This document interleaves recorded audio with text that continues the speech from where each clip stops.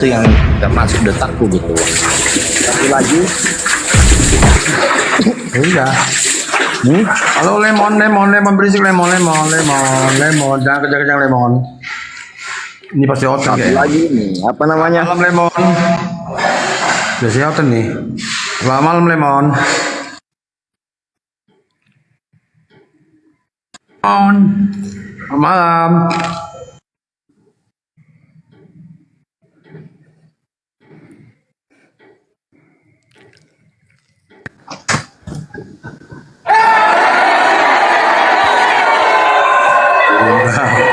Ya, sudah betul belum? Assalamualaikum warahmatullahi wabarakatuh. Waalaikumsalam Sahabat-sahabat sekalian. wabarakatuh. Masya Allah, Subhanallah. Waalaikumsalam warahmatullahi wabarakatuh. Allahu Akbar. Sorry teman-teman, mohon izin gabung kembali setelah lakukan ibadah. Kita muncul lagi di sini di Komal Saudara Arif RH. Bismillahirrahmanirrahim. Allah pencipta langit dan bumi, kemudian mengutus baginda Rasulullah Muhammad sallallahu alaihi wasallam sebagai nabi yang menjaring seluruh keturunan Adam alaihissalam yang hidup di abad ke-7 sampai akhir kehidupan di alam semesta ini. Baginda Rasulullah Muhammad sallallahu alaihi wasallam diberikan beban kemudian oleh Allah pencipta langit dan bumi untuk menjaring manusia-manusia berakal demi untuk mengisi jannah, dan kemudian beliau datang juga untuk memisahkan antara orang-orang yang paham tentang kebenaran yang hak dan orang-orang yang paham kebenaran tetapi ingkar terhadap kebenaran tersebut. Sejatinya Adam alaihissalam memiliki sifat di mana sifat itu kemudian taat kepada pencipta. Hanya saja Adam alaihissalam ini memiliki kemudian sinyal di dalam dirinya, di mana sinyal ini adalah alat deteksi yang digunakan kemudian oleh iblis melancarkan aksi, di mana iblis sudah terlanjur kemudian menerima kutuk dari Tuhan untuk mengisi neraka, sehingga iblis melihat adanya sinyal pada diri Adam dan juga keturunannya berupa nafsu, sehingga iblisnya percaya diri bahwa kelak dia akan mengajak seluruh keturunan Adam masuk ke dalam neraka, disebabkan karena pada diri manusia atau Adam dan keturunannya memiliki titik kelemahan, yaitu syahwat atau nafsu.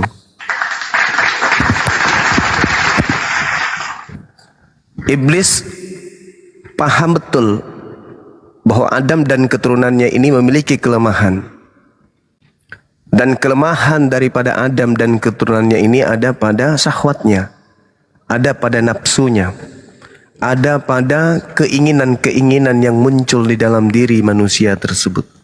Ingin dipuji, ingin disanjung, ingin dianggap, ingin kaya raya, ingin cantik, ingin ganteng, ingin terkenal, ingin menjadi yang paling hebat, ingin yang paling kemudian tertop, dan seterusnya. Potensi-potensi, sinyal-sinyal yang ada pada diri Adam dan keturunannya inilah yang dimanfaatkan oleh iblis.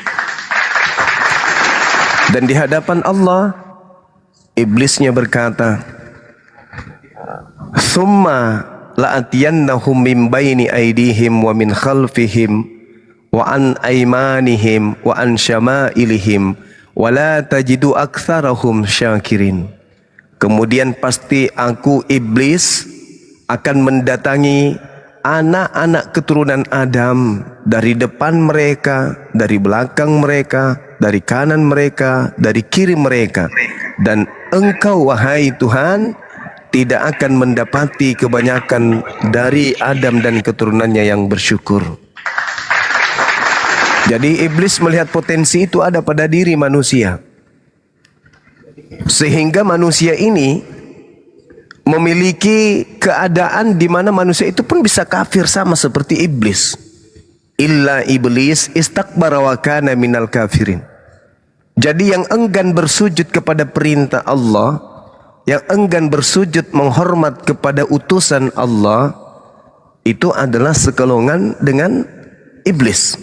Makanya Al-Quran mengatakan istakbara wa kana minal kafirin.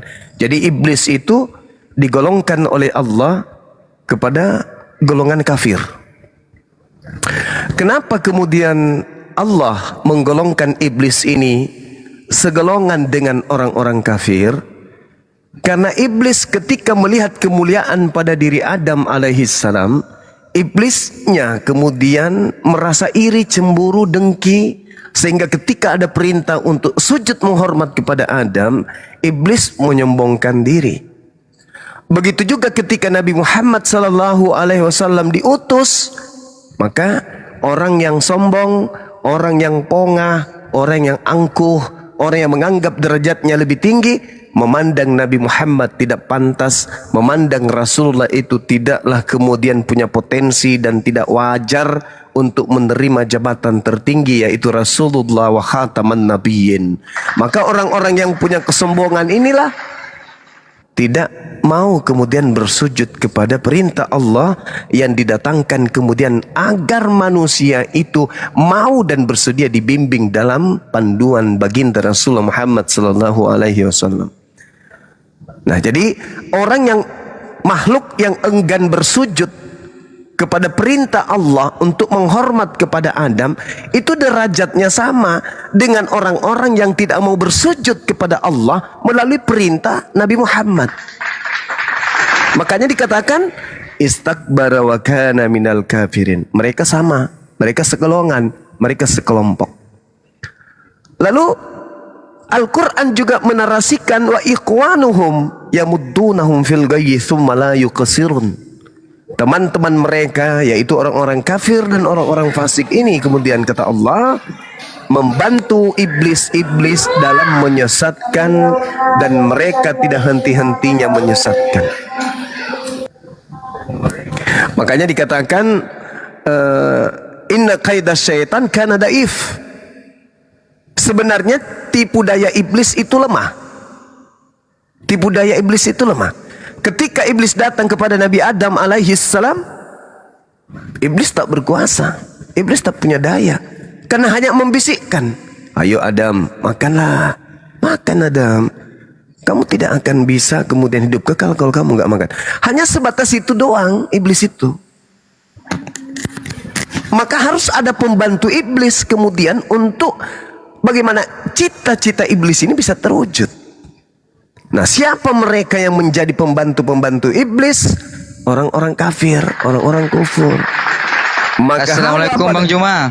Waalaikum. Maka Hawa pada saat itu kemudian dikategorikan sebagai orang yang menutup diri terhadap aturan Tuhan untuk jangan memakan buah pada masa itu. Hawa termasuk orang yang menutup diri terhadap perintah itu, sehingga iblis ketika masuk kepada Hawa, dia menutup diri, dan apa yang terjadi? Hawa kemudian memakan buah pengetahuan. Jatuh dia. Maka Hawa dikategorikan sebagai penolong. Andai saja kemudian Hawa tidak melakukan pertolongan atau bantuan kepada bisikan iblis ini, Adam alaihissalam tidak akan jatuh. Itulah sehingga Al-Quran menggambarkan wa ikhwanuhum, saudara-saudaranya iblis itu adalah kelompok kafir dan kelompok orang fasik. Kerja iblis itu hanya membisik. Dia tak punya daya. Wa kana syaitan inna kaidas syaitan kana daifa. Jadi cara iblis menyesatkan itu lemah. Lemah sekali. Yang membuatnya kuat adalah manusia. Dan manusia yang membuat iblis ini kuat, itulah yang disebut golongan atau kelompok orang-orang kafir. Makanya diterangkan di ayat lain dalam Al-Quran, maukah kamu aku tunjukkan kepada siapa iblis itu turun? Hal unabbi'ukum ala man tanazzalus syayatin. Maukah aku beritakan kepadamu kepada siapa setan-setan itu turun? Tanazzalu ala kulli affakin azim. Iblis itu turun hanya kepada pahlawan-pahlawannya. Iblis itu turun hanya kepada penolong-penolongnya. Iblis itu turun hanya kepada saudara-saudaranya. Iblis itu turun kepada pasukan-pasukannya. Siapa mereka? Pasukan iblis itu adalah para pendusta orang-orang kafir. Makanya orang kafir itu kalau ditanya tentang agama, ditanya tentang konsep Tuhan, ditanya tentang konsep kitab suci, ditanya tentang konsep kenabian, kerasulan, ajaran, aturan, prosesi ibadah, hubungan antara Tuhan dengan manusia, antar manusia dengan manusia, pasti yang terlontar dari mulutnya itu kebohongan alias dusta. Saya jamin itu. Karena Al-Quran tidak mungkin keliru. Rasulullah Muhammad sallallahu alaihi wasallam menerima wahyu 1400 tahun silam. Tidak pernah kemudian wahyu ini bergeser dari keadaannya sebagai pembawa kabar benar. Gak pernah. Ya, kita saksinya itu. Kita umatnya Nabi Muhammad itu saksinya. Makanya Allah menerangkan di dalam Al-Quran, Inna ibadi laisa laka alaihim sultan illa manittaba'aka minal gawin. Sesungguhnya iblis, ente tidak berkuasa atas hamba-hambaku kecuali mereka yang mengikutimu, yaitu orang yang sesat. Siapa orang sesat ini?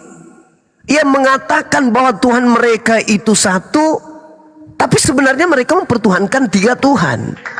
Untuk mensiasati agar dianggap mereka itu agama langit, agar dianggap mereka itu agama samawi, maka muncul plesetan 3 pribadi, 1 hakikat. Pembohong, pendusta. Bagaimana mungkin kemudian 3 Tuhan dikatakan 1 Tuhan? Itu pembohong. Inilah yang dikatakan oleh Al-Quran.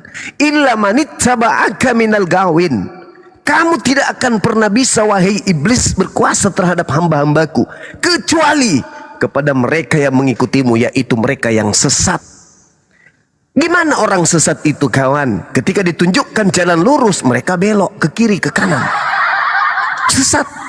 Sudah dikatakan Tuhan itu satu-satunya. Sudah dikatakan Tuhan itu satu-satunya adalah yang mengutus Nabi Isa alaihissalam. Hidup kekal itu adalah menerima Nabi yang datang lahir tanpa ayah itu sebagai utusan, sebagai Rasul Allah. Tiba-tiba saja dibengkokkan. Itu orang sesat itu. Orang zalim, orang fasik. Iblis hanya bekerja kepada mereka yang senantiasa membelokkan kemudian ajaran Tuhan, pencipta langit dan bumi. Makanya iblis selalu mencari penumpang pendek. Kenapa saya katakan penumpang pendek? Karena banyak kemudian dari penumpang-penumpang iblis itu turun dari kendaraannya dan berpindah kepada Islam. Kalau dikatakan iblis itu menggoda agar orang itu berzina, iblis masih gagal kalau orang masih berzina. Kalau orang itu hanya sebatas mencuri, iblis masih merasa gagal dia untuk menyesatkan manusia. Kalau manusia itu masih batasan korupsi, iblis masih mengatakan dirinya gagal. Gagal dia. Kalau manusia itu hanya sekedar pesina, penjudi, perampok, maka masih gagal, orang iblisnya masih merasa gagal. Nanti iblis itu merasa sukses menjalankan misi keiblisannya kalau manusia itu digiringnya kemudian untuk menyembah kepada selain daripada pencipta langit dan bumi. Baru iblis itu berhasil. Kenapa? Sepahit-pahitnya orang Islam mati dalam keadaan membawa dosa, mereka tidak kekal di neraka. Iblis kecewa, masuk neraka tapi cuma selama tidak kekal selama seperti iblis. Iblisnya kecewa. Maka apa upaya iblis terakhir? Anak keturunan Adam wajib hukumnya mereka buat menyembah kepada selain daripada pencipta langit dan bumi, dan mereka memiliki cara-cara yang membuat kemudian manusia itu terperdaya sehingga menganggap apa yang mereka lakukan itu indah. Qala rabbi bima aqwaitani la uzayyinanna lahum fil ard wala ugwiyannahum ajma'in. Kata iblis di hadapan Tuhan, Tuhanku, oleh karena engkau telah memutuskan bahwa aku sesat, aku pasti akan jadikan kejahatan yang mereka lakukan terasa indah bagi mereka di dunia ini. Dan aku akan menyesatkan mereka semua. Itu sumpah iblis di hadapan Allah. Orang yang disesatkan oleh iblis akan merasa indah apa yang mereka lakoni. Menyembah anaknya orang dianggap indah. Makan makanan yang diharamkan dianggap indah. Dianggap sebuah kebanggaan. Kenapa? Iblis sudah bersumpah, aku akan menjadikan perbuatan-perbuatan ingkar mereka terasa nikmat, terasa benar, terasa nyaman, terasa indah. Padahal itu adalah justru menghantarkan mereka akan ikut bersamaku ke dalam api neraka jahanam, kekal di dalamnya. Makanya Allah berfirman, wa inna jahannama lamau'iduhum ajma'in. Dan sungguh jahanam itu benar-benar tempat yang telah dijanjikan untuk mereka, para pengikut setan seluruhnya. Jadi kita harus berhati-hati. Umat Islam ini kudu wajib berhati-hati. Kudu wajib berhati-hati. Kenapa? Di tengah-tengah kita banyak setan-setan yang nyata nampak. Di tengah-tengah kita. Kalau setan yang menggoda, yang hanya membisikkan ke dalam hati kita, ayolah batalin puasa lu, apain sih capek-capek, itu iblis. Cuman sebatas itu doang. Tapi kalau yang berwujud manusia ini yang bahaya. Kenapa? Kadang tampil terlihat seperti umat Islam, pakai kopiah, pakai baju koko, pakai jilbab, pakai tasbih, jidat dibuat. Saya itu. Jidat, ini mempelai wanita nongol. Jidat dibuat hitam, celana jingkrak, belajar bahasa Arab, membuat kitabnya pakai bahasa Arab, dari lorong ke lorong, kemudian menjual anak orang untuk dituhankan. Itu yang bahaya, saudara-saudara. Itu yang bahaya. Makanya Allah mengatakan, inna ibadi laisa laka alaihim sultan illa man ittaba'aka minal gawin. Nah, ini yang kita harus hati-hati adalah mereka yang sesat ini, yang tidak bisa membedakan antara Tuhan dengan manusia, antara Tuhan dengan setan. Dia mengatakan Tuhan itu adalah makhluk halus. Itu yang bahaya tuh. Lalu mereka menampilkan prosesi ibadah mereka seakan-akan orang benar, seakan-akan dialah orang yang paling penyantun. Tapi isi cakupan ajakannya adalah mengajak manusia menyembah kepada selain pencipta langit dan bumi. Makanya Allah menekankan kepada kita umat Islam, wala yasuddannakumus syaitan innahu lakum aduwwum mubin. Janganlah kamu sekali-kali dipalingkan oleh setan. Sungguh setan itu adalah musuh nyata bagimu. Jadi Al-Quran menjelaskan itu. Jadi kalau hari ini ada pembisik-pembisik yang halus dan yang kasar, yang nyata berdebat langsung dengan kita dengan mengatakan bahwa utusan Tuhan yang datang di tengah-tengah Bani Israel itu pernah datang dan mendirikan sebuah agama bernama agama Kristen. Apa kata Allah? Jangan percaya. Jangan percaya. Kok bisa? Yes, karena ketika ia datang itu dibarengi dengan detik-detik hari kiamat. Wa innahu la ilmul lisa'ah fala tantarunna biha wattabi'un hadza siratum mustaqim. Itu kata Allah. Kalau yang datang tidak membawa tanda kiamat, jangan kau percaya. Tapi kalau datang dibarengi dengan tanda kiamat, harus kau percaya, wajib. Karena itu adalah jalan yang lurus. Ini Al-Quran menarasikan itu. Maka generasi Islam sampai hari kiamat, kalau ada yang datang menjadi sales, menjual yang namanya Yesus, tetapi tidak ada tanda-tanda kiamat, jangan ente percaya. Kalau ada keluarga tiba-tiba datang, paman, ya kenapa? Tadi malam saya mimpi. Mimpi apa? Tapi ini sudah 7 kali berturut-turut. Mimpinya apa sih? Kok heboh kali? Aku didatangi kemudian orang berjubah putih, rambutnya gondrong, wajahnya bercahaya. Lalu dia mengatakan dirinya Nabi Isa. Dia mengatakan dirinya sebagai Yesus. Jangan percaya. Jangan. Karena kedatangannya itu ditandai dengan tanda-tanda kiamat. Kalau dia yang datang, asli yang datang, kiamatlah sudah. Kasihan yang belum naik arisannya, Cak Ayu. Kasihan yang baru tanam padi. Kasihan yang belum lolos kemudian kredit KPR rumahnya. Kasihan yang belum nikah. Karena dia tidak akan nikah. Karena kenapa? Tanda kiamat sudah datang. Makanya Allah mengatakan wala yusaddannakum syaitan. Jangan kamu dipalingkan oleh setan. Kalau ada oknum yang mengaku Nabi Isa telah turun tapi tidak ada ditandai dengan tanda-tanda hari kiamat, jangan ente percaya. Tetaplah punya harapan untuk menikah. Bayarlah arisanmu. Jangan pula senang hore udah mau kiamat, angsuran motorku lunas. Jangan. Tetaplah semangat mencari nafkah untuk membayar kredit, karena kiamat itu belum, karena bukan dia yang asli yang datang. Itu saudara-saudara sekalian. Jadi ini harus ditanamkan, akidah ini, konsep ini harus ditanamkan kepada generasi Islam. Kalau ada esok hari sales penjual Tuhan datang dari rumah ke rumah mengajak kita dengan berbagai macam tipu muslihat, kemudian dia bukan Bani Israel, ngaku-ngaku dia pernah kedatangan sosok Nabi atau sosok Tuhan kepada dia, jangan percaya.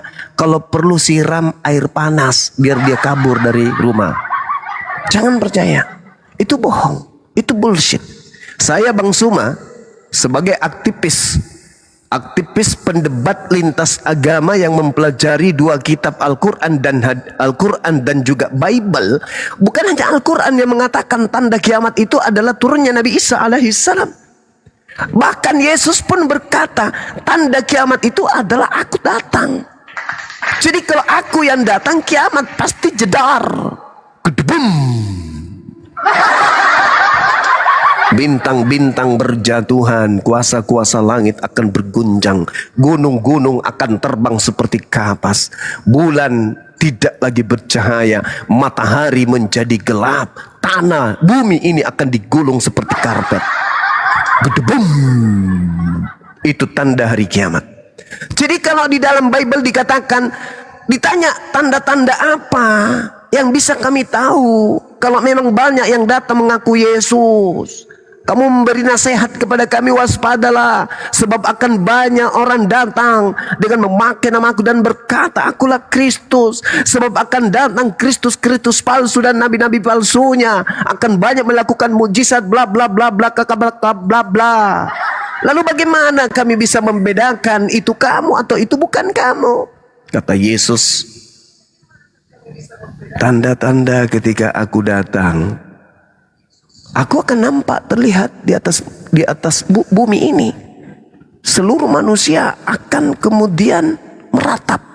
Kenapa? Dia meratap karena mereka mengingat ini sudah akhir kehidupan. Matahari tidak lagi bercahaya. Kehilangan cahaya matahari itu sehingga gelap. Gak ada lagi cahaya. Bulan tak nampak lagi. Yang ada cuman gelap, gelap, gelap. Tak ada cahaya. Bintang-bintang berjatuhan dari langit. Kuasa-kuasa langit itu bergemuruh sekencang-kencangnya. Yang udah beda memang. Sama. Itu tanda.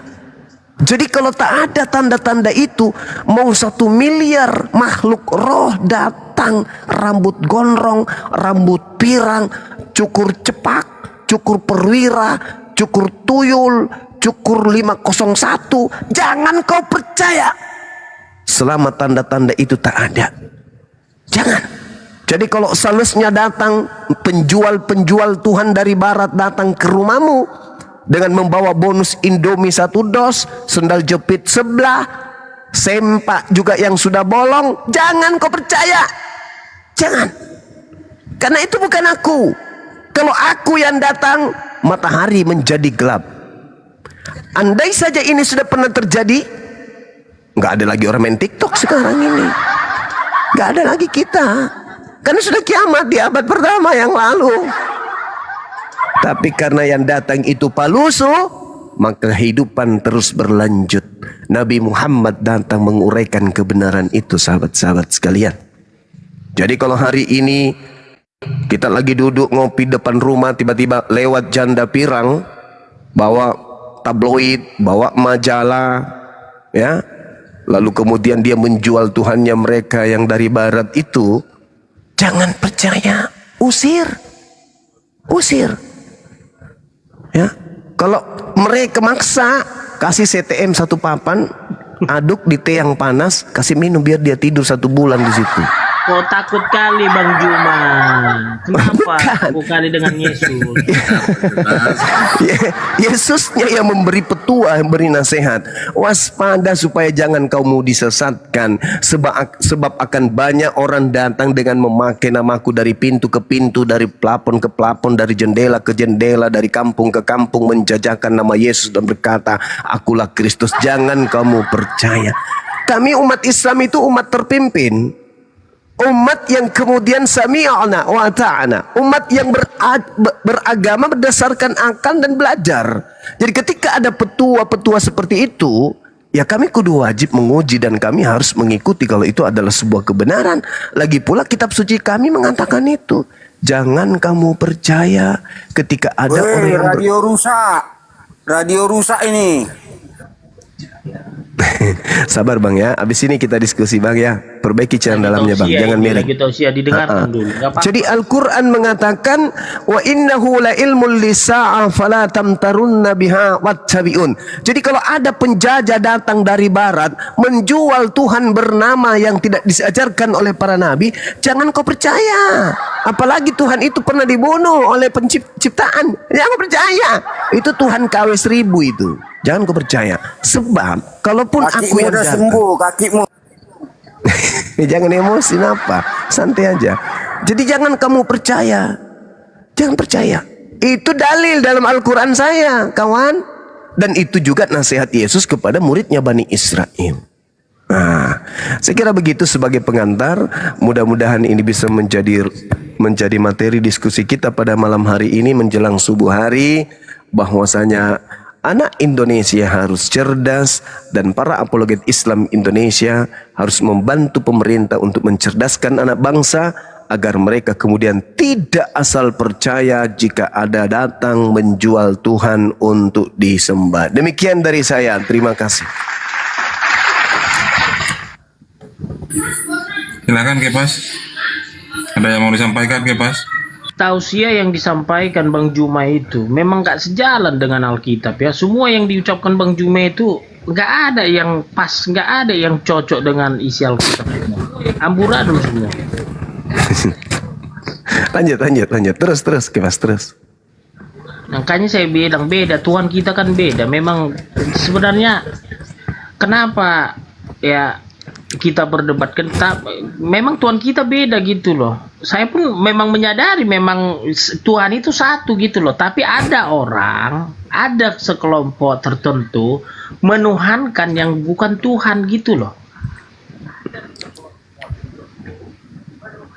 Siapa itu Bang? Selain Kristen, Elemiawi Tuhan Yesus itulah aslinya Tuhan.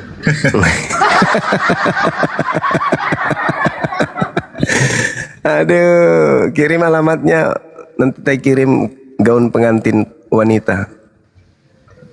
Makanya kan saya bilang memang beda Tuhan kita. Kita bilang memang satu Tuhan di dunia jagat raya ini, tapi misalnya ada menuhankan pohon, batu, ada menuhankan manusia, ada makanya kan saya bilang nggak salah. Makanya saya udah tahu benang merah dalam ketuhanan ini. Saya udah tahu, oh iya ya, sebenarnya satunya Tuhan itu, tapi ada yang membuat Tuhannya sendiri gitu loh. Ada yang membuat Tuhannya sendiri, kelompok tertentu gitu loh. Tuhan Yesus memang Tuhan dia. Yohanes 1 ayat 1, Yohanes 13 ayat 13, Filipi 2 5 sampai 11. Iya dong. Bukan andalan, karena gini, untuk mematahkan semua statement-statement dari agama yang lain bahwa Yesus itu bukan Tuhan, tinggal ayat-ayat itu aja saya sampaikan karena dari situlah rangkumannya kan gitu. Apalagi kalau kita baca nanti semua isi Alkitab nanti bisa-bisa nanti sampai 3 hari kita bicara tentang siapa Tuhan Yesus. Gitu loh. Artinya memang kita akuin Tuhan kita memang beda. Kita pun nggak mau kita bilang wah sama Tuhan kita. Wah beda lah. Memang beda Tuhan kita. Kira-kira Bang cuma beda kan Tuhan kita kan? Beda. Beda kan, benar kan? Itu benar. Iya. Siapa bilang Tuhan kita sama? Benar. Jadi sebenarnya kita udah sepakat sama Bang Juma bahwa Tuhan kita beda. Udah. Benar nggak? Iya betul. Nah, hanya saja yang keliru yang nggak mengikut Tuhan Yesus. Udah itu aja. Oke. Argumentasi orang yang putus asa memang terkadang lucu gitu ya. Yesus satu-satunya Tuhan menurut saudara. Tetapi Yesus yang asli mengatakan untuk masuk surga itu harus mengenal satu-satunya Tuhan yang benar itu yaitu Sang Bapa. Dan mengenal Yesus bukan mengenalnya sebagai Tuhan. Untuk masuk surga mengenal Yesus sebagai utusan Tuhan. Ini sudah final. Sudah final. Murid-murid Yesus yang asli mengenal Yesus, mendengar Yesus, melihat Yesus, mengikuti Yesus, bahwa Yesus itu adalah Rasulullah. Yohanes 17:8. Segala firman Yesus sampaikan kepada muridnya, dan segala firman itu sudah sampai kepada muridnya.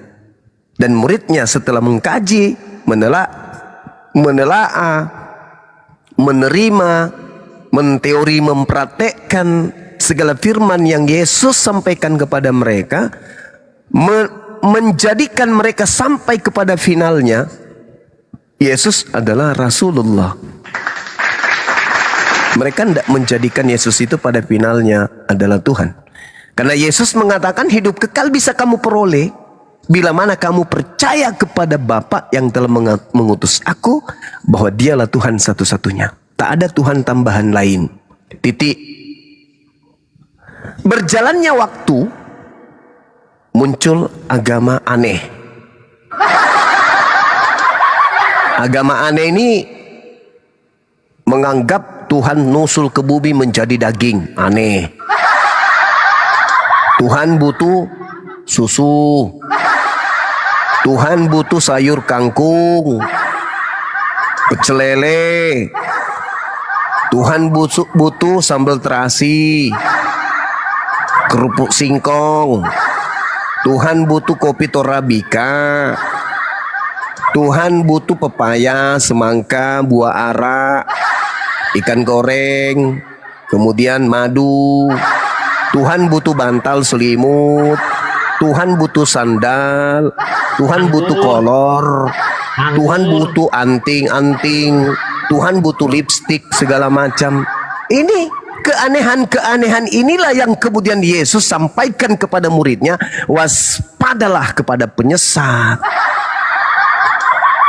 Ini yang dinasihatkan Yesus kepada muridnya. Dan itu nampak hari ini. Makanya Al-Quran, wala yasuddannakumus syaitan. Jangan sekali-kali kamu dipalingkan oleh setan. Jangan. Waspadalah kepada setan yang datang dengan memakai namaku dan berkata akulah Al-Masih. Waspada. Makanya murid-muridnya itu tidak menjadi Kristen. Indonesia merdeka sampai hari ini, dari masa penjajahan sampai hari ini, tidak ada kita temukan Bani Israel keturunan Yakub yang datang ke Nusantara mengajarkan menyembah kepada Tuhan yang butuh sayur kangkung. Gak ada. Yang datang ke Nusantara ini mengajarkan menyembah kepada Tuhan yang butuh kemudian seteguk anggur. Martin. Siapa lagi? Alexandria. Siapa lagi? Charles. Siapa lagi? Peter. Siapa lagi? John. Siapa lagi? David. Siapa lagi? Merkurius, Venus, Jupiter, Pluto, Saturnus, Anus, Spertus. Itu yang datang mengajarkan. Mana keturunan Yakub? Mana keturunan murid-murid Yesus? Keturunan dari murid-murid Yesus mana? Kenapa bukan mereka yang mengajarkan di Indonesia ini untuk menyembah kepada Tuhan yang butuh WC? Mana? Tak ada. Fenomena ini mengantarkan orang yang berakal kemudian untuk wala yasuddannakumus syaitan innahu lakum aduwwum mubin. Waspadalah kepada penyesat yang datang kepadamu dengan memakai namaku dan berkata akulah Al-Masih. Jangan kamu percaya sebab dia akan menyesatkan banyak orang. Ini fakta, ini real. Ini keadaan. Maka saya menggelitik kepada generasi muda Islam. Saya mengajak kepada anak-anak saya generasi muslim-muslimah. Jangan terpengaruh kepada sales-sales yang datang menjual Tuhan yang butuh sayur kangkung. Jangan. Pencipta langit dan bumi, Rabbus samawati wal ard. Tidak butuh makhluk. Tidak butuh sayur-sayuran. Tidak butuh buah-buahan. Tidak butuh madu. Tidak butuh selimut. Tidak butuh selimut. Itu Tuhan yang benar. Artinya, ya, udah silakan jelas ya, saudara. kita beda kan? Udah jelas beda kan? Pasti. Beda. Tuhan saya nggak butuh singkong. Jadi kalau kami tetap mengarah Yesus itu adalah Elohim Yahweh. Nah itu dia. Tunggu dulu. Yesus ini adalah gambaran Allah. Mati meja. Nah Yesus ini iya, jadi gini, kita kalau nggak menggali sejarah dengan benar, dengan teliti, kita tersesat gitu loh. Nah, kenapa saya katakan begitu? Karena sejarah di luar dari Alkitab, semua arsip-arsip sejarah itu disimpan di Yerusalem. Nah, ketika ada mengatakan bahwa Yesus itu tidak disalib. Yesus itu disalib, ada kok. Tahapan-tahapan Yesus itu ketika mau disalibkan, memikul salib, di mana Yesus 2 kali jatuh memikul salib, ada. Jadi kalau kita tidak menggali sejarah dengan keseluruhan, akhirnya kita tersesat. Nah, apa yang disampaikan Yesus itu yang di dalam perjanjian baru itu bisa dibuktikan dengan sejarah-sejarah yang dikatakan bahwa Yesus berkata, ya, sebelum ada Abraham, aku sudah ada. Nah, artinya apa? Kalau kita bijak menyimak dengan perkataan-perkataan Yesus itu kepada orang-orang Yahudi, sehingga Yesus mau dilempari, karena mereka nggak terima. Masa sih kamu di luar ada sebelum ada Abraham? Nah ini menjadi cara berpikir manusia itu berbeda. Nah, kalau nggak sampai nalarnya untuk mengkaji yang dikatakan Yesus itu, nah dia blunder. Dia akan tidak terima bahwa Yesus itu ada sebelum Abraham, gitu loh. Makanya ketika Yesus disumur dengan orang Samaria, perempuan, Yesus tahu apa yang ada dalam kehidupannya, berapa suaminya, tahu Yesus. Berarti apa kata orang Samaria itu? Kau itu Tuhan, katanya. Karena apa? Nggak ada bisa mengetahui apa yang tidak diketahui manusia. Itu loh. Jadi banyak mujizat-mujizat Yesus itu ketika Lazarus dibangkitkan dari orang mati, di situ aja sudah dikuburkan dia 2 hari. Ya 2 hari atau 3 hari, lupa saya. Jadi karena semangat saya Kristenisasi. Ya dong. Jadi ketika Yesus membangkitkan Lazarus dari orang mati, sebenarnya dia udah tahu Lazarus itu udah meninggal gitu loh. Tapi supaya tahu bahwa aku ini Tuhan, kau sebelum memberitakan Lazarus itu mati, aku sudah tahu bahwa Lazarus itu mati. Sengaja Yesus itu nggak datang ketika dipanggil, gitu loh. Siapa nabi yang begitu? Siapa rasul yang begitu? Nggak ada. Nah, apakah kurang perbuatan-perbuatan atau mujizat yang dibuat Tuhan Yesus? Air menjadi anggur. Jadi banyak, tapi kalau kita tidak mau memahami apa mujizat, dan kalau dibilang bisa nggak dibuktikan isi Alkitab itu semua, bisa. Dengan apa? Dengan sejarah-sejarah. Ada di sana semua arsip sejarah, gitu loh. Lanjut Bang Juma. Oke, baik. Terkait Yesus disalib. Yang disalib itu sekali lagi saya katakan diduga palsu kan ya. Karena Al-Quran menjelaskan, A'udzubillahi minasyaitonirrajim, innama jazaa'ul ladzina yuharibuna Allah wa rasulah wa yas'auna fil ardh fasadan aw yuqattalu aw yusallabu aw tuqatta'a aydihim wa arjuluhum min khilaf aw yunfau minal ard. Ayat ini menerangkan bahwa hukuman bagi orang-orang yang memerangi Allah dan Rasul-Nya hanyalah dibunuh atau disalib. Jadi pengertian ayat ini, meskipun tidak bercerita tentang Nabi Isa alaihi salam, tetapi dari ayat ini orang yang berakal acap kali mampu menembus kemudian cahaya kebenaran itu, bahwa ternyata yang disalib itu adalah orang yang memerangi Allah, yang disalib itu adalah orang yang memusuhi kemudian Nabiullah, memusuhi Rasulnya. Dan orang yang disalib ini adalah pendosa besar karena dia membuat kerusakan. Nah, apakah Al-Quran satu-satunya kitab yang menerangkan itu? Tidak. Kitabnya orang Yahudi pun menerangkan itu. Ulangan 21 nomor 22 nomor 23.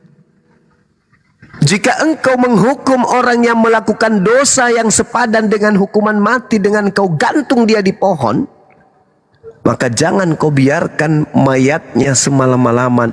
Sebab orang yang mati tergantung karena dikutuk oleh Tuhan, jangan kau biarkan mayatnya menyentuh tanah yang diwariskan kepadamu.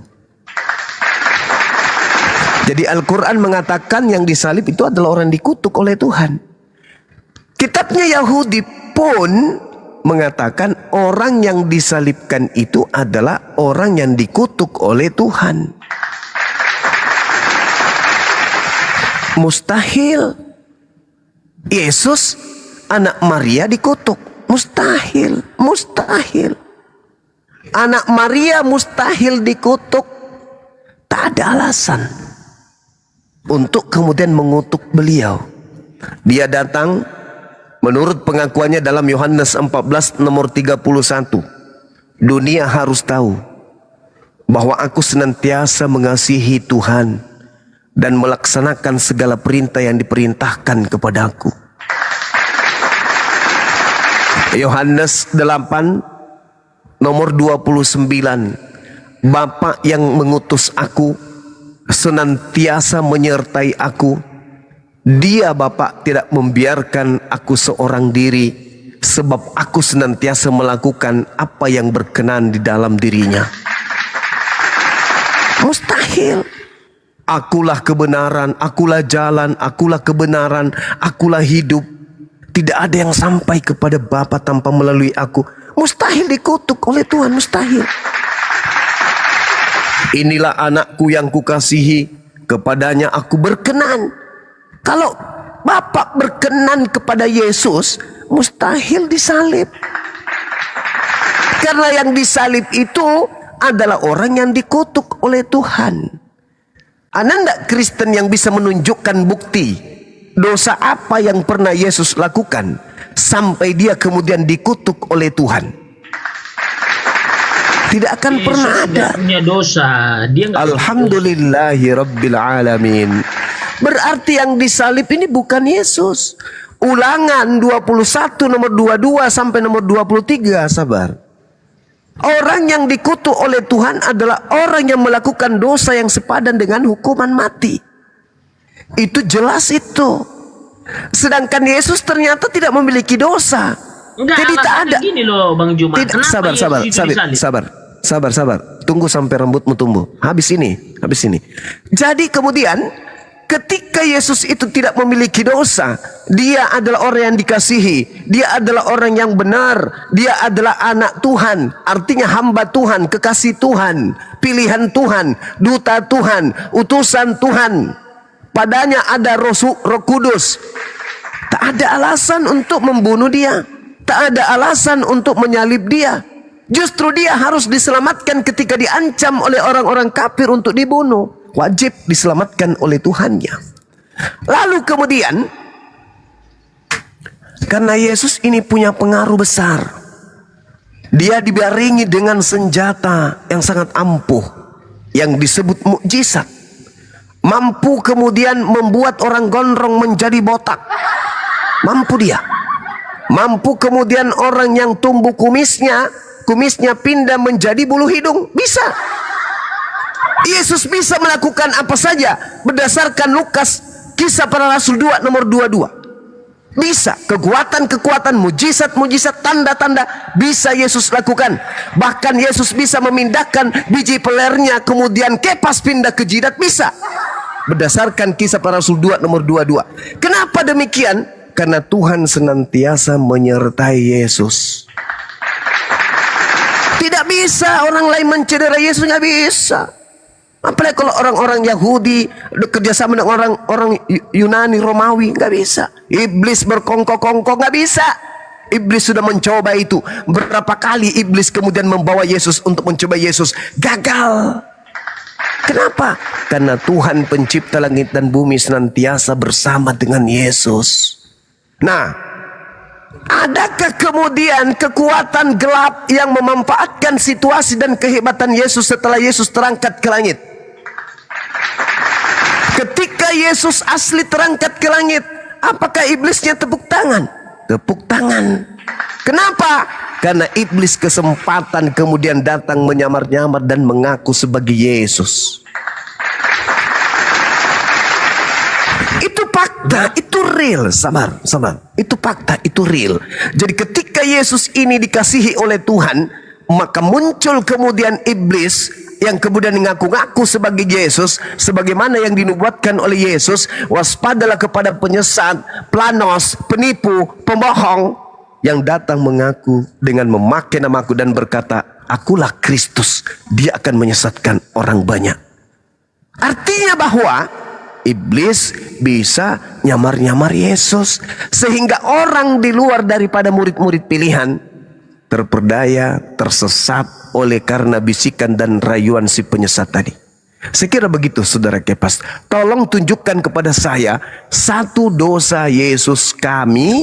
Saya katakan Yesus kami karena kami beriman, wajib hukumnya umat Islam beriman kepada Nabi yang datang lahir tanpa ayah di tengah-tengah Bani Israel, yang adalah hamba Allah yang diberi kitab Injil kepadanya. Yesus kami, coba Anda tunjukkan. Sabar. Coba Anda tunjukkan dosa Yesus kami yang merupakan alasan Tuhan pencipta langit dan bumi mengutuk Yesus yang kami cintai. Tolong kasih bukti kepada kami. Silakan. Jawabannya sebenarnya singkat padat, jelas. Hanya Tuhan Yesus nggak punya dosa. Kenapa? Karena dia Tuhan.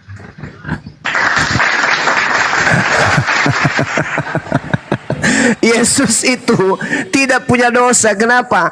Karena Yesus Tuhan. Udah itu aja jawabannya. Karena Yesus mengaku dikasihi sama Tuhannya, kok jadi Tuhan. Yang kamu anggap jadi Tuhan itu Yesus yang diduga palusu. Yesus palusu itu, Yesus palusu itu yang datang mengaku menjadi Tuhan. Kepadaku telah diberi kuasa baik di langit dan di bumi. Siapa itu? Iblis. iblis inilah yang memalsu-malusulukan namanya Yesus supaya banyak orang disesatkan. Apa buktinya? Nah, tak kasih bocoran. Catat, ambil pulpen. Kalau tidak punya pulpen, cukup ludah, tulis di kertas pakai ludah. Dengarkan.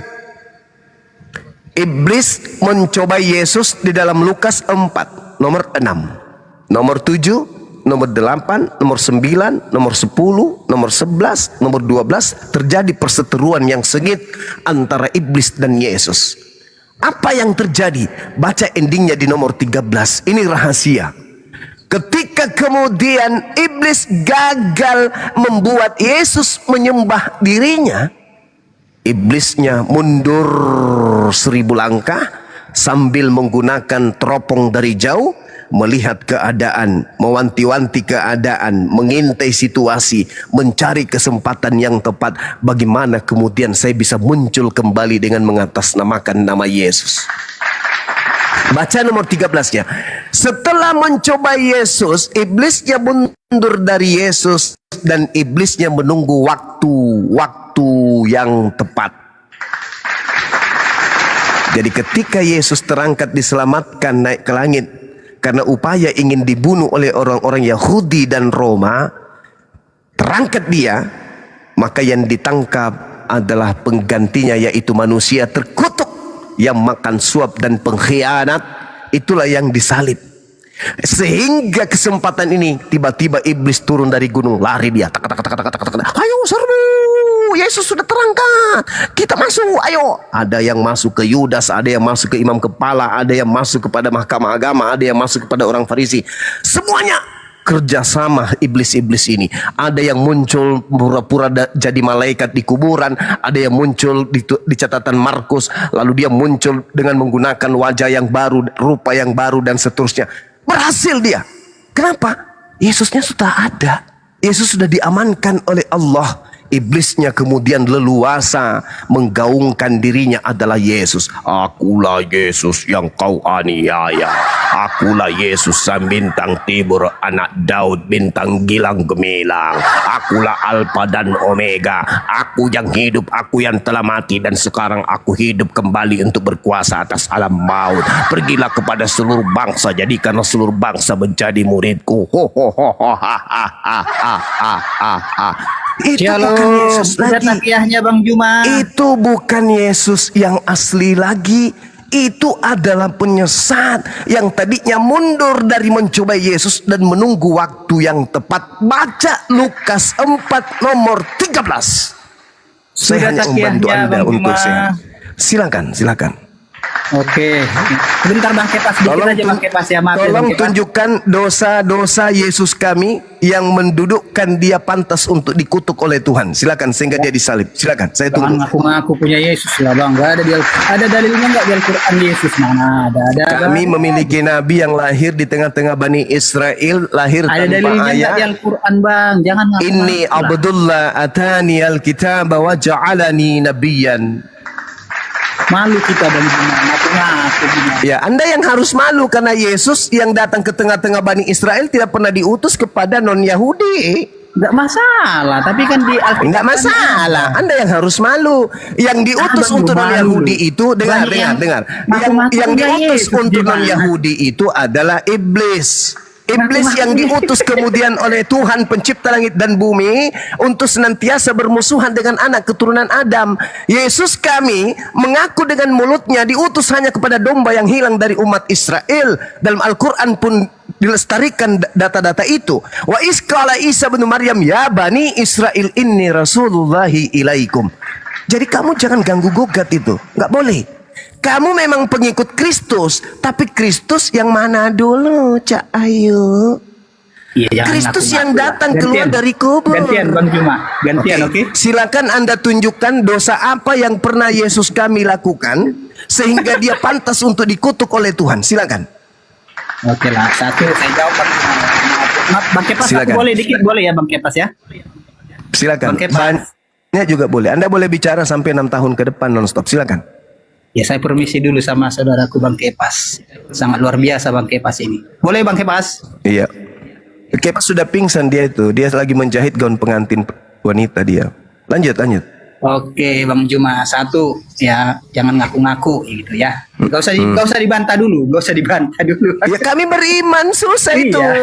Kamu gak bisa bantah iman kami. Iya. Kami beriman kepada para nabi, Iya. para rasul. Ya, Kami beriman. gantian lah, Itu Bang kaidah Juma. dalam iman Islam. Gantian lah. Ya, Abang. silakan. Iya kan, gantian. Tadi Ya, tadi silakan. Abang Tolong sudah- tunjukkan dosa apa yang 15 dilakukan menit. Yesus kami sehingga dia pantas untuk kemudian dikutuk dan disalib. Silakan. Sudah 15 menit tadi abang ngaku-ngaku semua ya kan. Oke. Nah jadi maka genaplah yang dikatakan Yohanes dalam Yohanes. Nggak usah curhat. Silakan. Enggak, saya mau baca, saya nggak mau bertaki ya bang. Saya mau baca ayat Alkitab. Ya, dikatakan dalam Yohanes 1 ayat 9 sampai 11. Bible. Silakan. Terang yang sesungguhnya yang menerangi setiap orang sedang datang ke dalam dunia. Ia telah ada di dalam dunia dan dunia dijadikan olehnya, tetapi dunia tidak mengenalnya. Ia telah ada di dalam dunia dan dunia dijadikan olehnya, tetapi dunia tidak mengenalnya.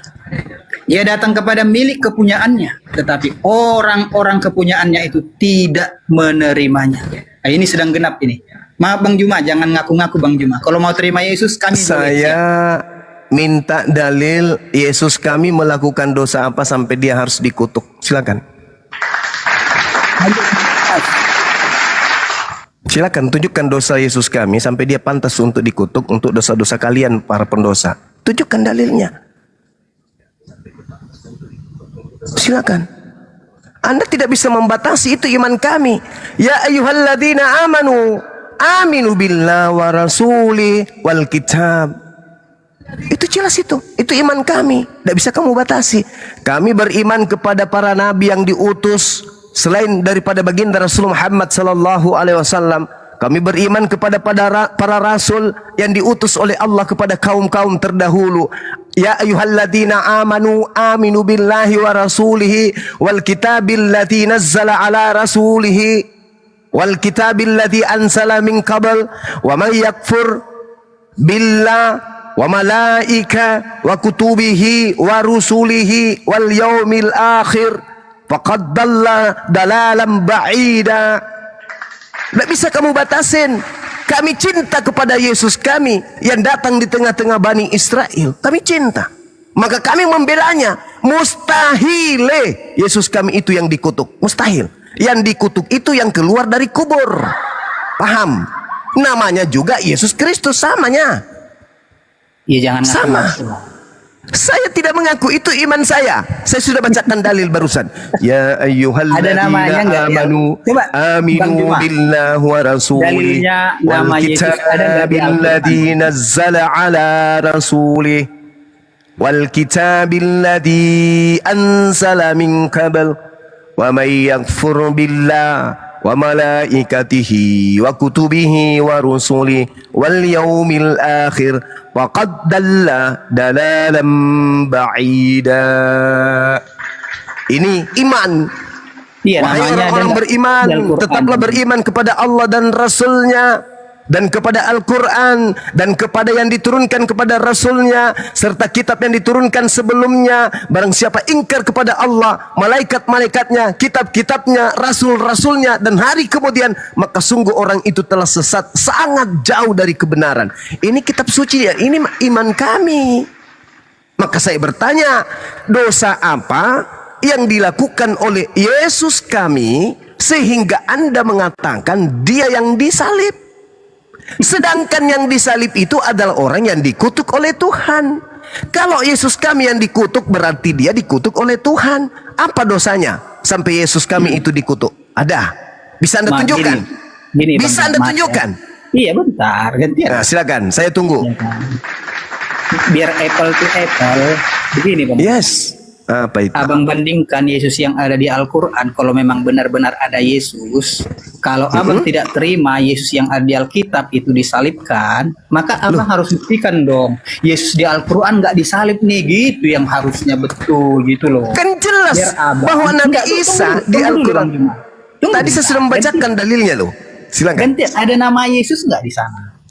Jangan kita Saudara, gitu loh. tidak ada nabi yang diutus oleh Allah ke atas muka bumi ini bernama Yesus.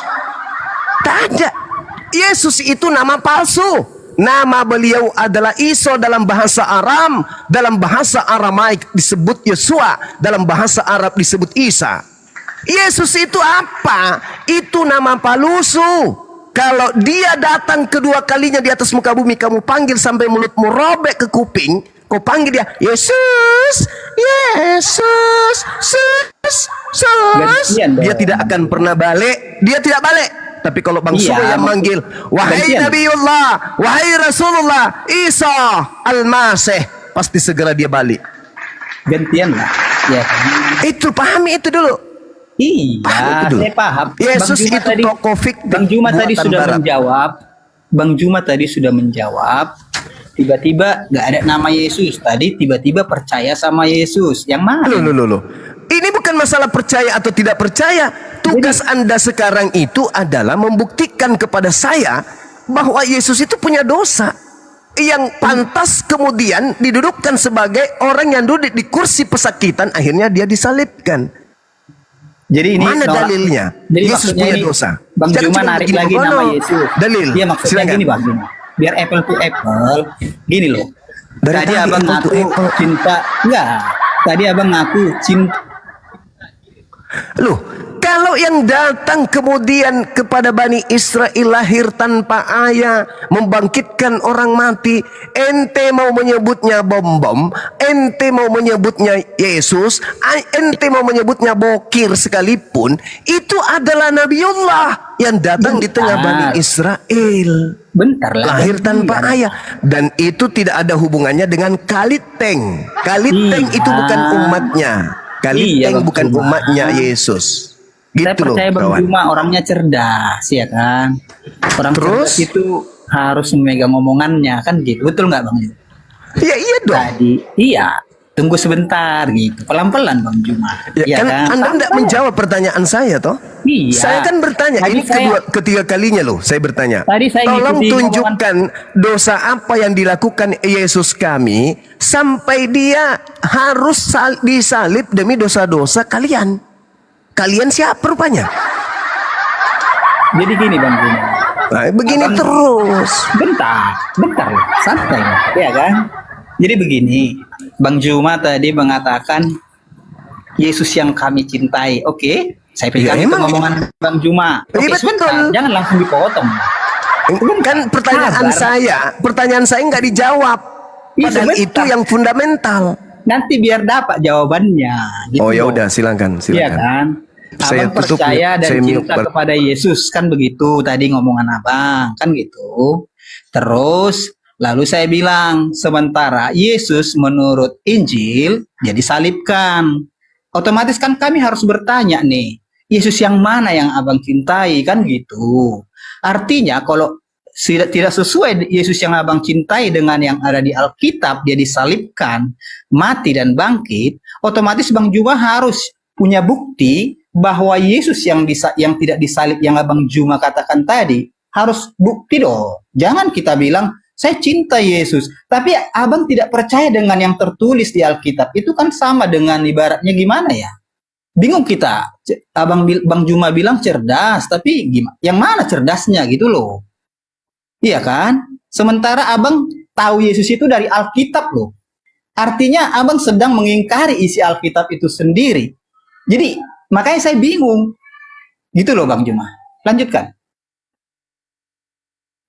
Saudara, Al-Quran versus kitabnya Yahudi, dua kitab mengatakan bahwa yang disalib itu adalah yang dikutuk oleh Tuhan pencipta langit dan bumi. Plus ucapan Yesus, memang aku harus pergi sesuai dengan apa yang tertulis tentang aku di dalam kitab Taurat, kitab Nabi-Nabi, dan kitab Mazmur.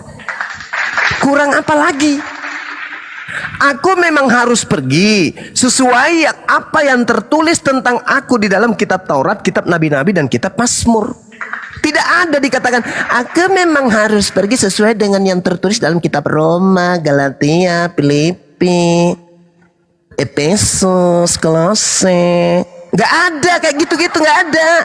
Yesus mengatakan, aku memang harus pergi sesuai dengan yang tertulis tentang aku di dalam kitab Taurat.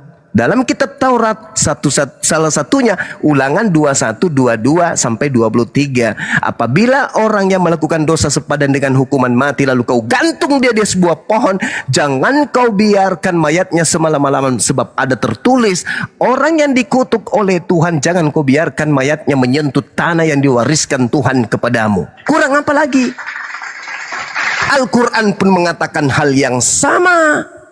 Innama jazaa'ul ladzina yuharibuna Allah wa rasulahu wa yas'auna fil ardh fasadan aw yuqattalu aw yusallabu aw tuqatta' aydihim wa arjuluhum min khilaf.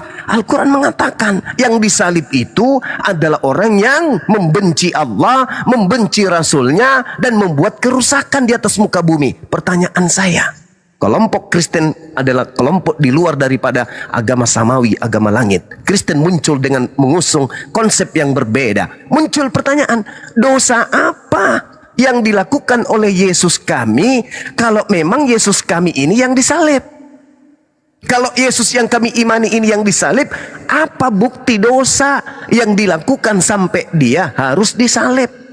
Kalaupun Anda tidak terima pernyataan saya, oke, saya murni bertanya, apa dosa yang dilakukan oleh anak Maria sampai dia harus dikutuk oleh Tuhan digantung di atas salib?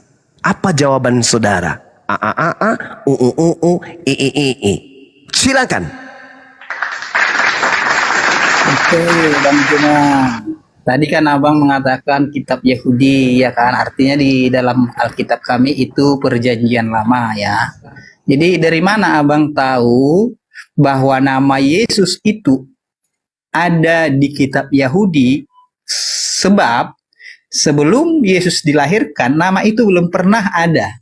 Dari mana rujukannya? Yesus yang mana yang Abang maksudkan ini? Sesuai dengan yang Abang percayai dari kitab Yahudi, Yesus yang mana yang Abang maksudkan yang tidak disalib ini? Karena sesuai dengan kitab Injil, Yesus benar-benar disalib dan saksi mata banyak menyaksikannya. Bahkan itu kalau dibuktikan, kita tutup Alkitab, itu bisa dibuktikan. Artinya begini pertanyaan saya Bang Bima. Karena Abang tadi merujuk kepada kitabnya Yahudi. Abang percaya kepada kitab Yahudi. Tentu dalam kitab Yahudi, nama Yesus ini belum muncul pada saat itu karena itu hanya nubuatan. Jadi Abang Juma dari mana tahu nama Yesus tadi?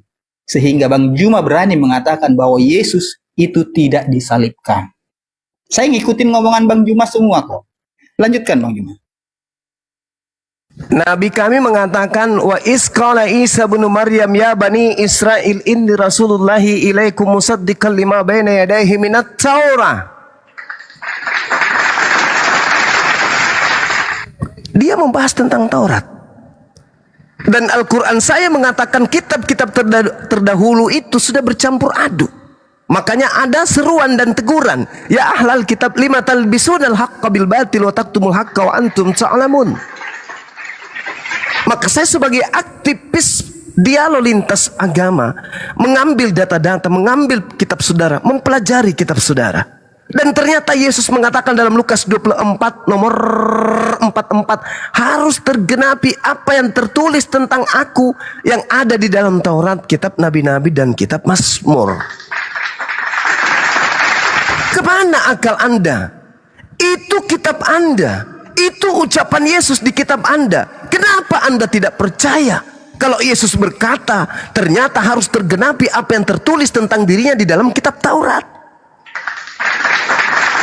Di dalam kitab Taurat diterangkan, orang yang melakukan dosa sepadan dengan hukuman mati, lalu kau gantung, jangan kau biarkan mayatnya semalam-malaman. Sebab orang yang digantung terkutuk oleh Tuhan, jangan kau biarkan mayatnya menyentuh tanah. Dan coba ingat, Paulus pun pendiri agama Kristen, di dalam suratnya kepada jemaat Galatia 3 nomor 13, Kristus telah menebus kita dari kutuk hukum Taurat dengan jalan menjadi kutuk. Sebab ada tertulis di dalam Ulangan 21 nomor 23 bahwa terkutuklah orang yang mati di atas, yang digantung di atas tiang salib. Ayo, Paulus mengutip Ulangan.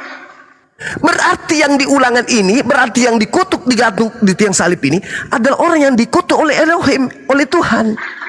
Pertanyaan saya, apa dosa Yesus ini sampai kok kalian mengatakan bahwasanya dia yang dikutuk, dia yang disalib? Apa dosanya? Sedangkan syarat penyaliban menurut Al-Quran, menurut Taurat, orang yang melakukan dosa yang sepadan dengan hukuman mati. Itu syarat. Pertanyaan saya, dosa apa yang Yesus kami lakukan sampai dia harus menanggung dosa kalian? Para pemburit, para pembunuh, pencuri, pemerkosa, pesina, dosa-dosa laknat kalian itu, kenapa harus orang suci yang menjadi tumbal untuk dosa-dosa kalian? Mana dalilnya? Tunjukkan dosa Yesus itu apa sampai dia yang harus menjadi tumbal di atas pohon. Mana? Tunjukkan ke saya. Ini pertanyaan kelima, pertanyaan yang sama. Apa yang bisa Anda ucapkan? A a a u u u i i i u u. Silakan. Sudah. Tadi sebenarnya Bang Juma belum menjawab apa-apa. Bahkan Bang Juma membuka aib Bang Juma sendiri dengan mengatakan Lukas bahwa perkataan Yesus, semua nubuatan yang ada di kitab Taurat harus tergenapi. Jadi abang sebenarnya sedang membuka aib abang sendiri, yang mana abang tidak percaya dengan nubuatan yang sudah terjadi di kitab Injil. Seluruh Injil dari mulai Matius sampai Wahyu itu menceritakan tentang kematian juru selamat. Jadi maksud saya, Yesus yang mana yang abang maksudkan ini yang tidak disalib? Itu pertanyaan utama. Kenapa? Karena Bang Juma selalu mengatakan Yesus tidak disalib. Sementara abang tadi mengutip ayat di dalam Injil bahwa semua nubuatan tentang dirinya akan digenapkan. Jadi maksud saya itu, jangan abang bernarasi, kenapa kalian berkata, kami tidak berkata bang. Ini Alkitab yang menuliskan, sejarah yang menuliskan bahwa Yesus benar-benar mati dan bangkit pada hari ketiga. Bukan kami orang Kristen, bukan. Tapi nubuatan dari kitab Torah itu sedang terjadi. Ya. Jadi jangan abang bernarasi dari mana dosa Yesus untuk bukan itu yang saya maksud. Maksud saya, coba abang narasikan, abang percaya dari Al-Quran tadi abang mengutip untuk percaya kepada kitab Torah. Sementara nubuatan di kitab Torah, abang baca tadi di kitab Injil, semua nubuatan akan digenapkan. Dan penggenapannya sudah terjadi. Lalu abang bertanya, dosa apa yang dilakukan oleh Yesus sehingga dia disalib? Kan itu pertanyaan yang ambigu, bang. Saya mau Bang Juma buktikan, Yesus yang mana yang abang maksudkan yang tidak disalib ini sesuai dengan kitab Torah, dan abang tadi mengutip dalam Lukas tentang nubuatan yang harus digenapkan kepada Yesus. Coba dijawab Bang Juma. Jangan lari kemana-mana pertanyaan. Ente yang tidak punya ilmu, ente yang tidak punya alat di kepala ente untuk menelaah penjelasan saya. Bukan saya yang kemana-mana. Harus digenapi tentang aku yang tertulis di dalam kitab Taurat. Apa yang tertulis tentang aku di dalam kitab Taurat? Jangan kau membunuh orang yang tidak bersalah. Keluaran 23 nomor 7. Jangan kau membunuh orang yang benar. Itu yang harus tergenapi. Ada enggak dalilnya dalam Taurat? Bunuhlah orang yang benar. Ada enggak? Enggak ada. Makanya saya menunjukkan Ulangan 21 tadi, bahwa yang disalib itu adalah orang yang dikutuk oleh Elohim. Sekarang pertanyaan Anda, Yesus yang mana? Yesus yang orang benar. Yesus yang tidak pernah melakukan dosa. Yesus yang orang benar, Yesus yang orang yang dikasihi, Yesus yang orang yang tidak punya kesalahanlah yang tidak disalib. Ketahuilah saudara, penyaliban itu terjadi. Al-Quran juga mengatakan itu. Penyaliban itu ada. Pemakaman itu ada, pembunuhan itu ada. Itu Al-Quran juga menerangkan. Tetapi Al-Quran mengatakan orang benar tidak disalib. Yang disalib itu pendosa. Ulangan 21 menerangkan yang disalib itu pendosa. Paulus juga menerangkan dalam surahnya Galatia 3 nomor 13 bahwasanya yang dibunuh itu adalah pendosa. Maka muncul pertanyaan saya, dosa apa yang Yesus kulakukan sampai dia yang harus disalib? Sejauh saya belajar, Yesusku tidak punya dosa, baik di Al-Quran dengan nama Isa maupun di dalam Bibelmu dengan nama Yesus, tak ada dosanya. Kecuali bisikan-bisikan dari Yesus palsu kepada Paulus yang mengatakan bahwa dosa karisteng harus ditebus dengan darah, harus bangkit hari ketiga, penyaliban itu harus ada supaya karisteng ini melenggang ke sorga. Kecuali itu konsep-konsep yang muncul belakangan. Yang saya maksud ini adalah Yesusku, yang nabiku, yang diutus kepada Bani Israel, yang lahir tanpa ayah, yang mengajarkan Injil, yang tidak berkata-kata dari dirinya selain dari firman Tuhan yang diperintahkan untuk diucapkan. Itu yang saya tanya, ini yang ke-6 kali. Dosa apa yang Yesus kulakukan sampai dia harus mati di atas salib, dikutuk? Dosa apa? Karena syarat mati di salib adalah harus melakukan dosa. Syarat untuk dikutuk di atas salib adalah melakukan dosa besar. Maka muncul pertanyaan, ini yang ke-6 kali. Coba Anda tunjukkan kepada saya, dosa apa yang dilakukan Yesusku sampai dia harus menjadi tumbal untuk dosa-dosa aliteng. Silakan Anda jawab.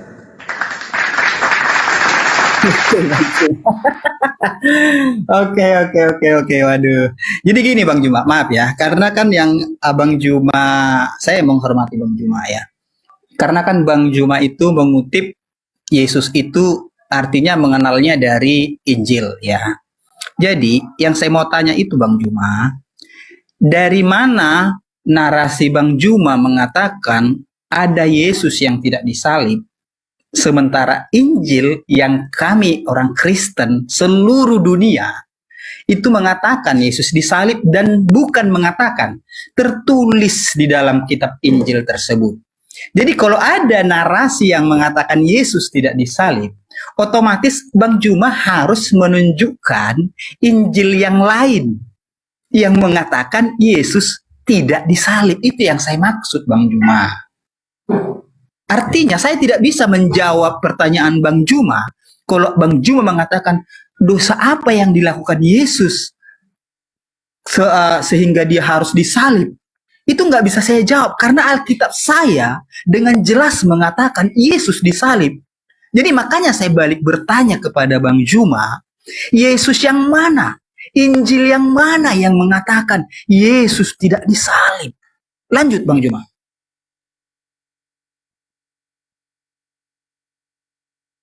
Baik, saya sederhanakan ya, karena kayaknya Anda ini seperti Paulus yang lihai dan licik.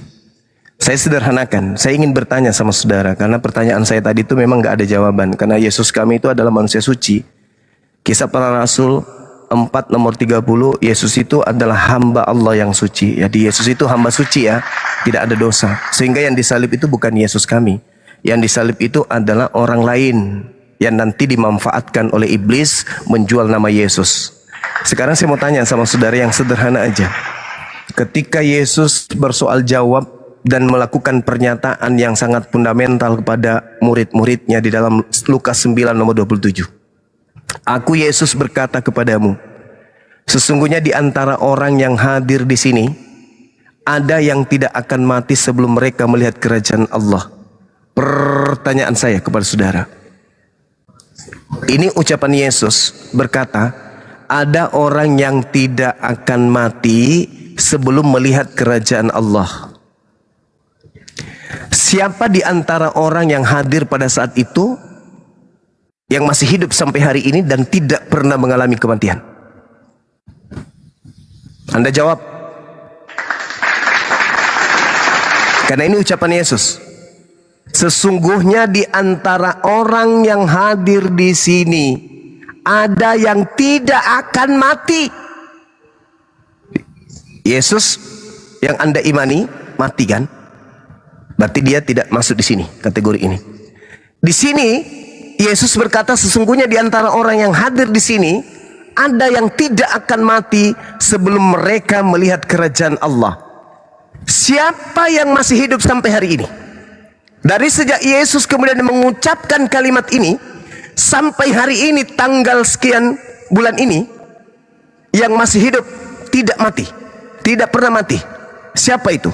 Silakan Anda jawab. Sudah?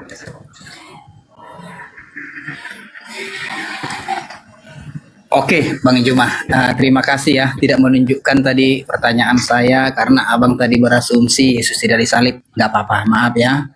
Lukas berapa tadi? Ini licik sekali Anda ini. Saya bertanya sudah 7 kali, 6 kali loh. Anda yang tidak menjawab pertanyaan saya, Anda lemparkan saya yang tidak menjawab loh. Aneh kau itu. Saya sudah mengatakan ketika Anda bertanya Yesus yang mana, saya katakan Yesus orang benar, Yesus yang tidak berdosa, Yesus yang dikasihi, Yesus yang kemudian dikasihi oleh Tuhan. Itulah Yesus yang tidak disalib. Sedangkan Anda menuduh yang disalib itu adalah Yesus anak Maria. Saya katakan tolong buktikan kepada saya dosa apa yang dilakukan oleh Yesus sampai dia yang harus disalib. Anda nggak menjawab. Anda pula lemparkan ke saya. Anda betul-betul pengikut Paulus yang setia. Betul, Anda sangat sejati. Nah kembali, itu saya anggap Anda tidak akan pernah bisa jujur menjawab itu. Nggak bisa, karena Anda sebagian daripada ular. Nah, Al-Quran saya mengatakan dalam surah An-Nisa ayat 158, barrafa'ahullahu ilaihi wa kanallahu azizan hakima. Nabi Isa alaihissalam sampai hari ini belum mengalami kematian, melainkan berada di sisi Allah. Yesus berkata Lukas 9:27, aku berkata kepadamu sesungguhnya di antara orang yang hadir di sini ada yang tidak akan mati, tidak akan mati. Dan kalau Yesus yang berkata seperti ini, yang disalib, yang mati itu, berarti tidak termasuk Yesus juga. Lalu siapa yang masih hidup sampai hari ini? Jawab. Oke, Bang Juma ya. Sebelum saya jawab, tadi saya perjelas sedikit aja Bang Juma ya, maaf ya. Tadi kan Bang Juma mengatakan dosa apa yang dilakukan Yesus sehingga dia disalib. Kenapa? Karena Bang Juma mengatakan Yesus tidak disalib. Pertanyaan saya sebenarnya simpel. Injil yang mana yang abang baca yang menyatakan Yesus tidak disalib? Oke, lanjut di situ, selesai lah, nggak apa-apa. Tunggu Bang Juma, tunggu, biar saya jawab. Di Lukas berapa tadi? Lukas 9 nomor 27, silakan. Oke, santai Bang Juma. Lukas 9 ya. Ayat 27. Yes. Oke, saya baca Bang Juma ya, maaf saya baca ya. Aku berkata kepadamu, sesungguhnya di antara orang yang hadir di sini ada yang tidak akan mati sebelum mereka melihat kerajaan Allah. Oke? Sebentar, saya baca ayat sebelumnya Bang Juma ya, biar jangan biar jangan ini. Jadi di sini Bang Juma dikatakan ini pemberitaan mengenai tentang penderitaan Yesus dan syarat-syarat mengikut Dia ya. Jadi artinya di sini Yesus sedang menggambarkan dirinya yang memang dia mati tapi dia akan bangkit pada hari yang ketiga. Itu yang bisa saya jawab Bang Juma. Kalau Bang Juma bernarasi yang lain silakan, nggak masalah. Di sini dia terangkan sesungguhnya di antara orang yang hadir di sini tidak akan mati sebelum melihat kerajaan Allah. Pertanyaan saya, kerajaan Allah sudah datang nggak? Kerajaan Allah itu datang setelah kiamat. Pertanyaan saya, kalau Yesus kan sudah mati tuh, berarti sisa 11 muridnya. Nah siapa 11 muridnya masih hidup sampai hari ini? Karena kiamat belum datang, kerajaan Allah belum datang, berarti orang itu masih hidup. Kalau saya nih, sebagai orang yang paham tentang cerita di dalam Bible dan Al-Quran, yang masih hidup sampai hari ini itu Yesus kami, Nabi Isa. Barrafa'ahullahu ilaihi. Nabi Isa diangkat ke langit, dan dia masih hidup, belum mengalami kematian. Itulah yang dikatakan di dalam pengakuan Lukas 9 nomor 27. Tapi ini kitab Anda. Ini kitab Anda. Maka bebannya untuk menjawab adalah Anda. Aku Yesus berkata kepadamu, sesungguhnya di antara orang yang hadir di sini ada yang tidak akan mati sebelum melihat kerajaan Allah. Kerajaan Allah itu surga kan? Surga belum kan? Kita masih di dunia kan? Berarti orang itu salah satunya di antara mereka masih ada yang hidup, tidak akan mati. Nah, pertanyaan saya, itu siapa orang itu? Karena Yesus mengatakan sesungguhnya di antara orang yang hadir di sini. Artinya Yesus juga termasuk. Sesungguhnya di antara orang yang hadir di sini ada juga aku. Kita di sini, salah satunya aku dan kalian tidak akan mengalami kematian sebelum melihat kerajaan Allah. Pertanyaan saya, siapa di antara ke-12 orang ini? Muridnya 11 atau 12, Yesus 1. Siapa yang masih hidup sampai hari ini? Sudah. Oke. Jadi Yesus sampai hari ini, sampai kelak dia datang, dia tetap hidup, Bang. Berarti yang mati di tiang salib itu siapa? Yesus, dia bangkit. Tepuk tangan untuk Bang Suma. Sahabat-sahabat muslim yang ada di bawah, anak-anakku sekalian, adik-adik sekalian, ya, saya kira bagi kita yang sudah berakal sehat ini sudah paham ya bahwa yang masih hidup sampai hari ini adalah Nabi Isa alaihissalam yang pernah datang melakukan penginjilan di tengah-tengah Bani Israel, sedangkan Yesus yang disembah oleh saudara kita Kristen itu adalah salah satu dari muridnya Yesus yang mengalami kematian dan bangkit pada hari ketiga dan mengaku Yesus, di mana Yesus sendiri berkata di dalam Yohanes 6 nomor 70, Yesus berkata begini, bukankah aku yang telah memilih kalian yang 12 dan satu di antaramu adalah setan. Jadi yang keluar dari kubur itu adalah setan. Oke? Apa masih perlu dilanjut? Atau sudah selesai? Sudah saya jawab tadi. Iya. Dan anda membenarkan Al-Quran, yukhadi'una Allah walladzina amanu wa ma yakhda'una illa anfusahum. Orang kafir itu ingin menipu Allah dan menipu orang-orang beriman, padahal sesungguhnya mereka hanya menipu diri mereka sendiri. Kalau anda mengatakan Yesus itu tidak mati tapi bangkit pada hari ketiga, itu anda sudah gila itu. Yesus tidak mati tetapi bangkit dari kematian, itu anda sudah gila itu.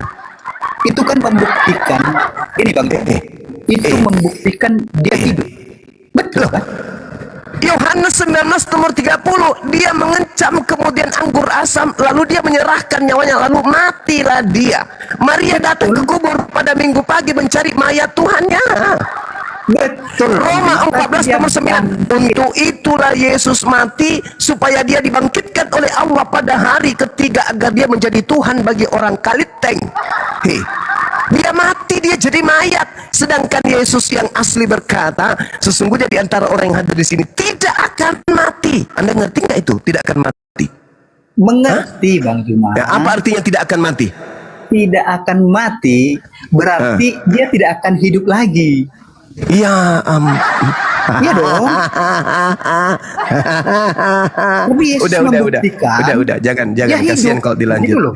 Kasihan kalau dilanjut, kasihan. Sebentar, Bang. Artinya nubuatan yang dikatakannya ini terjadi. Yesus mati atau tidak mati sih? Dia bangkit. Saya tidak tanya itu bangkit. Saya tanya dia mati atau tidak mati. Kalau mati itu, Bang Juma, dengar Bang Juma, maaf. Kalau mati itu, ya udah nggak bangkit lagi, itu namanya mati. Gitu loh. Udahlah, udah. Kalau dia mati lalu bangkit, berarti kan hidup. Udah. Yesus itu. Pertanyaan saya yang dari Yesus tadi itu mati, jawabnya apa? Injil yang mana? Gimana? Yang Bang Juma. Yesus mati nggak? Dia bangkit. Atau baca. Jawabannya mantap. Udah. Yang mengatakan Udah, bahwa Bang, ada udah. Yesus yang tidak disalib.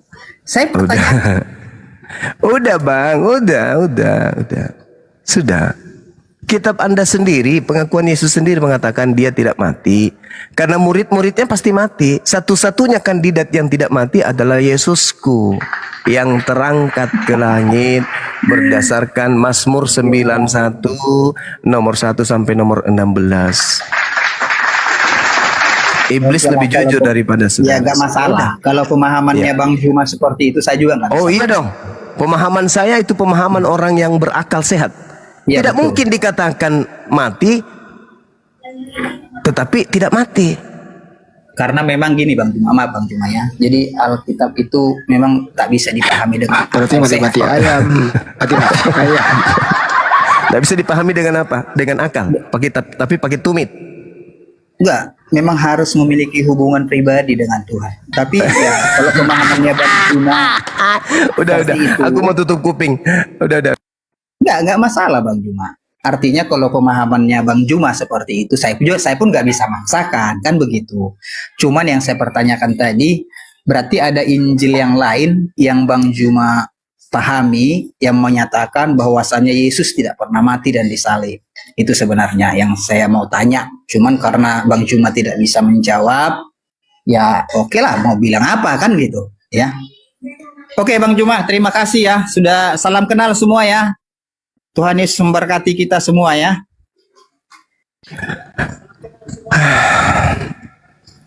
Galatia 1 kamu baca bro. Baca Galatia 1. Tapi sebelum kamu baca Galatia 1, ada baiknya kamu sunat dulu. Kalau kamu juga belum paham Galatia 1 nomor 6, padahal kau sudah sunat, coba kau hantamkan kepalamu dulu ke tiang listrik. Ambil ancang-ancang jarak 10 meter mundur, habis itu lari sekencang mungkin, hantamkan kepalamu ke tiang listrik. Mungkin Anda sudah paham tuh. Kau cari Injil yang mana?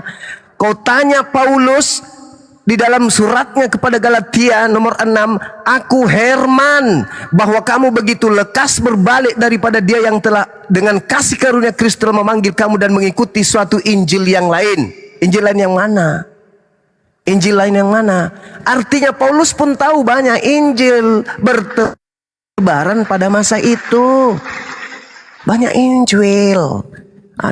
Sudahlah. Dan mending saya diam dulu. Saya mau bikin kopi campur masaku ini. Saya pening lihat ini penyembah-penyembah Yesus Kristus ini yang palsu. Silakan.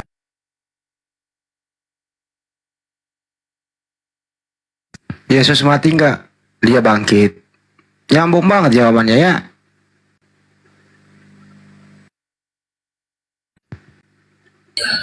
Apa dosa Yesus sehingga Yesus disalib? Bang Juma nggak menjawab. Apa dosa Yesus sehingga Yesus disalib? Bang Juma kan hanya muter-muter nggak menjawab. Kan itu. Mantap.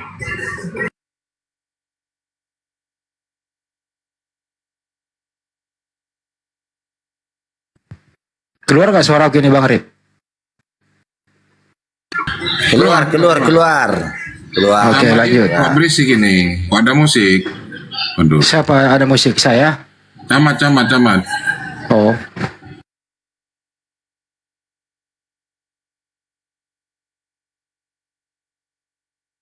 Ya, apa itu yang dipermasalahkan itu, teman-teman?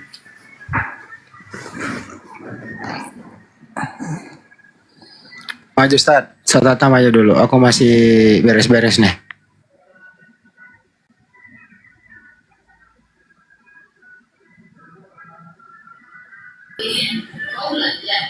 Ya, Gerunda sudah mau rehat. Camat jangan tenggelam Pak Camat. Siapa tenggelam? Sebentar, Bang. Saya minum kopi dulu sambil menunggu yang punya otak naik. Jangan yang tidak ada otaknya. Lanjut dulu, teman. Baik. Ya, Ustaz Tata, monitor Ustaz Tata. Ustaz Tata, monitor Ustaz. Ya, silakan. Ya, sip-sipan lah Ustaz. Teman-teman, ada 2.400 ya yang belum memfollow akun saya ini, akun kecil ya. Akun utama saya kena tombak 2 hari yang lalu. Silakan di follow dulu teman-teman. Akunnya Bang Juma juga ini akun baru juga, silakan di follow. Teman-teman yang di sini, yang di atas komal ini tolong di follow semuanya. silakan Ustaz Atta. Pak Camat ini siapa? Oten apa Kristen? Oten dia. Oh iya, selamat malam. Saya Kristen. Cewek apa cowok? Saya Kristen. Ya. Apa itu yang didiskusikan? Apa mau diskusi apa? Tadi Pak Camat, tadi topiknya apa dosanya Yesus sehingga Yesus mati terkutuk di salib, itu tadi topiknya. Kalau mau topik baru silahkan sama Ustaz Atta. Yesus kan dipitnah. Nah itu benar itu. Berarti tidak ada hubungannya dengan dosa waris, menebus dosa gak ada. Memang para nabi itu pasti incaran pembunuhan. Wahyu 16 ayat 6. Nabi Muhammad sendiri itu Yesus kan sudah dinubuatkan bahwa Yesus gak ada. Kalau sudah lahir dan mati. Iya gini. Gini aja. Ini aja yang kalian bahas, Oke, gini Pak Camat. Gantian aja mau. Kalau Ini memang aja 2400 mata memandang ya, jangan di mute. Iya, Saya juga bingung dengan konsep ketuhanan kalian. Waduh, ini kan Al-Fatihah ayat 2, Tuhan kalian Allah semesta alam. Sementara di An-Naml 91, Muhammad hanya menyembah Tuhan negeri Mekah. Yang mana yang kalian sembah ini? Oke. Kalau dalam Islam itu masalah ketuhanan itu udah final ya, nggak ada membingungkan kayak Tidak ada final Tunggu dulu, itu gantian. sekarang. Ganti ya. Gini Kalau aja, gantian, saya kan turunkan. yang jelaskan Turunkan, sama ya. aku. Saya turunkan kalau gak gantian. ya udah kamu ngomong dulu Ya, silakan. kawan kasih duluan, yuk. Iya apa? Hah? Jadi gini, oke, saya jawab ya. Di surat An-Naml 91 itu gini, Allah memberi penghormatan kepada Mekah karena di situ ada bait Allah, Baitullah yang dibangun oleh Ibrahim, sehingga Tuhan Allah negeri ini yang mensucikan negeri ini untuk memuliakan Mekah. Sama ketika Allah mengutus Nabi Israel, Allah Israel ngomongnya. Kejadian 33:20, ia mendirikan mesbah di situ dan dinamainya itu Allah Israel. Ialah Allah. Loh, kenapa kok Allah Israel? Karena saat itu Allah memuliakan Israel. Ketika Allah mengutus Nabi Muhammad, Tuhan negeri ini yang menjadikan suci, tidak masalah. Ketika Allah mengutus Nabi Israel, maka Allah Israel. Kejadian 33:20, Keluaran 24:10, Yesaya 41:20. Di situ Allah Israel gitu. Nah, kalau ditanya, jadi Allahmu itu tahta Tuhan apa? Ya Tuhan seluruh alam. Alhamdulillahirabbil alamin. Segala puji bagi Allah, Tuhan seluruh alam. Nah itu. Ya, sekarang mau Saya jawab. silakan. Nah, jadi kamu makin panjang lebar kemana-mana jadinya. Terus, tema apa yang Hanya kamu bahas? Tema apa? Allah memberi penghargaan kepada Mekah karena di situ ada Baitullah yang dibangun oleh Ibrahim. Mana dalilmu bahwasanya Baitullah itu dibangun Ibrahim di surah apa, di hadis Koma apa? Ibrahim. Sudah. Bukan. Oke, kita data ya. Ya. Oke, sudah. Gantian, sudah. Jadi Al-Baqarah 123. Udahlah Ustaz Arif rame di situ. Al-Baqarah 123. Bismillahirrahmanirrahim. Wa id yarfa'u Ibrahimul qawaida minal baiti wa Ismailu rabbana taqabbal minna. Dan ingatlah ketika Ibrahim meninggikan Ka'bah bersama putranya. Mana tanda-tandanya kalau Ibrahim yang membangun Ka'bah? Ali Imran 97. Fihi ayatum bayyinatum maqam Ibrahim. Sebentar. Al-Baqarah berapa tadi? Ayat. Kamu minta ayat kan? Al-Baqarah 123 kan? Al-Baqarah 127, coba baca. Bahwa Nabi Ibrahim yang Al-Baqarah. coba baca.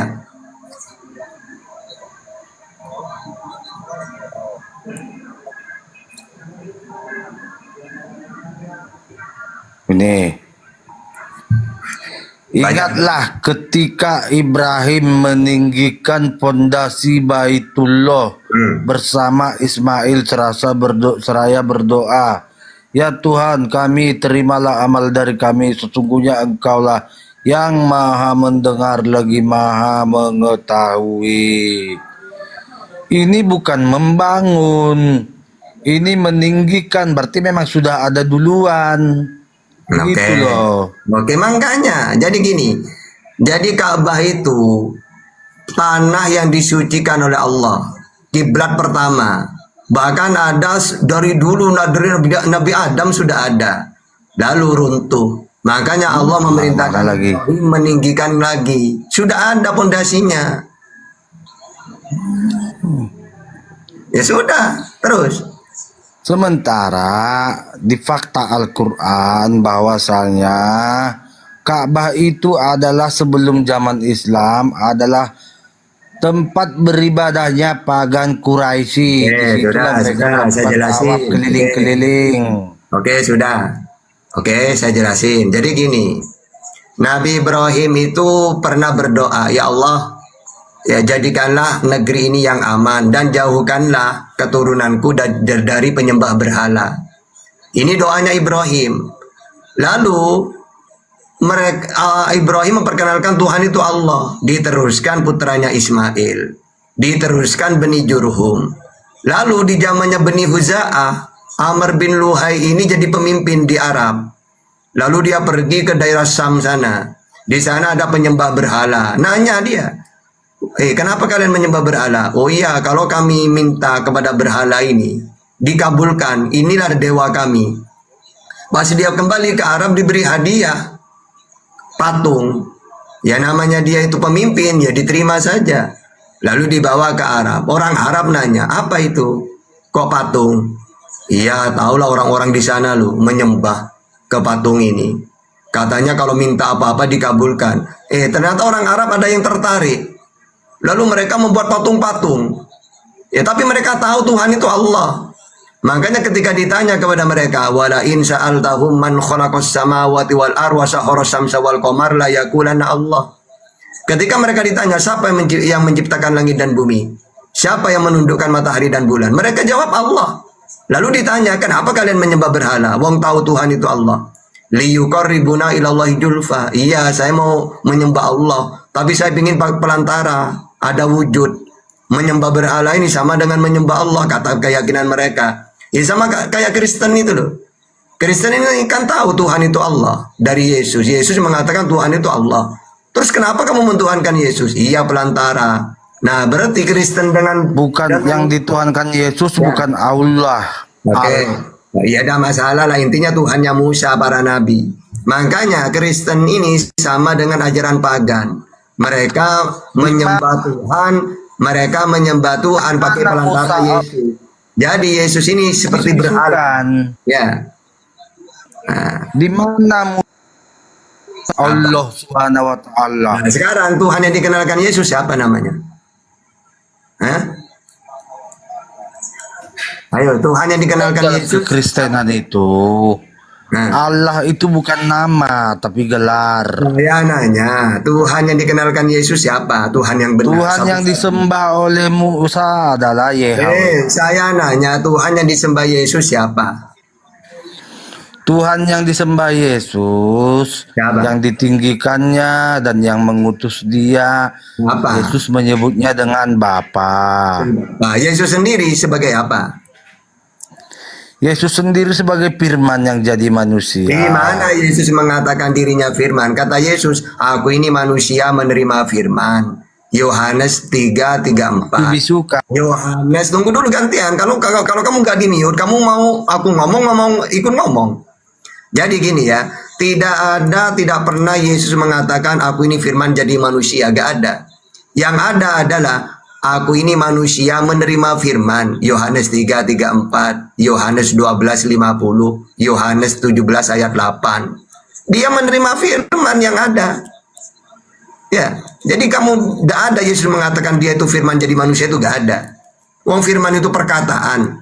Ya namanya perkataan itu apa? Ya disampaikan, diterima, didengar. Aku menyampaikan segala sesuatu yang ku dengar dari Bapa. Itulah firman yang dia dengar. Yohanes 15:15. Beda. Kalau konsep firman di Islam kan cuma perkataan doang. Aduh, kamu apa? Beda. Coba di mana Yesus ngaku coba? Dirinya firman jadi manusia coba mana? Ucapan Yesus mana? Yesus tidak pernah berkata, akulah firman yang jadi manusia. Mana pernah. Ya Nanti sudah. kamu di mirrorin, kamu Berarti kamu nggak udah terima. ngerti. Sekarang coba saya tanya kamu, tunjukkan fakta Alkitab di mana Yesus berkata, aku bukan Tuhan, jangan sembah aku. Mana katanya? Oke. Tunjukkan. Aku bukan Tuhan karena aku utusan Tuhan. Matius 15:24. Yang Tuhan itu adalah Allah Bapa. Matius 11:25. Ya udah itu. Bahwa dirinya bukan Matius Tuhan. berapa? Satu-satu. Oke, pertama Yesus ngaku bukan Tuhan tapi utusannya Tuhan untuk Israel. Matius 15:24. Iya, Matius berapa? 15:24. Dia ngaku nabi. Markus 6 ayat 4. Satu-satu.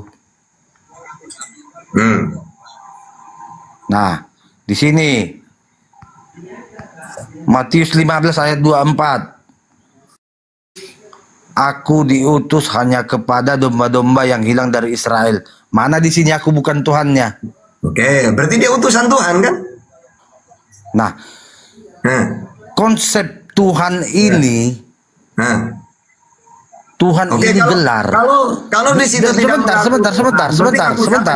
Sebentar. Nah. Tetapi di ayat 26-nya, di ayat 25-nya berkata, tetapi perempuan itu mendekat dan menyembah dia sambil berkata, Tuhan, tolonglah aku. Oke. Oke, Jangan, berarti Tuhan, potong-potong. berarti Tuhan di situ Sebentar. siapa? Sebentar.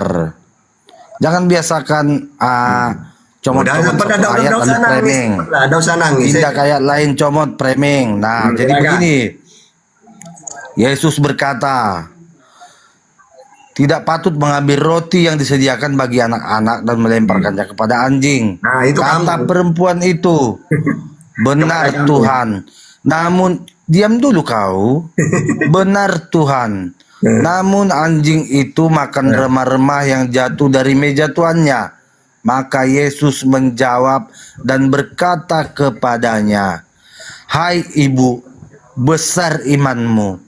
Maka jadilah kepadamu seperti yang kau kehendaki. Oke, sekarang Dan saya nanya. sebentar dulu, belum selesai. Sekarang gini, kalau di situ Yesus Dia Tuhan, pertanyaannya. Dan Oke, tunggu Dinda. dulu, tunggu. Dinda Tahta. Iya. Ya, beruntung. juga Dia ini sudah Sembuhlah udah kelewat, dia udah kelewatan, dia udah lewat, terlambat dia untuk pintar. diam dulu kau Juma. Tadi dia mengatakan, Dulu kau Juma. sudah dulu, tunggu dulu comot. Lewat Tadi dia ini. bertanya, mana dalilnya Yesus mengaku dirinya bukan Tuhan? Bacakan sebentar Matius 26 nomor 64. Di situ Yesus mengaku dia Jangan. bukan Tuhan. Dia dulu, Comot. Dia tampil Comot. dia gerunda. Kamu kan tadi bertanya, artinya kamu mau belajar dari kami, ya Comot. Kau pasang kupingmu baik-baik, Comot. Mau belajar Di dalam, kali sama kamu. di dalam Matius 26 nomor 64, Jangan. Yesus mengaku, aku bukan Tuhan. Gitu, Comot. Ya, ada lanjut dengan adik saya, silakan. Bukan saya yang mau belajar sama kalian, tapi kalianlah yang harus belajar kepada saya sesuai surah Yunus ayat 94. Jangan terbalik kawan. Itu ahli kitab. Nah, Kamu bukan jadi, ahli kitab. sebentar. Kamu bahlul kitab. Kamu bahlul. Bahlul kitab kau. Kau stop. bukan ahli kitab. Ahli kitab itu Bani Yakub, Bani Israel, tuyul. Hei, Oteng. Itu tengok Kau umat- itu bahlul kitab, bukan ahli kitab. Kau Kami penyesat. Nabi Muhammad kami disuruh bertanya kepada ahli kitab, bukan kepada bahlul kitab. Bonyok. Udah lanjut Dinda. Nanti kusepak orang ini kalau semakin. Kiper. Nenek Enggak apa-apa guru. Saya kalau guru udah ngomong saya tugasnya memiut dia. kau penyesat. Jangan gitu. Kalau kamu mau dialog baik-baik, kami layani baik-baik loh. Jangan di... Ya kamu mau gantiannya ya silakan coba ayo. Loh, orang belum selesai ngomong, kamu udah mute. Ya ini jawab dulu ya. Ketika dia ngaku utusan, oke dia Tuhan katanya. Pertanyaannya, siapa yang mengutus Tuhan itu? Hah? Kau diam dulu biar ku selesaikan ayat tadi ya. Silakan. Biar ku selesaikan ya. Nah, Di ayat 28 Yesus berkata, "Hai ibu, besar imanmu, maka jadilah kepadamu seperti yang kau kehendaki." Jadi Dan anjing. seketika itu juga Wanita anaknya itu anjing, kan? sembuh. Wanita itu anjing kan? Ah, Anjing nggak dia? oh, Anjing nggak? Yesus Yang anjing itu mengiyakan nggak Muhammad. kalau wanita itu anjing? yang anjing itu Muhammad. Gila dia. Muhammad Dia yang baca anjing dalil, dia pula yang ingkari lah, tolol, si comot, bahlul, penyembah sempak. Yesus mengiyakan dan wanita itu juga mengiyakan kalau wanita itu gogok. Bikin rugi beras habis makan orang tolol. Dan kali kalau ada oten minta mana dalilnya Yesus mengaku bukan Tuhan, Matius 26:64. Jawab Yesus. Yesus loh yang menjawab. Apa katanya? Engkau telah mengatakannya, akan tetapi. Tuh ditolak oleh Yesus. Akan tetapi aku berkata kepadamu, mulai sekarang kamu akan melihat anak manusia duduk di sebelah kanan yang maha kuasa dan datang di atas awan-awan di langit. Itu bukti Yesus mengaku bahwa dia bukan Tuhan, tapi anak manusia yang duduk di samping kanannya yang maha kuasa. Begitu Pak Comot. Dungu. Hehehe, maaf ya, bercanda. Oke, Rojas. Otan apa Kristen, Bang? Kristen, percaya kepada Alhamdulillah. Yesus sebagai Tuhan. Alhamdulillah Kristen dia ada hiburan. Saya mau bertanya, di mana Muhammad ketemu Allah sehingga perkataan Muhammad kamu ikuti semua, Congor? Oke. Jadi Yang bertemu Gimana? dengan manusia itu sesamanya makhluk. Gimana? Tidak ada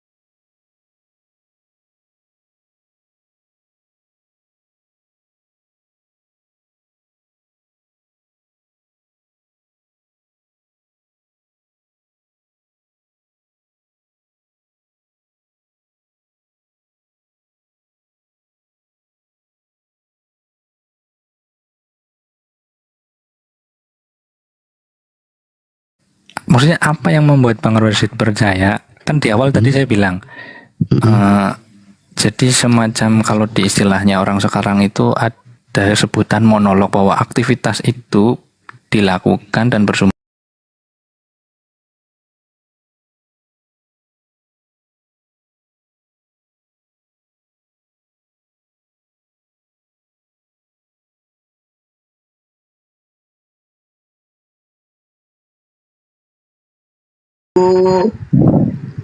Bu Kepsek, Maha Cina, agi.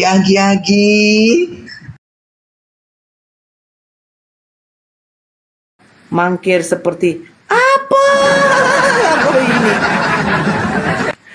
Jadi gimana? Mau Karena besok aku tanya kapan syahadat.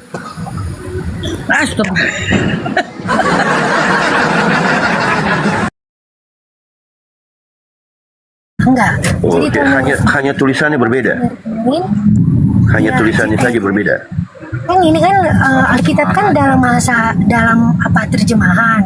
Tapi kalau di bahasa kitab aslinya, yang Tuhan yang huruf besar itu YHWH, nama generik. Dan Tuhan yang huruf kecil atau Kyrios Arjuna itu gelarnya sebagai gelar atau jabatan. Oke, berarti seperti yang Martin katakan tadi, Tuhan huruf besar adalah gelar yang diberikan kepada Yahweh. Tuhan huruf kecil juga sama-sama gelar, ditujukan peruntukan untuk Yesus. Gitu kah? Tuhan huruf besar itu nama gelarnya Yahweh. Cuma kan Iya, Tuhan huruf tidak kecil juga nama gelarnya untuk Yesus. gelar. Itu gelar. Iya, Tuhan huruf kecil juga gelar juga sama seperti Tuhan huruf besar, sama-sama gelar, cuman peruntukannya untuk Yesus gitu. Ya, karena kan Yesus Oke, baik. inkarnasi. Siapa yang paling berkuasa? Atau Kan Yesus sebentar ya. Ya, Entitas mana yang lebih berkuasa? Gelar huruf besar Tuhan atau entitas gelar Tuhan huruf kecil, yang mana yang paling Yahweh, yang Bapa.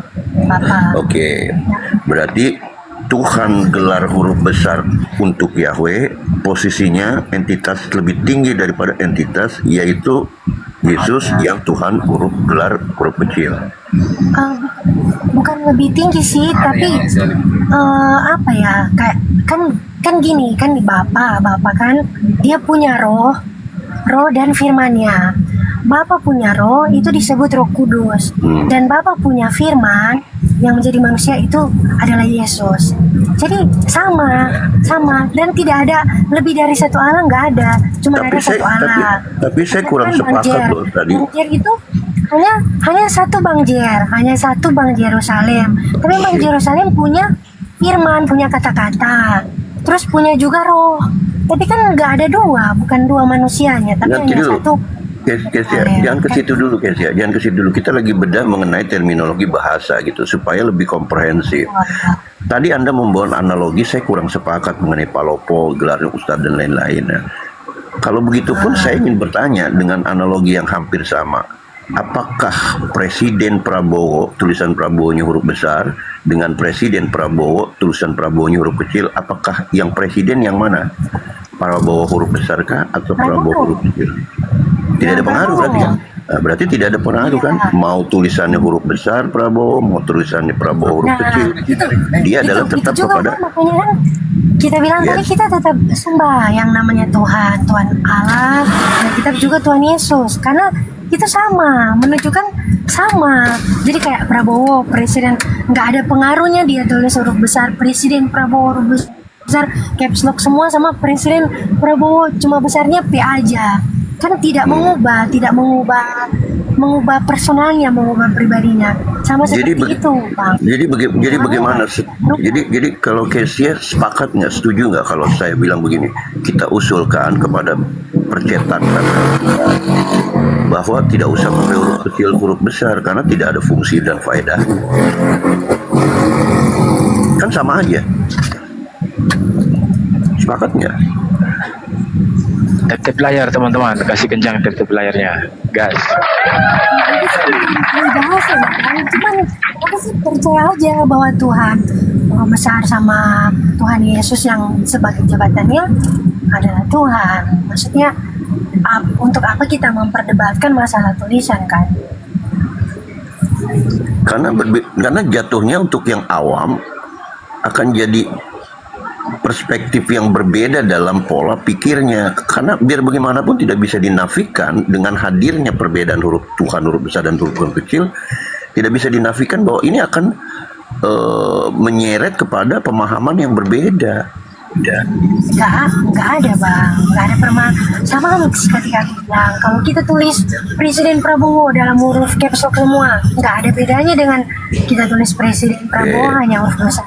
Berarti untuk sama-sama dia adalah presiden. Berarti kita taruh ya, itu kan gelar ya. Berarti antara tiga, Bapa, Roh Kudus, dan Putra, tiga-tiganya bergelar sama. Iya benar. Jadi ada Tuhan Yesus, ada Tuhan Bapa, ada Tuhan Roh Kudus. Ya. Okay. Tapi kan itu satu, hanya ada satu Tuhannya, hanya ada satu Allahnya. Sama kan dengan Bang Yerusalem, roh terdiri dari kata-kata, Bang Jer ada punya kata-kata, sama ada punya roh di dalamnya.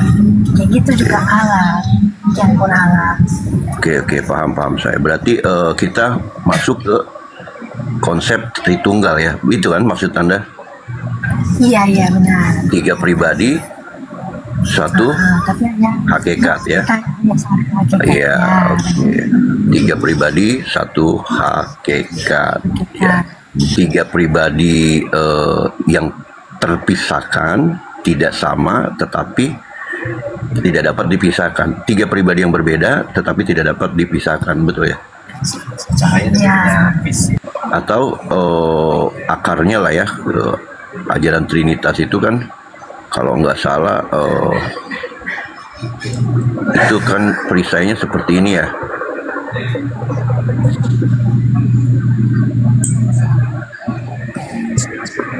Gini kan? Ya kan, triangle-nya kan? Iya, Oke. coba bisa keluarin kah? Oke, baik. Trias, oke, baik. Trias persona una substantia discresi non separati distinct non divisi. Artinya tiga pribadi berbeda tetapi tidak dapat dipisahkan. Yang berbeda tidak jadi satu pribadinya. Hakikatnya satu, betul ya? Oke, baik. Pernahkah Tritunggal menjadi tidak Tritunggal? Silakan.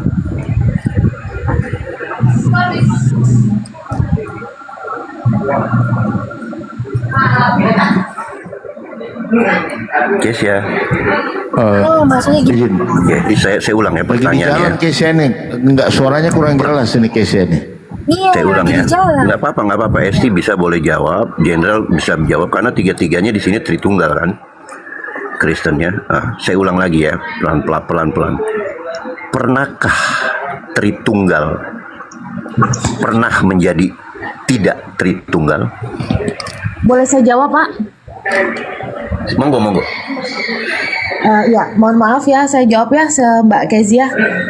Jadi untuk keyakinan ini kita harus pakai Yohanes 8 ayat 24. Ini untuk khusus untuk orang Kristen. Coba bisa dibaca Yohanes 8 ayat 24. Karena itu tadi aku berkata kepadamu, ini Yesus yang ngomong ya, bahwa kamu akan mati dalam dosamu, sebab jikalau kamu tidak percaya bahwa akulah Dia, kamu akan mati dalam dosamu. Ini jelas ya. Kalau kamu tidak percaya Dia Allah, itu kita akan mati. Jadi kita teriak-teriak Yesus, tapi kita tidak percaya kalau Dia itu Allah. Dia itu Allah, udah selesai. Jadi kita tidak bertele-tele. Korelasinya dengan pertanyaan saya, mohon izin Mbak Esti, korelasi dengan pertanyaan saya apa ya? Iya, jadi kan ada T huruf besar. Tadi kan masalah huruf kan. Oh enggak, kita sudah skip itu kok Mbak, kita sudah skip. Oke. Terus Tritunggal. Pertanyaan saya kan tadi kan Tritunggal ya kan. Tritunggal kan kita udah sepakat ya kan. Tiga pribadi yang berbeda, garis bawah ya, tiga pribadi yang berbeda ya kan, tetapi tidak dapat dipisahkan. Artinya di sini kan trias persona una substantia discresi non separati distinct non divisi, artinya tiga pribadi yang berbeda tetapi tidak dapat dipisahkan dalam hakikatnya, tetapi pribadinya berbeda atau bukan satu sama lain, betul ya situ ya. Ini konsep Tritunggal Anda loh yang saya narasikan. Oke, baik. Nah, jika kita sudah buat standing pointnya bahwa tiga pribadi yang berbeda ya, tetapi hakikatnya satu, pertanyaannya, pernahkah Tritunggal menjadi tidak Tritunggal? Pernah atau tidak? ya, maksudnya Tritunggal tidak Tritunggal, maksudnya berarti tidak menentukan. Pernah nggak? Pernah atau tidak sepanjang sejarah Tritunggal ini menjadi tidak Tritunggal? Sepanjang Pernah. Tidak pernah. Tidak pernah. Oke, baik. Kalau tidak pernah, jawabannya saya hargai. Pertanyaan saya masuk ke submateri substansialnya. Pada saat peristiwa penyaliban, saya ulang lagi, pada saat peristiwa penyaliban yang tersalibkan dan mati 3 hari, itu dinyatakan dalam Bible Anda ya. Iya. Pada saat peristiwa penyaliban yang tergantung di tiang salib dan mati 3 hari, pribadi yang mana? Yang mati ya Yesus. Oke, baik. Saya kunci ya jawabannya ya. Saya kunci jawabannya. Bahwasanya pada saat peristiwa penyaliban ada satu pribadi yang tergantung dan mati di tiang salib selama 3 hari. Sepakat ya? Iya. Nah, berarti Tritunggal pernah jadi tidak Tritunggal selama 3 hari. Enggak. Itu kan yang mati Yesus dalam kemanusiaan. Lanjut yang lain. Bentar dulu, bentar. Sebenarnya ini Bang Jeru udah bolak-balik kita diskusi Bang Jeru, ya. Konsep Tritunggal itu harusnya sudah dipahami, ya. Sampai dengan analogi pun saya sudah menjelaskan bagaimana memahami Tritunggal, ya. Saya ulangi lagi di sini ya, sedikit mungkin banyak yang belum ini juga tentang Tritunggal ya. Saya buatkan ke analogi aja lah, lebih gampang dicerna ya. Contohnya gini, jabatan jabatan presiden itu ya, itu hanya bentuk gelar, itu sosoknya tidak ada, ya. Tapi kita tahu kekuasaannya besar, ya, dalam suatu pemerintahan yang namanya presiden itu, ya. Di dalam presiden itu ada namanya amanah, itu kita analogikan itu menjadi roh Allah Bapa sendiri. Nanti dulu jenderal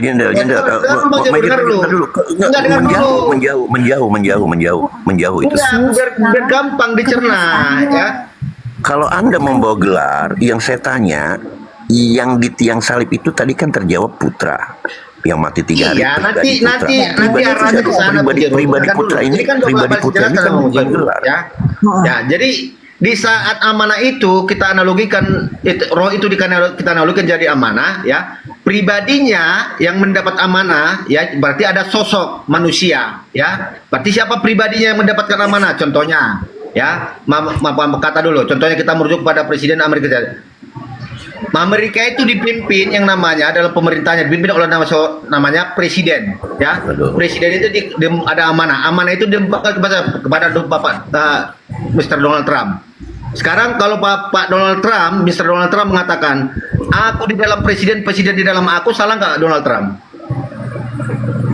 Major, kita sudah selesai mengenai gelar. Kita sudah selesai. Ya, iya, kita sedang masuk. Jadi di saat Yesus disalib, kita analogikan seperti ini. Di saat Mr. Donald Trump wafat, berarti tidak ada lagi dunia ini. Berarti secara kedagingan dia sudah tidak ada lagi dunia ini. Apakah presiden sudah tidak ada? Sekarang saya tanya. Itu analoginya. Saya tanya, yang Donald Trump kamu ngomong itu, Donald Trump yang kamu omongin itu Donald Trump hakikat atau Donald Trump gelar? Ya, namanya Allah Bapa Sang Sumber itu sendiri, hakikatnya itu adalah roh. Bacakan Yohanes 4 ayat 24. Ya. Tuhan itu roh, sembahlah dia dengan roh dan kebenaran. Gini, Major. Saya ini mau berbincang-bincang tanpa ada maksud masuk ke ranah keimanan Anda. Itu hak Anda mau mentuhankan anak manusia, atau ada kaum lain yang menuhankan kaleng kerupuk, botol kecap, atau pohon beringin. Itu hak kalian. Saya tidak ingin mengkoyak-koyak keimanan kalian. Tetapi di ranah diskusi ini, yang sedang saya coba bangun adalah berbincang-bincang dengan kalian, dengan membangun cakrawala berpikir kalian, juga di sisi lain melepaskan satu belenggu yang entah apa namanya, itu doktrin atau pola pikir. Itu tujuan saya berbincang-bincang itu. Tidak ada kamu terbelenggu dengan pemahaman kekristenan Tritunggal, tidak ada. Kita buktikan ya. Tadi kan taruh di tengah ya. Tadi case SD sudah menjawab. Oke. Dari Tritunggal, jadi ini sebentar. Supaya kita lebih tertata gitu loh. Makanya saya membawakannya perlahan-lahan. Dari 3 pribadi, 1 hakikat. 3 pribadi ini apa? Bisa yang berbeda. 3 pribadi yang berbeda ya. Nah, kita sudah sepakat 3 pribadi ya kan, yang berbeda tetapi tidak dapat dipisahkan. Maksudnya di sini adalah hakikatnya tidak bisa dipisahkan. 3-tiganya memiliki hakikat yaitu Tuhan, dan kita sudah sepakat tadi. Oke. Nah, kita merujuk kepada pribadi.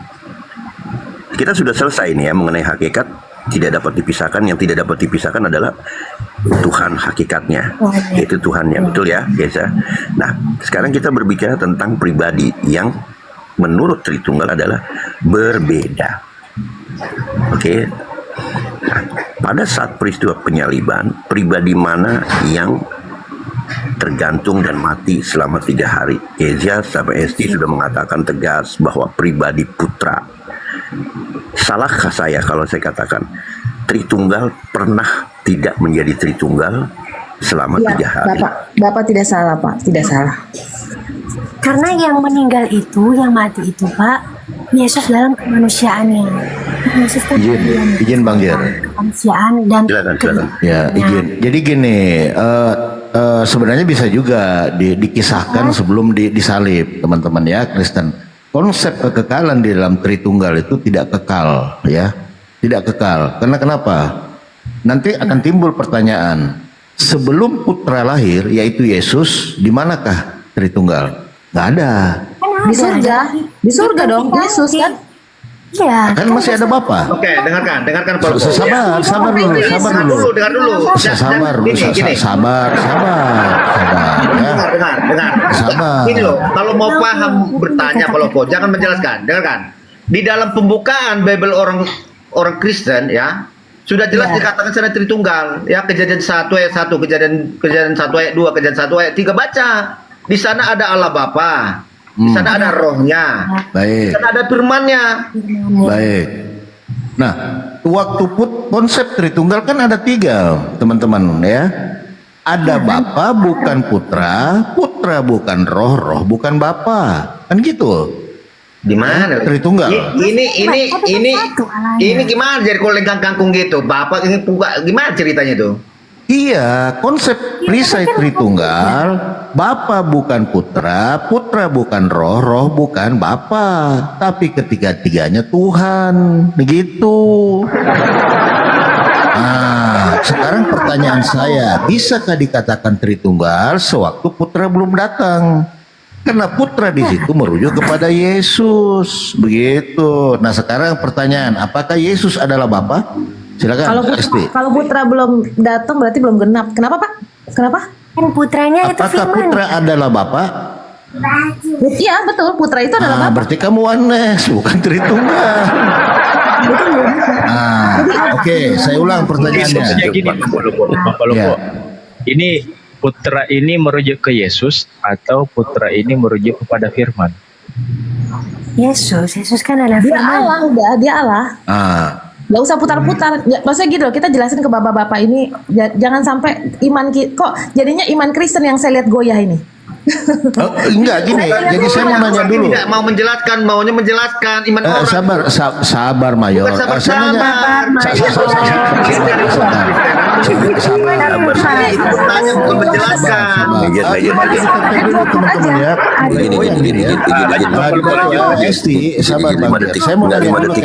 Saya mau nanya dulu ke Esti Bang, karena ada narasi Esti yang agak miring sedikit. Menurut Esti, apakah Putra adalah Bapa? Iya betul, karena saya ada dalilnya. Yesus Oke, sepakat ya. Berarti Esti mengatakan bahwa Yesus adalah Bapa itu sendiri. Betul Esti? Betul. Betul. Oke, stop dulu. Mayor, menurut Anda apakah Yesus adalah Bapa? Gosok di sini cover. Sabar. Jangan ada kita di sini lagi. Loh, enggak, ini menyatukan. Izin Pak Lopo. Ya, sabar dulu Bang Ger, belum selesai Bang Biarkan dulu. Sama Bapak Lopo. Coba mau bertanya dulu sama Ya, kita selesaikan dulu satu-satu ya. Oke, menurut saudaraku Mayor yang baik hati, apakah Yesus adalah Bapa? Gak usah, aku tahu tujuanmu kemana. Oke, nggak bisa jawab. Bukan Kristen dia ya. Bapak Lopo coba jawab ini. Ya, saya tanya Kesia, apakah Yesus adalah Bapa? Saya mau tanya, yang lebih hebat mana, Tuhan Yesus atau Nabi Muhammad? Enggak, saya nanya Kesia dulu, biar kita satukan persepsi dulu. Yang lebih hebat mana? Iya, gampang itu, gampang. Yesus mati sama-sama ya. Gampang itu, gampang. Bu Kesia, perbandingan tidak pas Yesus dengan Nabi. Enggak matching itu, enggak matching. Karena satu Tuhan, satu manusia, enggak bisa dibandingkan itu. Betul. Iya. Jadi gini Sti ya, yang dimau orang ini orangnya memancing ya, jadi kita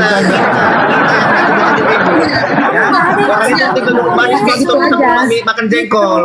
Maksud saya jangan pakai perumpamaan apa presiden atau apa, nggak usah, kita pakai Yohanes 8 ayat 24, itu Yesus yang ngomong kok. Bagaimana kau menjelaskan orang itu buntu Q 28 aja itu pernah turun.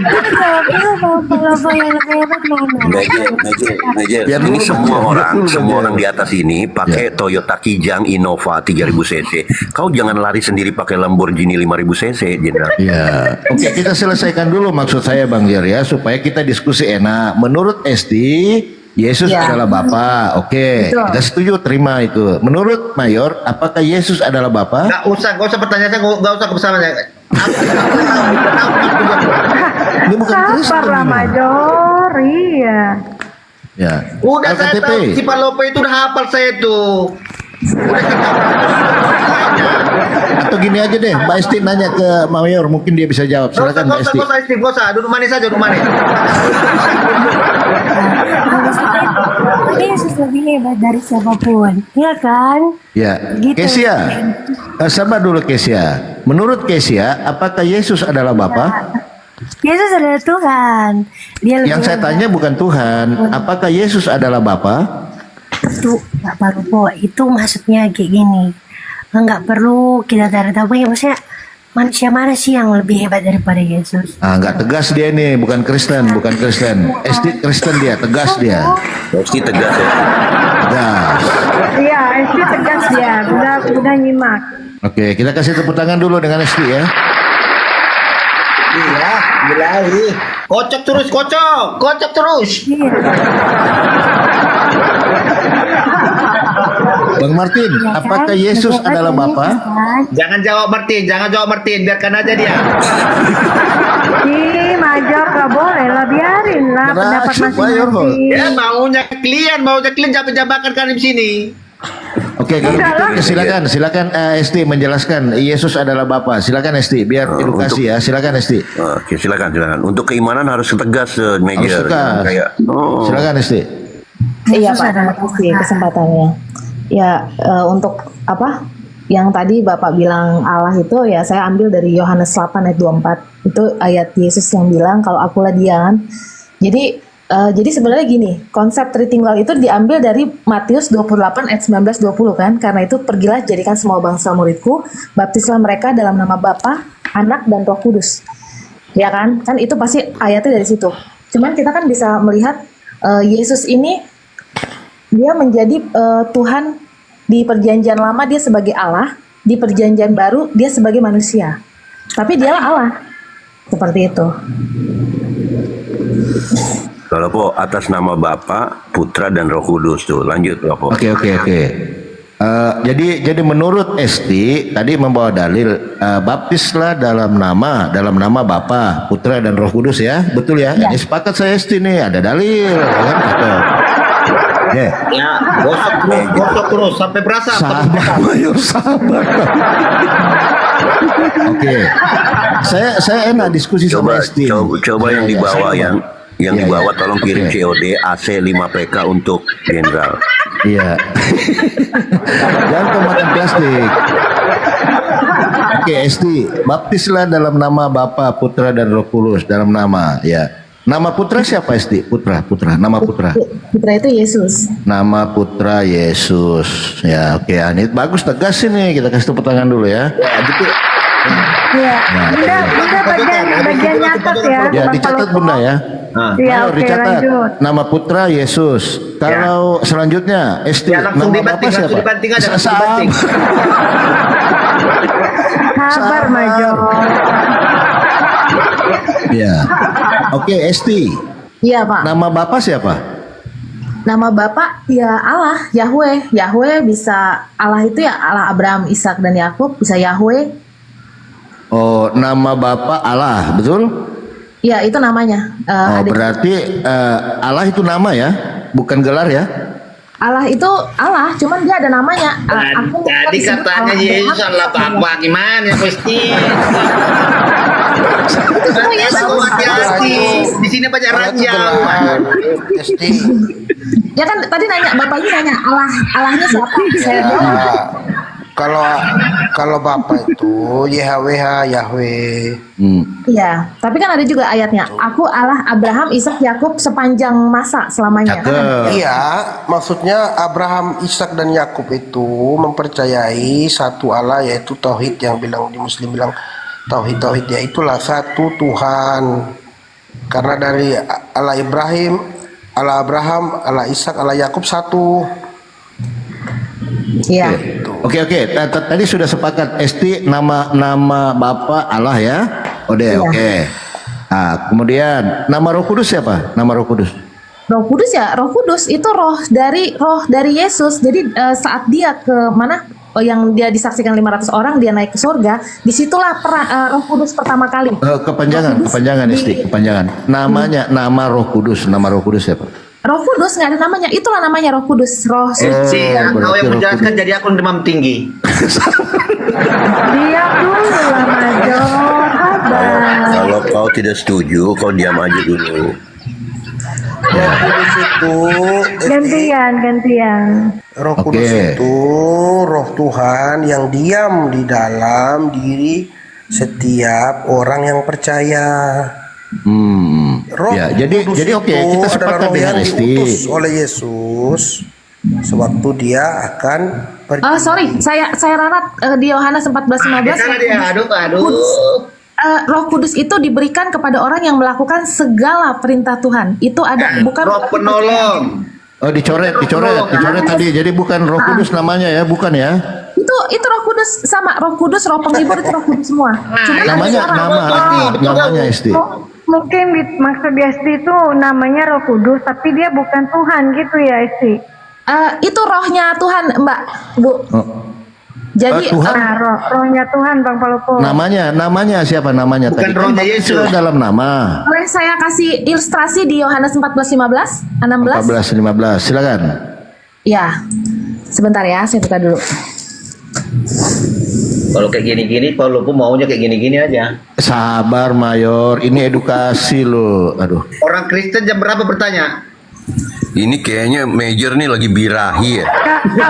Kalau Kristen bertanya nggak malam ini besok baru. Oh besok ya, besok iya. Iya besok. Malam ini untuk Kristen yang ditanya. Kalau saya yang jawab langsung selesai dah. Ya, sabar. Tadi Esti bawa 14:15 John ya. Ya, Yohanes 14 ayat 15, 16 dan 17. Oke, jikalau kamu mengasihi aku, kamu akan menuruti segala perintahku. Aku akan meminta kepada Bapa, Ia akan memberikan kepadamu ini orang, bukan roh, ini seorang. Roh itu. Oh, orang roh. Coba baca lagi. Ya, Oke. Aku akan minta kepada Bapa dan Ia akan memberikan kepadamu seorang penolong yang lain supaya Ia menyertai kamu selama-lamanya. Ini seorang orang ini, bukan roh. Baca dulu Pak, lanjut.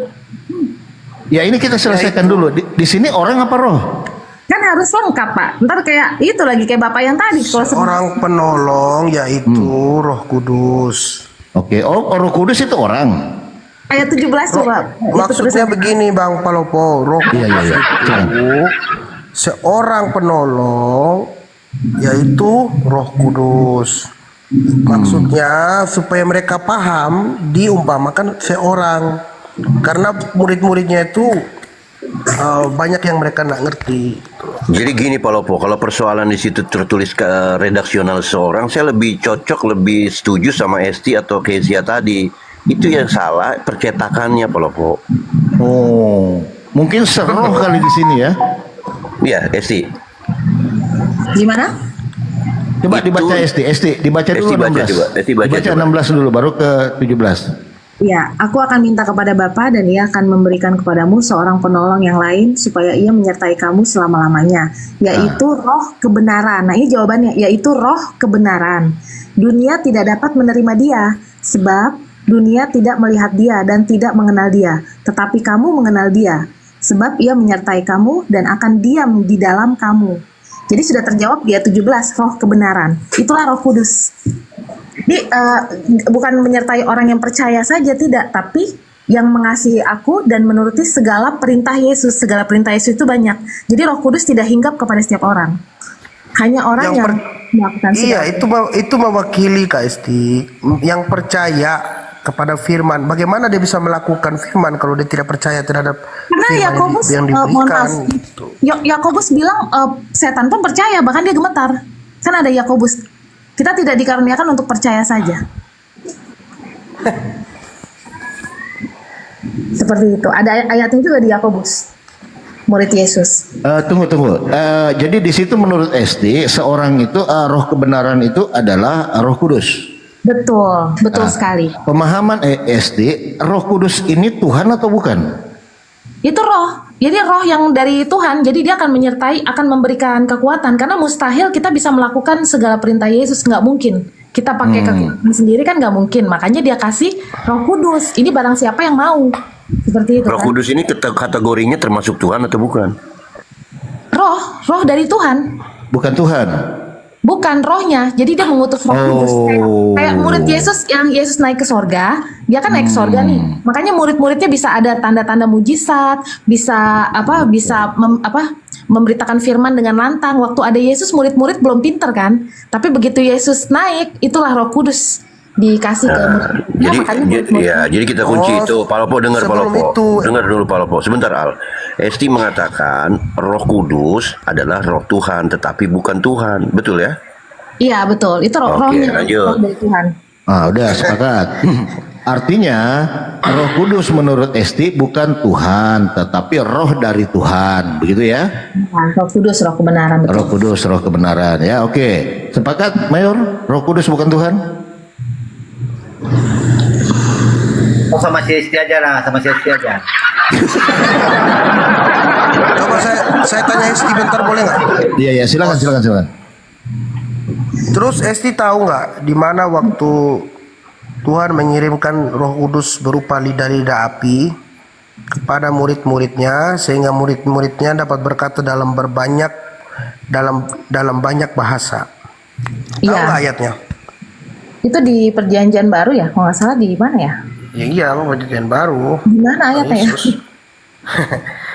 Jadi roh yang dikirim itu bukan pada waktu Yesus terangkat ke langit. Waktu Yesus terangkat ke langit itu, dua malaikat yang menampakkan diri kepada Yesus dan berkata, "Mengapa kau melihat ke atas? Tidakkah kamu ketahui bahwa Anak Manusia akan kembali lagi seperti yang kamu lihat saat ini dia terangkat ke langit." Tapi Yesus sudah janjikan ke murid-muridnya, aku akan memberikan roh kebenaran. Yang diberikan itu pada roh itu berupa lidah-lidah api. Roh Kudus dipenuhi oleh Roh Kudus berupa lidah-lidah api, sehingga setiap muridnya yang ada pada waktu itu dapat berbahasa dalam banyak bahasa. Maka heranlah orang-orang Yahudi di situ. Mereka dapat berkata dalam, kan bangsa Yahudi ini kan ada 12 suku kan, dalam semua bahasa mereka bisa gitu. Iya betul. Jadi Petrus waktu itu menjelaskan kepada mereka, jadi mereka percaya karena mereka bisa berbahasa yang. Itu momennya pas Yesus sudah naik ke surga kan? Ya itu. Sudah lama dia naik itu. Iya itu, dia sudah mengaruniakan Roh Kudus waktu. Ya itulah yang janji. Iya, itulah tadi yang dijanjikan dia kan. Aku akan memberikan kalian roh, mengirim kamu seorang roh penolong, yaitu roh kebenaran. Iya, pada hari dua ke warung si Edi, dua pak. Sorry. Jadi roh Tuhan itu diam di dalam diri mereka, begitu. Iya, betul. Makanya mereka dibilang, makanya di Kristen itu bilang tubuh kita adalah bait Allah. Tubuh kita inilah bait Allah gitu. Iya. Di sini ada miss kayaknya. Al, menurut kamu Roh Kudus itu Tuhan atau bukan? Roh Tuhan, roh yang bukan berasal Tuhan. yang keluar dari Tuhan, seperti Yesus keluar dari Allah. Nah, ini Tuhan baru benar, bukan Tuhan? Ya. Sabar dulu, Mayor. Roh Kudus itu roh Allah Bapa sendiri, roh penolong, roh penghibur. Bagaimana roh Allah Bapa bisa diam kepada siapapun? Berarti Roh Kudus itu adalah roh Bapa itu sendiri. Iya. Yang keluar dari Bapa, betul, dari Tuhan. Oke. Bagaimana dengan Yohanes 16:13? Tetapi apabila ia datang, yaitu roh kebenaran, ia akan memimpin kamu ke dalam seluruh kebenaran, sebab ia tidak berkata-kata dari dirinya sendiri. Nah, gimana ini? Ya itu tadi yang saya bilang, Bang Palopo. Roh kebenaran itu, yaitu Roh Kudus, turun berupa lidah-lidah api. Tunggu. Bukan itu, Al. Bukan itu konteksnya. Kalau Roh Kudus itu ada Allah itu sendiri, lalu kenapa dia tidak bisa berkata-kata dari dirinya sendiri? Berarti masih ada entitas yang tertinggi di atasnya gitu. Jadi begini, Bang Palopo. Nah, coba. Intinya begini. Roh Tuhan itu diturunkan kepada malaikat, kepada murid-muridnya. Mengapa diturunkan kepada murid-muridnya? Karena Karena ini untuk manusia, untuk bangsa Israel waktu itu. Untuk mewartakan Injil kepada manusia, sehingga bukan itu konteksnya, bukan itu konteksnya. Jadi di roh yang dimaksud tadi, roh Kudus itu menurut kamu adalah Allah itu sendiri. Kalau Esti bukan. Kalau Esti saya sudah sepakat, karena Esti nanti dia tidak akan mentok di Yohanes 16:13. Karena Roh Kudus itu bukan Allah, tapi berasal dari Allah. Kan gitu, betul Esti? Iya. Nah, tapi menurut kamu Roh Kudus itu Allah atau bukan?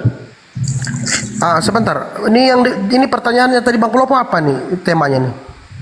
Roh Kudus itu Allah atau bukan? Bukan, sebelum itu tema yang umumnya itu apa? Allah itu sudah adalah mengalir, Bapa, kan? Sudah mengalir aja, sudah mengalir. Yesus adalah Bapa gitu maksudnya.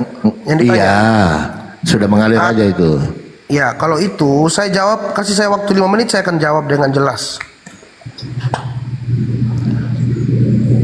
Itu jawabannya jelas, itu sudah ada di perjanjian lama juga dan di perjanjian baru.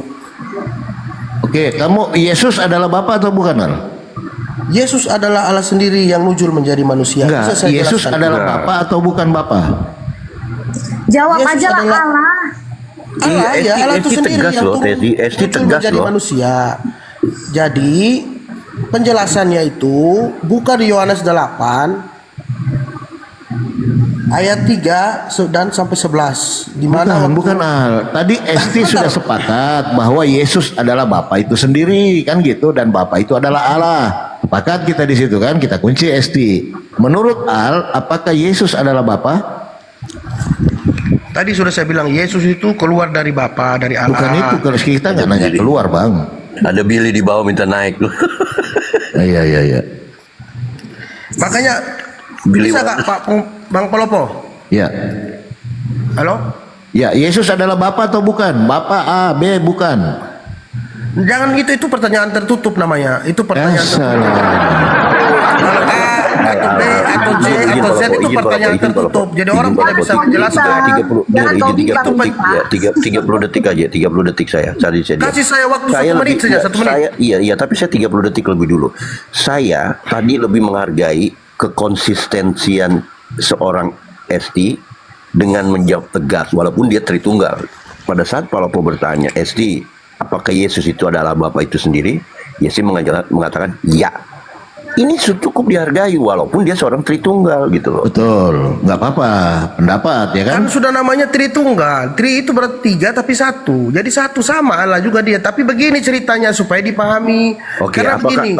Apakah Anda seorang Tritunggal? Apakah Anda seorang Tritunggal sama dengan Esti? Sebentar. Apakah Anda seorang Tritunggal? Sebentar dulu. Apakah Anda seorang Tritunggal sama dengan Esti? Berani mengatakan bahwa Yesus itu ada Allah Bapa itu sendiri? Aduh, tidak usah begini. Kenapa Anda tidak berani menjawab? Karena saya masih mau menjawab, tapi saya harus menjelaskan dulu supaya Anda dijawab dulu Al, baru dijelaskan biasa gitu. Sebentar, begini Bang. Ya. Sesuatu yang kita jelaskan ini bukan asal jelaskan seperti itu, menjawab iya A atau B, tidak bisa. Karena ini tidak, bagi orang yang tidak mengerti, tidak masuk akal. Kenapa tidak masuk akal? Karena akalnya tidak sampai, ngerti Bang? Akal yang tidak sampai, bukan tidak masuk akal. Bukan itu Al yang kita bicarakan gini, simple sederhana begini. Coba ikutin saya, berani atau tidak kau mengatakan bahwa Yesus itu adalah Bapa itu? Tidak bisa, itu menggiring. Saya jelaskan. Itu lagi yang saya mau tanya. Begini, kalau mau tahu saya singkat aja ya. Waktu orang Farisi membawa Yesus, orang perempuan berzina, mereka bertanya, guru, ini kami menangkap dia sedang berzina. Apakah menurut hukum Musa dia harus dirajam? Lalu Yesus turun, nunduk dan menulis di tanah pakai jarinya. Ingat ya, waktu Nabi Musa menerima 2 loh batu itu pakai jari tangan, jari Allah ditulis. Kemudian ada semua rinciannya Bang, kalau mau di surat ini lagi saya kasih tunjuk ya. Di Daniel ayat 5 ayat 5 sampai dengan 31. Di situ juga tuh Allah tulis di dinding. Waktu raja itu menyembah berhala ke dewa Molok. Jadi ada kisah yang harus dijelaskan supaya bisa nyambung Bang. Jadi waktu Yesus turun untuk menulis tangan pakai jari di tanah, lalu orang Farisi itu berkata, bagaimana guru? Apakah kita harus merajam perempuan ini? Terus Yesus berkata, jikalau di antara kalian ada yang tidak berdosa, Si Al ini. dialah orang pertama yang merajam perempuan itu. Maka mereka Berarti pergi Yesus satu persatu. berdosa. Kita lagi ngomongin Bukan. apa nih? Al? Maksudnya yang menulis pakai jari itu dia membuktikan bahwa dialah yang membuat hukum Taurat itu. Berarti dia Allah sendiri. Kita tidak sedang lagi membicarakan berjalannya pembicaraan, bukan berjalan pembicaraan tentang hal itu. Betul. Inilah tentang Iya. bagaimana Kan Anda bertanya. bagaimana Anda menyikapi bahwa trias persona una substansi atau 3 pribadi yang berbeda, Iya. tetapi tidak dapat dipisahkan. Ini bukan Iya. lari ke perempuan ini, perempuan Betul. itu. Ya Saya Yesus tadi itu Allah. katakan, Kalau saya mau cukup kalau mau hargai. singkat, kalau mau saya jawab singkat, Yesus itu Allah. Sudah. Dan Allah itu Bapa juga. Iya. Mereka Oke, tiga dan Yesus satu. adalah Bapa. Iya, dia sudah katakan Kalau mau iya. yang singkat ya, tapi Anda tidak mau saya jelaskan kan? Nggak apa-apa, Supaya Bang. Nggak mengerti. apa-apa, nggak apa-apa, Bang. Al. Tidak Nggak bisa. apa-apa. Nanti begini bang. Kalau iya, tidak dijelaskan, tidak akan sampai ke tujuannya. Karena orang begini. Kalau orang nanya alamat, saya cuma bilang, oh dekat rumah, dekat kantor PLN.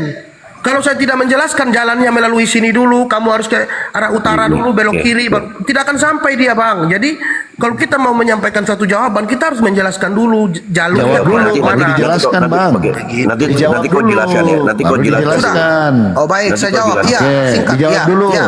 Sebentar, apakah Yesus adalah Bapa? Iya.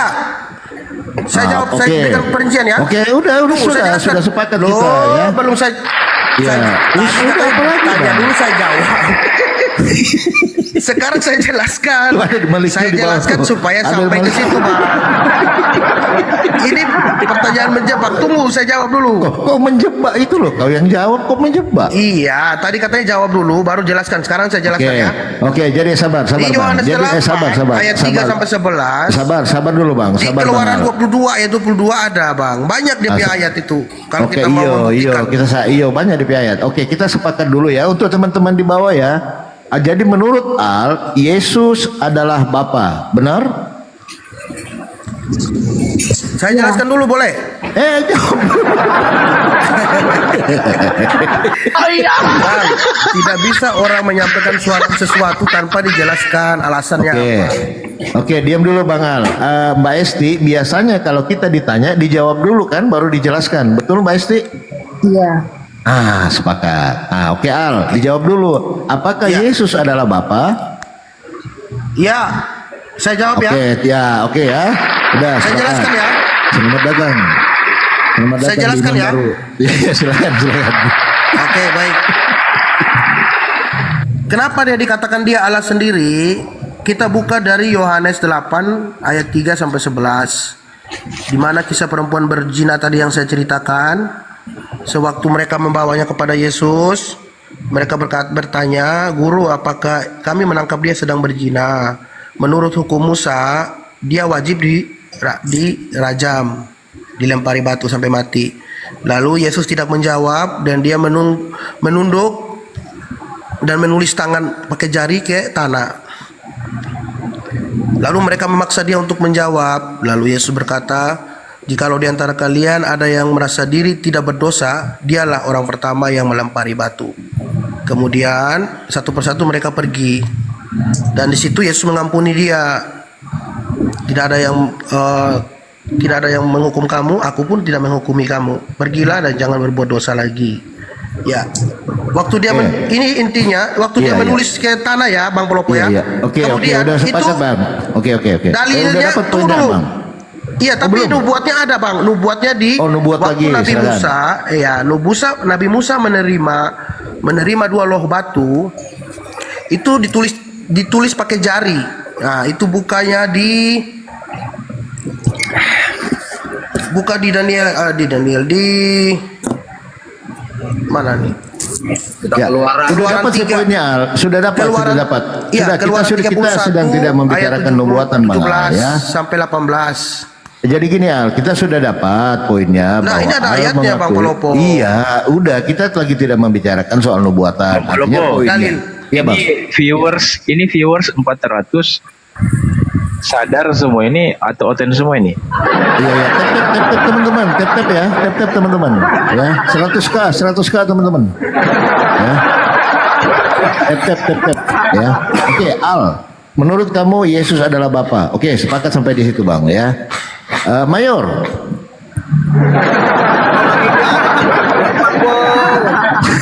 Campur.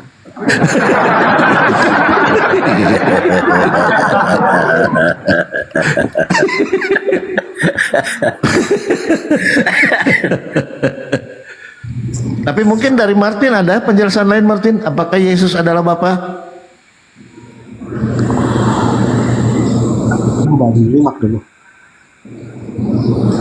Gimana Martin? Lanjut dulu.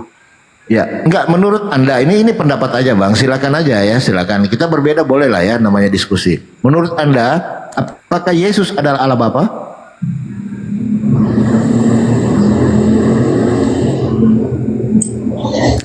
Iya, karena hanya ada satu Tuhan. Baik. Jadi menurut Martin, Yesus adalah Bapa, SD dan Alkitab. Nah, sisa 2 aja nih, Jenderal. Saudaraku Mayor yang terhormat, saya lagi rekam ini. Apakah Yesus adalah Allah Bapa? Silakan. Aku lagi makan B2 lagi, ku nikmatin, ntar dulu.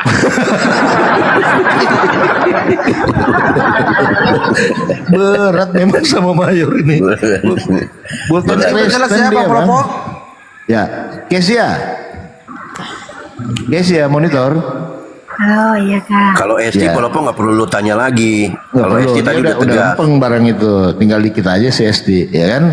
Kesia, apakah Yesus adalah Allah Bapa? Yesus adalah firman Allah. Nggak nanya firman, Kesia, ya. Apakah Yesus adalah Allah Bapa? Yesus adalah firman-Nya Allah. Bukan nanya firman-Nya Allah, Kesia. Jadi kalau segini Bang Polopo, ini maksudnya Bang Palopo, apakah Sebentar, Al kasih kesempatan Hesia. adalah Bang Palopo? Coba aku tanya. Apakah kata-kata Bang Palopo adalah Bang Palopo? Kalau sudah keluar Kesia. sudah bukan milik orang lain. Izin Polopo. Kesia, tadi sebenarnya jawaban Anda itu sudah respect loh.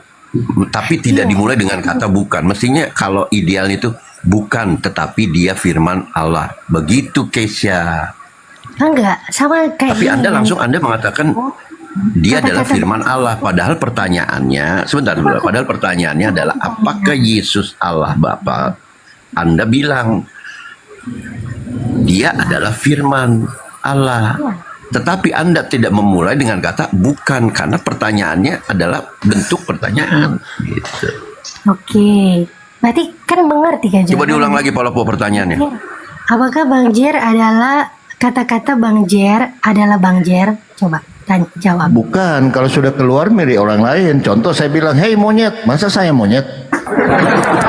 Nah, salah itu ya. Oke, coba kamu bilang, hei monyet. Enggak dong. Ya, enggak begini analoginya. Iya kan? Nah, begini Bang Polopo. Analoginya begini. Saya mewakili dulu kata si SD ini, Bang Yerusalem, sebentar. Saya Sama gambar mewakili. yang dibagikan tadi Bang Jer. Ya udah, oke. Anda dengan saya 5 detik, oke. Kesia, kalau saya berkata-kata, apakah kalimat kata-kata saya itu tercipta dari mulut saya atau dari mulut Kesia? Dari mulut Bang Jer. Kan kata-kata itu berarti kata-kata yang keluar dari mulut saya adalah tercipta dari mulut saya, betul? dari Bang Jer, ya. Nah, sudah. Saya cuma penekanannya di tercipta aja. Berarti kalimat yang saya lontarkan dari mulut saya itu adalah hasil daripada ciptaan mulut saya, betul? Bukan ciptaan sih. Oke, tapi thank you. dari dalam diri Bang Jer. Sama dengan Yesus kan. Bukan ciptaan. Begini saudariku, maksudnya saudari ini kan Yesus adalah firman itu betul, dalam arti begini. Kenapa orang tidak mengatakan secara langsung Yesus itu adalah Bapa? Karena dia menjadi manusia. Enggak, Karena manusia yang dilahirkan oleh Bunda Maria gitu loh. tetapi dia tuh berasal dari surga, dari Bapa, yang keluar dari Bapa gitu loh. Jadi sebenarnya yang Tuhan ini Bapa apa emang manusia? Udah dibilang. Begini saja. Punya perkataan. Begini. Aneh, Tapi perkataan Bang Polopo. bukan. Ya, lanjut. Tapi Lanjut, Chris. perkataannya keluar dari Kesia ini nggak tegas dia. Kesia ini pelan dia. Nggak tegas dia. tegas. Aku punya prinsip. Oke, coba kamu tegas. Apakah Yesus adalah Bapa? Yesus adalah firman-Nya Bapa. Ah, ya kan? Belok dia firman-nya. Yang ditanya itu Bukan Bapa. bukan firman saja. Iya, bukan Bapa, Ya. tapi dia adalah firman Bapa. Apakah firman Bapa adalah Bapa? Firman Bapa adalah Bapa, kan firman Bapa itu keluar dari Bapa. Ya, kamu kan bilang tadi, apakah perkataan Kesia adalah perkataan Kesia? Kesia bilang iya, gitu kan? Dan Kesia Nah, keluar apakah dari Kesia. oke, apakah firman Bapa itu adalah Bapa? Keluar dari Bapa kan? Ya, kok keluar itu loh? Kan keluar. Ya, menjebak itu. Tahu kau arahnya si Palopo mau kemana nanti? Tahu Aku kau dan nanti Bapak kerja? adalah satu. Tahu kerja? Tahu kau arah si Palopo? Ya, Oke. perjanjian lama tertulis. Anak Allah itu bukanlah manusia, bukanlah anak manusia. Itulah dia. Tinggal mewarnai aja. Oke, tapi sudah sepakat kita karena Kesia mengatakan aku dan Bapa adalah satu, betul? Ya betul. Berarti Yesus adalah Bapa. Bang Polopo dan perkataan Bang Polopo adalah satu. Ya, berarti Yesus adalah Bapa.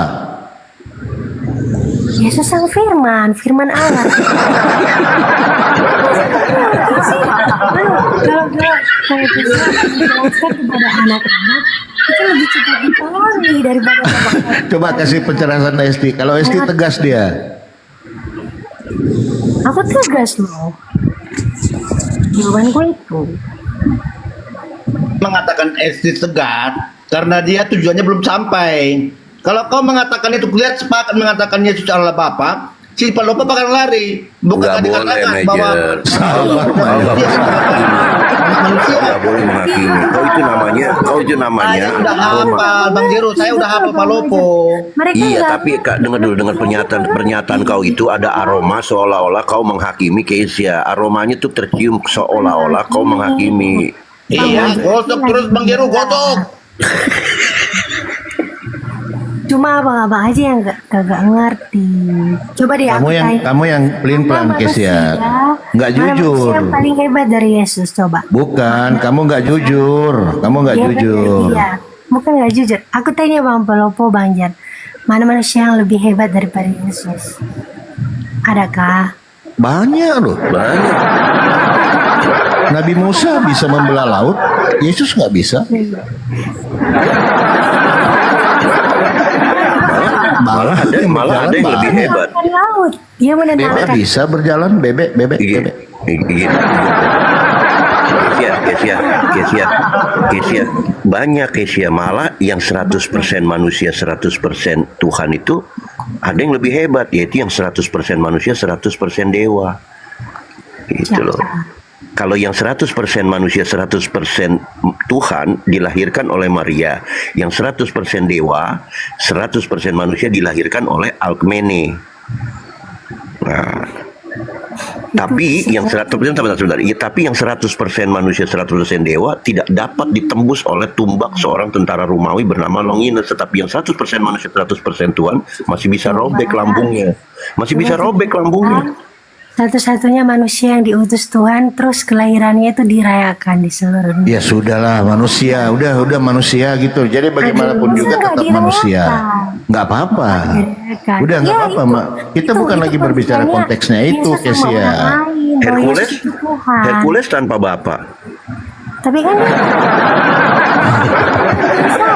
konteksnya kan bukan itu, Kesia. Bukan bicara itu, Kesia. Ya Allah, Kesia ini.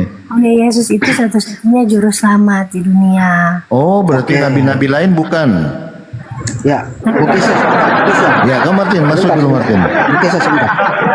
Ini saya dapat satu ayat di Al-Quran dan saya coba buat perbandingan ini, tapi ini saya batasi dulu bahwa fokusnya bukan soal Tuhan atau malaikat. Di sini karena saya mau bawa soal malaikat nih, Bang. Di sini saya mau fokusnya ketika roh menjadi manusia. Coba dengarkan dulu ayatnya. Ini saya kutip dari Maryam 17, Bang ya. Surat Maryam 17. Dia dalam kurung Maryam memasang tabir yang melindunginya dari mereka. Lalu kami mengutus roh kami dalam kurung Jibril kepadanya. Kemudian dia menampakkan diri di hadapannya dalam bentuk manusia yang sempurna. Ya, jadi Jibril roh kami, roh sebelumnya roh.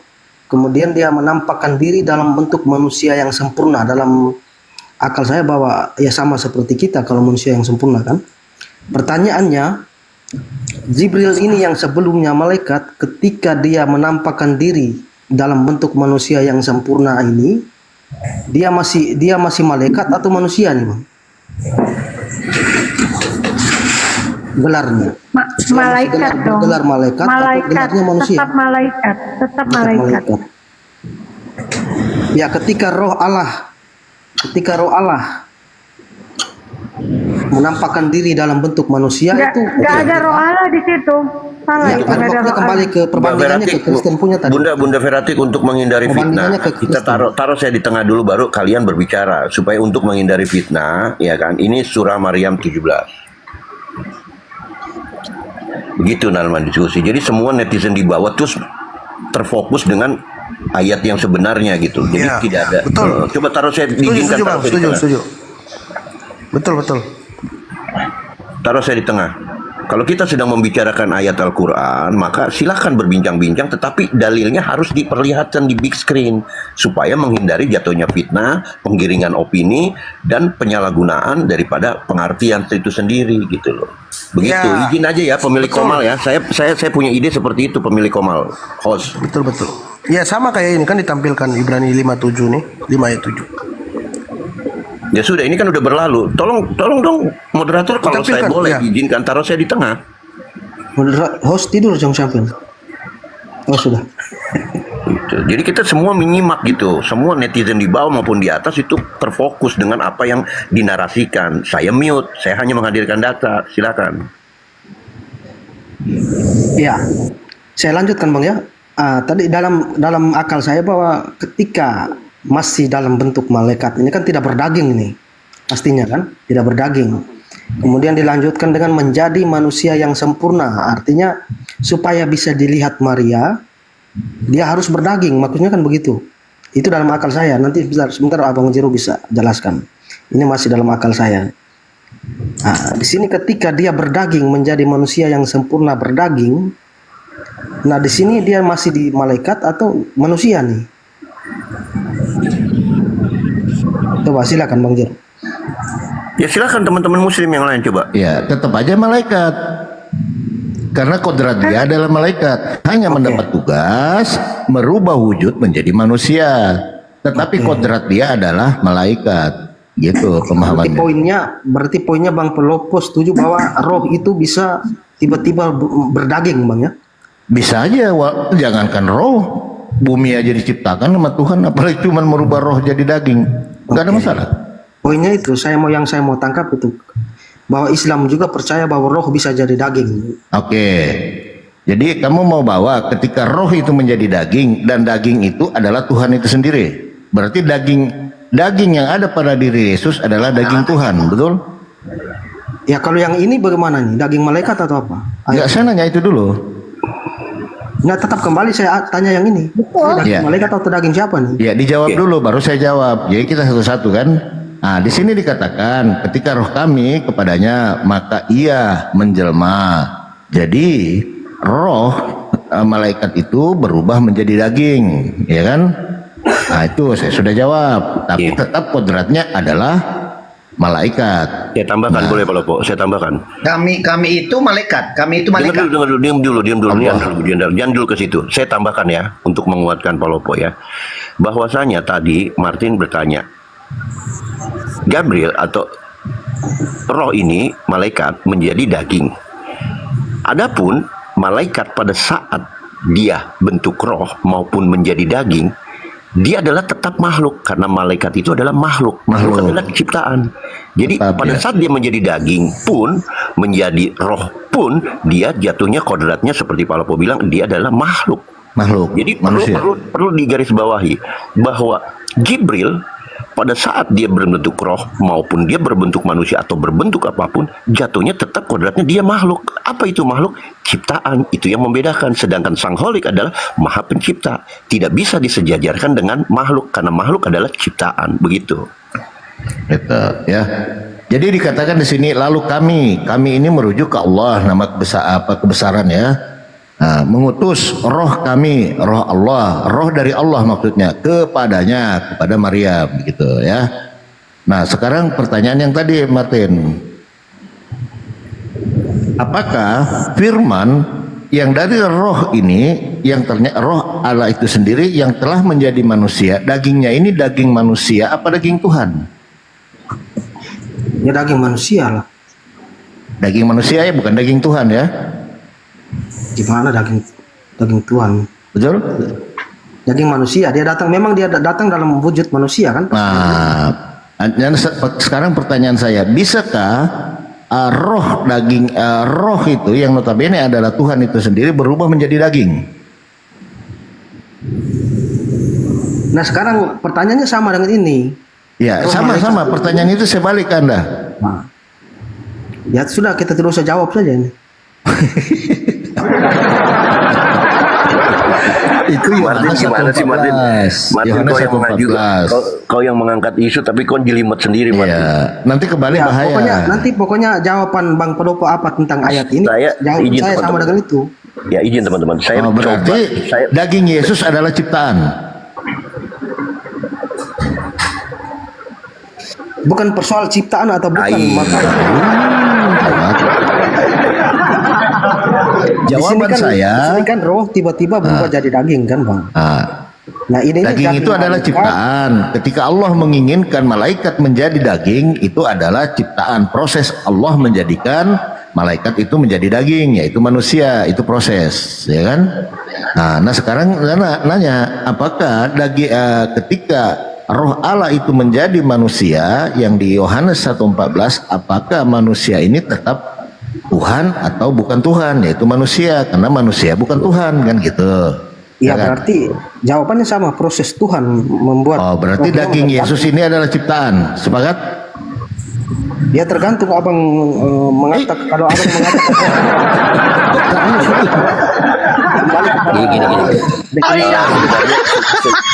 sebenarnya gini. Allah itu sebenarnya isu Maryam 17 ini saya mencoba memprediksi berdasarkan pengalaman faktual ya. Sering ini diangkat. Jadi mengarahnya saya sudah bisa memprediksi arahnya kemana, yaitu kalimatullah ya. Bahwasanya di dalam Islam coba dibaca oleh teman-teman Kristen bahwa cari remis misalnya, itu kan Isa ibnu Maryam kan juga atas kalimatullah kun fayakun. Jadi maka jadilah. Ada perlu saya tegaskan di sini bahwasanya kami Muslim tidak mentuhankan kalimatullah-nya, tetapi kami mentuhankan satu-satunya yang patut disembah adalah Sang Maha Sumber asal dari kalimatullah itu. Yang berkalimat. Saya ambil analogi begini. Sebentar. Kita tanggapi dulu Bang Jero. Kita tanggapi. Oke. Yang di dalam Quran, ayat yang di dalam Quran itu biar saya finish dulu. Saya ini mau bicara bukan untuk kepada Anda aja, tetapi kepada teman-teman Muslim saya di bawah supaya tidak menyangkal perkataan Allah itu yang di dalam Quran perkataan siapa? Kenapa sih kau halangin saya, Major? Kenapa sih kau halangin saya? Enggak. Ya, saya mau menanggapi. Bisa nggak saya lanjutkan? Karena ini saya membawa message untuk teman-teman seiman saya di bawah. Saya lanjutkan ya. Tolong jangan dipotong. Sekali lagi saya tegaskan, kami Muslim tidak mentuhankan kalimatullah, tetapi asal daripada sumber kalimatullah itulah yang kami patut satu-satunya kami sembah. Saya analogikan begini, jika seorang Muslim mentuhankan kalimatullah-nya, Anda pergi ke rumah-rumah orang Muslim, pasti ada di dindingnya itu ayat kursi, kaligrafi dan lain-lain. Maka satu keluarga ini jika dia mentuhankan kalimatullah itu, dia mengambil air wudu, menggelar sejadah, baru menghadap ke kalimatullah itu.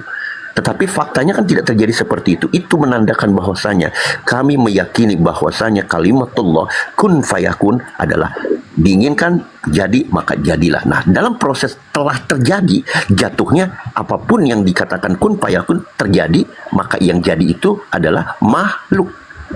Makhluk ini hasil daripada kun fayakun. Jadi terang, jadilah terang. Terang itu makhluk. Malaikat diciptakan kun fayakun, jadi malaikat, malaikat makhluk. Adapun kodrat malaikat menjadi keistimewaan bisa berubah bentuk, tetap kodratnya seperti Pak Lopo bilang tadi, yaitu apa Pak Lopo? Makhluk. Gitu loh. Jadi tidak bisa dipolarisasi penggiringan gitu, pembentukan opini atau pendapat sehingga kita terjadi pola pikir, oh ternyata Islam itu sama ya.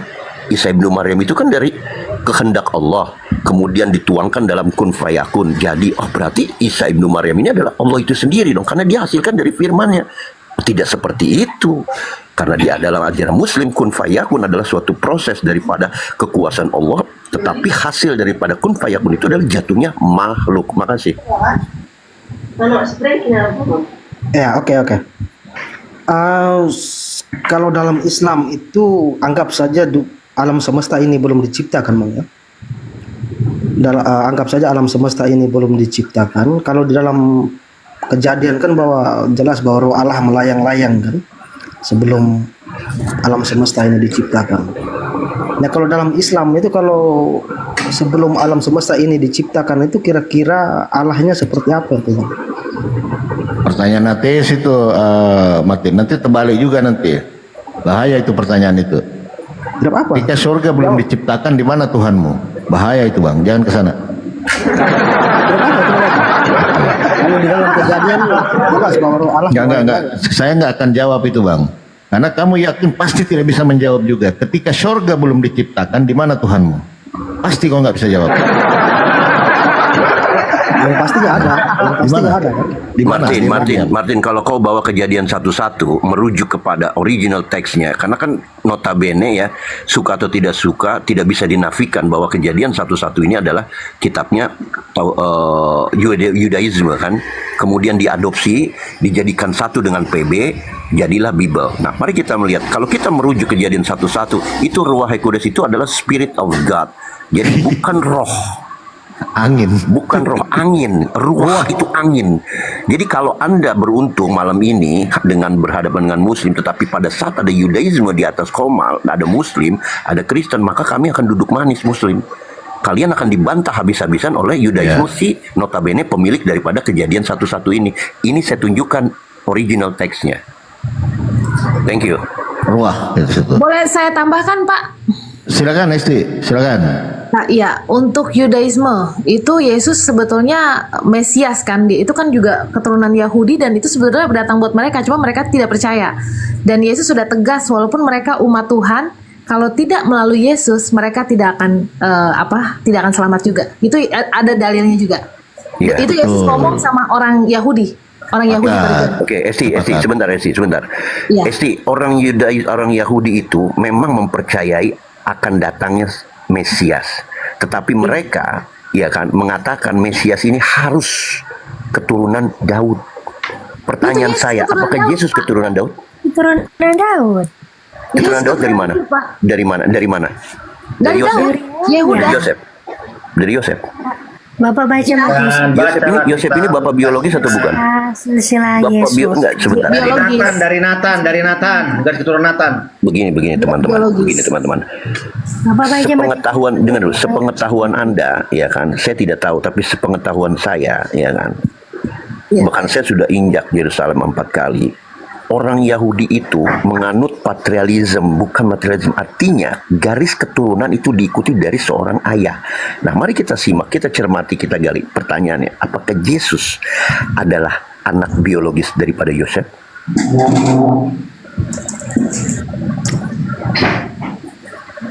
Silakan. Bukan. Inilah yang ditentang sama Yudaisme. Lanjut yang lain. Tapi Anda menyangkal gak kalau Yesus keturunan daripada Daud? Nggak ada keturunan dia, nggak ada keturunan, mana ada. Jadi Nathan itu kan Kalau dia ada keturunan berarti hasil biologis itu Iya, Nathan itu konsekuensinya, siapa? Mayo. Dengar, Meger. Sebentar, 5 detik. Sebentar, Resi. Saya harus luruskan dulu si Jenderal ini. Jenderal, kalau kau memaksakan seperti itu, berarti sadar atau tidak sadari kau ingin mengatakan bahwa Yesus adalah hasil daripada sperma Yosef dan sel telur dari Maria. Bukan, itu kan secara keyahudian, secara kebangsaan memang dia Yahudi. Karena kan dia dititip di Maria. Yusuf. Anda ini gimana sih? Mesias syaratnya harus mengikuti garis keturunan Daud. Ini Yusuf dari keturunan Daud melalui Salomo, Pak. Ada di Matius 1. Coba bisa buka Oke, Matius 1. baik. Apakah Yusuf itu ayah biologisnya daripada Yesus? Ya kan dititip. lanjut yang jelas. Ya, Maria itu garis keturunannya dari Nathan, dari keturunan Daud. Jadi apa yang salah? Jadi begini Pak, kalau saya mau luruskan sebentar aja.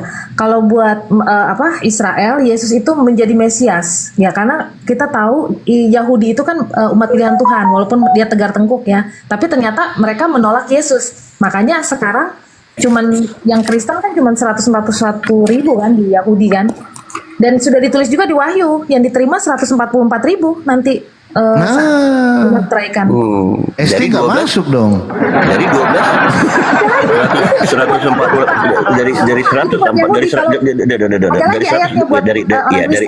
dari 144.000 yang termeteraikan terdiri dari 12 suku Bani Israel. Wahyu 7 nomor 4. Betul. Di bawahnya ada buat orang Kristen. Ada lagi judulnya. Coba baca. Apa? Itu tadi Wahyu berapa?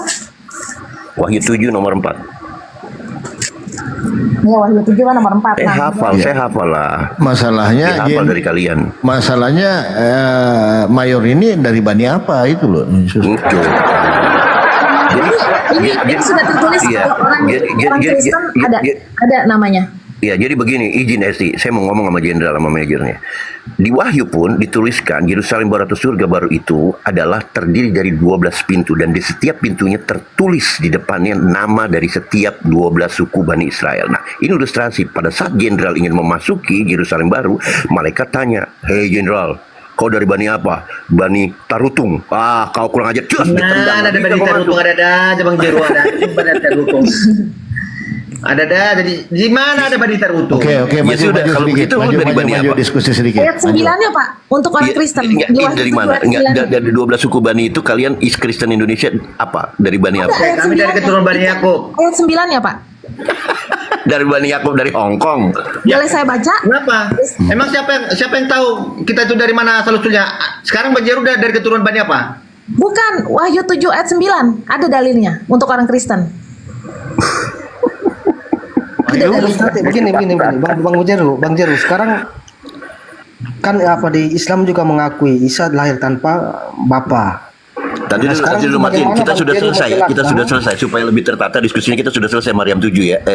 Maryam berapa tadi? Ya, sudah ya, ini ya. Sudah selesai ya. Kalau gitu sabar dulu. Kita lanjutkan yang tadi dulu. Ya, supaya nanti kau loncat lagi, mundur lagi. Kita garis bawahi dulu, sudah selesai ya. Sabar. Kita lanjutkan itu dulu, sebentar. Enggak, sudah selesai atau belum? Belum. Oke, baik, saya tampilkan lagi kalau belum selesai. Oke. Maryam 17. Kenapa ada masalah di mana di Maryam 17 ini? Tadi melanjutkan pertanyaan saya yang tadi soal alam semesta belum ada tadi, tapi tidak mau dijawab kan. Coba saya lompat lagi ke Kenapa? Apa bukan nggak mampu jawab? Saya akan jawab Tuhan itu ya. Tuhan kami yang kami maksud itu sebelum kata ada Tuhan kami itu sudah ada. Oke, baik. Ya. Seandainya pun juga kata ada itu tidak ada, Tuhan itu tetap ada.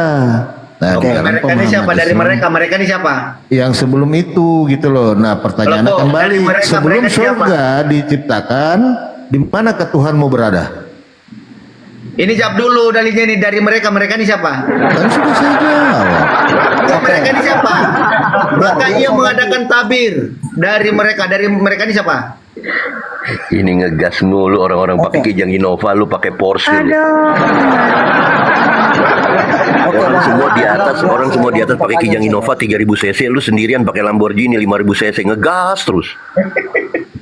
Biar saya ganti pertanyaan saja Bang Utolo. Kalau memang tadi saya katakan roh Allah melayang-layang tidak disetujui atau tidak dipercaya, terus saya mau tanya, ketika Nabi Musa dia diberi kekhususan untuk bisa berbicara dengan Allah, dan ketika ada suara Allah yang didengar dari balik pohon itu, nah itu wujud yang Islam percaya, yang suara yang keluar dari balik pohon itu, kalau bukan roh itu apa kira-kira menurut Islam? Media. Itu handphone yang kamu pegang sekarang. Itu suara siapa? Yang sekarang saya dengar. Martin. Nah, pertanyaannya itu wujudnya apa? Itu suara saya itu wujudnya apa? Yang kamu dengar wujudnya apa itu? Ya gelombang suara kan. Tapi Ya, ada nggak wujudnya? Ada nggak wujudnya? Ada nggak? Wujudnya gelombang suara. Ada nggak wujudnya gitu loh. Jadi ketika Tuhan berkata melalui tabir, itulah seperti itu. Artinya melalui media. Contoh handphone kamu di situ, ya kan? Suara saya dari sini nih, saya ngomong Martin, ambilkan saya air. Oke, baik. Jika Wujudnya suara saya seperti apa? Jika dikatakan bunyi ini bukan wujud, yang mengeluarkan suara dari situ wujud bukan? Nah, yang kamu dengar saya suara ada nggak wujudnya itu? Iya, yang mengeluarkan suara ini siapa, berwujud tidak? Ya pasti saya lah berwujud. Wujud itu ada. Ke Allah, berarti Allah berwujud seperti apa? Iya, wujud itu ada. Wujud itu ada. Iya, artinya kalau dianalogikan seperti HP ini kan yang mengeluarkan suara di sana kan berwujud. Oke, suara saya yang kamu dengar ada wujudnya nggak? Yang mengeluarkan suara berwujud atau tidak? Enggak, yang kamu dengar ini loh. Ya, Ada suara saya ini. Dengar dulu, bahwa Palopo itu ada. Nah, berwujud kan? Ya, wujud itu Palopo itu ada. Kan analoginya suara yang saya dengar. Iya, saya ikuti. Izin Palopo, saya ikuti kok Martin. Bahwasanya eksistensi Palopo itu ada. Kemudian dia bersuara, yang kau dengar adalah kata kau bilang bentuknya gelombang. Apakah gelombang berbentuk? Yang mengeluarkan gelombang ini berwujud atau tidak? Artinya yang mengeluarkan gelombang ini kan pasti Ya, jadi gini teman-teman, izin teman-teman. Jadi di dalam pemahaman Islam ataupun bahasa Arab itu sendiri, wujud ketika dia beda. berbicara wujud, maknanya itu ada, gitu loh. Jadi tidak selamanya yang tidak ada itu tidak ada. Contoh seperti saya sekarang, Martin, saya berkata kepadamu melalui media. Media yang kamu pakai media handphone, sama dengan kamu tadi bawa media pohon, gitu kan? Nah, terlontarlah suara dari pohon, dari balik tabir itu kan? Nah, sama dengan handphone sekarang ini. Saya bertanya, Martin, apa kabar?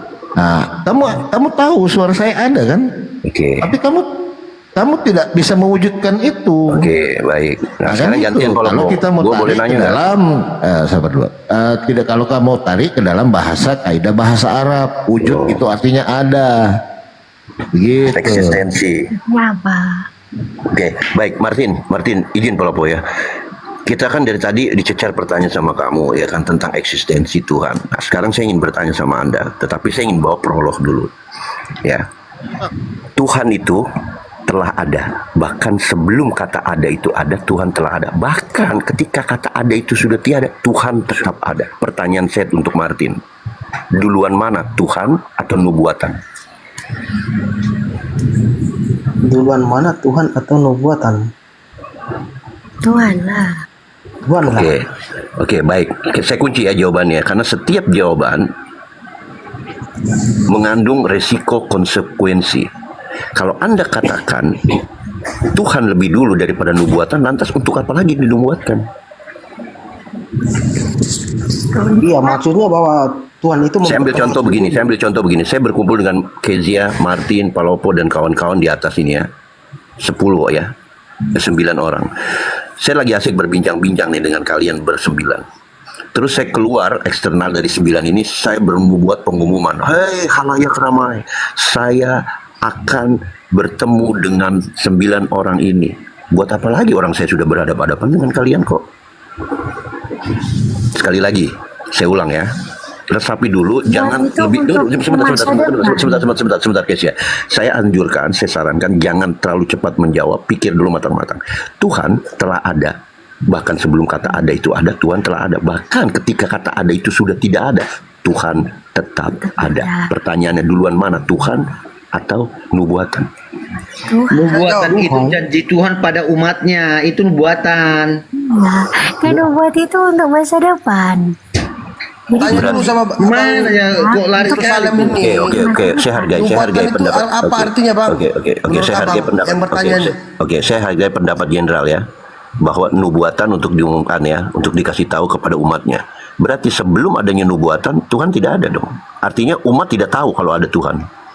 Justru keterbatasan manusia itu makanya ada nubuatan, makanya Oke. dijanjikan. Saya ulang lagi.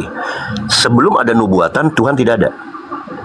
Tuhan itu tidak berawal, tidak tapi berakhir, belum ya. diketahui, belum Jadi dikenal. bagaimana umat manusia itu supaya mereka mengetahui bahwa suatu saat nanti ada hal yang dijanjikan Tuhan.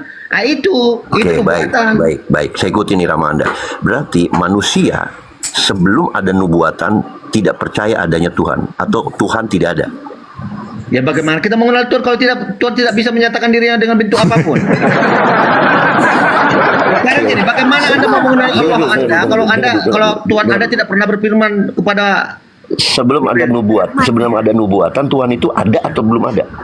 Ada, tapi belum dikenal. itu tidak relevan itu perbandingannya antara Tuhan dan Anda. Tidak relevan. Nubuatan itu ada, Tuhan sudah ada. Dijawab aja. Duluan mana Nubuatan itu dengan janji Tuhan pada gitu loh. umatnya. Dijawab aja. Duluan mana nubuatan dengan Tuhan? Itu. Ya jelas Tuhan duluan, karena Tuhan itu tidak berawal, tidak berakhir. Terus ngapain dia bernubuat kalau sudah ada? Ngapain? Dia bernubuat untuk umatnya. Menginginkan ya manusia yang diinginkan itu untuk percaya kepada dia. Oke, apa tujuan Tuhan bernubuat? Tujuannya supaya manusia itu memahami bahwa Tuhan itu ada, bahwa dia sang sumber itu ada. Berarti sebelum Tuhan bernubuat, semua manusia Tuhan tidak tidak tahu ada Tuhan. Ya karena manusia itu kan punya keterbatasan. Bukan keterbatasan. Sebelum Tuhan bernubuat, apakah orang-orang sebelum itu meyakini bahwa Tuhan tidak ada? Oke, dengarkan ya. Gini, di dalam kekristenan ya, bukti Tuhan itu menyatakan diri bahwa kekristenan itu kami anggap suatu kebenaran. Apa yang dibuatkan di dalam firman-firman Tuhan melalui para nabi ya, tergenapi. Ya. Ya, yang terakhir tergenapi oleh siapa? Yesus Kristus. Ya. Itu bukti bahwa Tuhan itu benar. Ada nyatanya. Ya, apa yang dijanjikan tergenapi. Oke, sebelum nubuatan itu dibawa oleh para nabi, apakah Tuhan masih ada atau belum ada? Masih ada lah Tuhan duluan. Ya untuk apa nubuatan? Untuk apa nubuatan? Itu kan Tuhan ada aja untuk apa tuh? Ada aja Tuhan aja mau kau atur.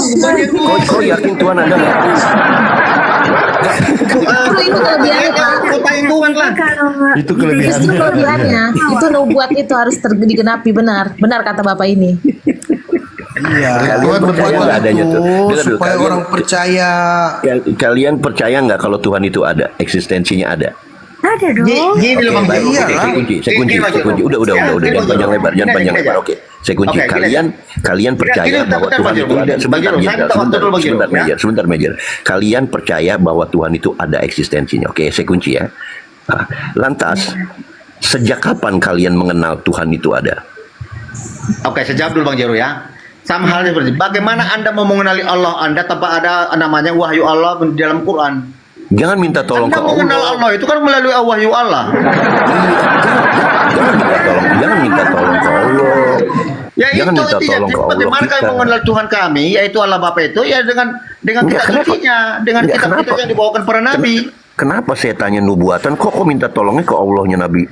Ke Bukan Allahnya. saya itu mirroring biar Anda lebih jeli memahaminya.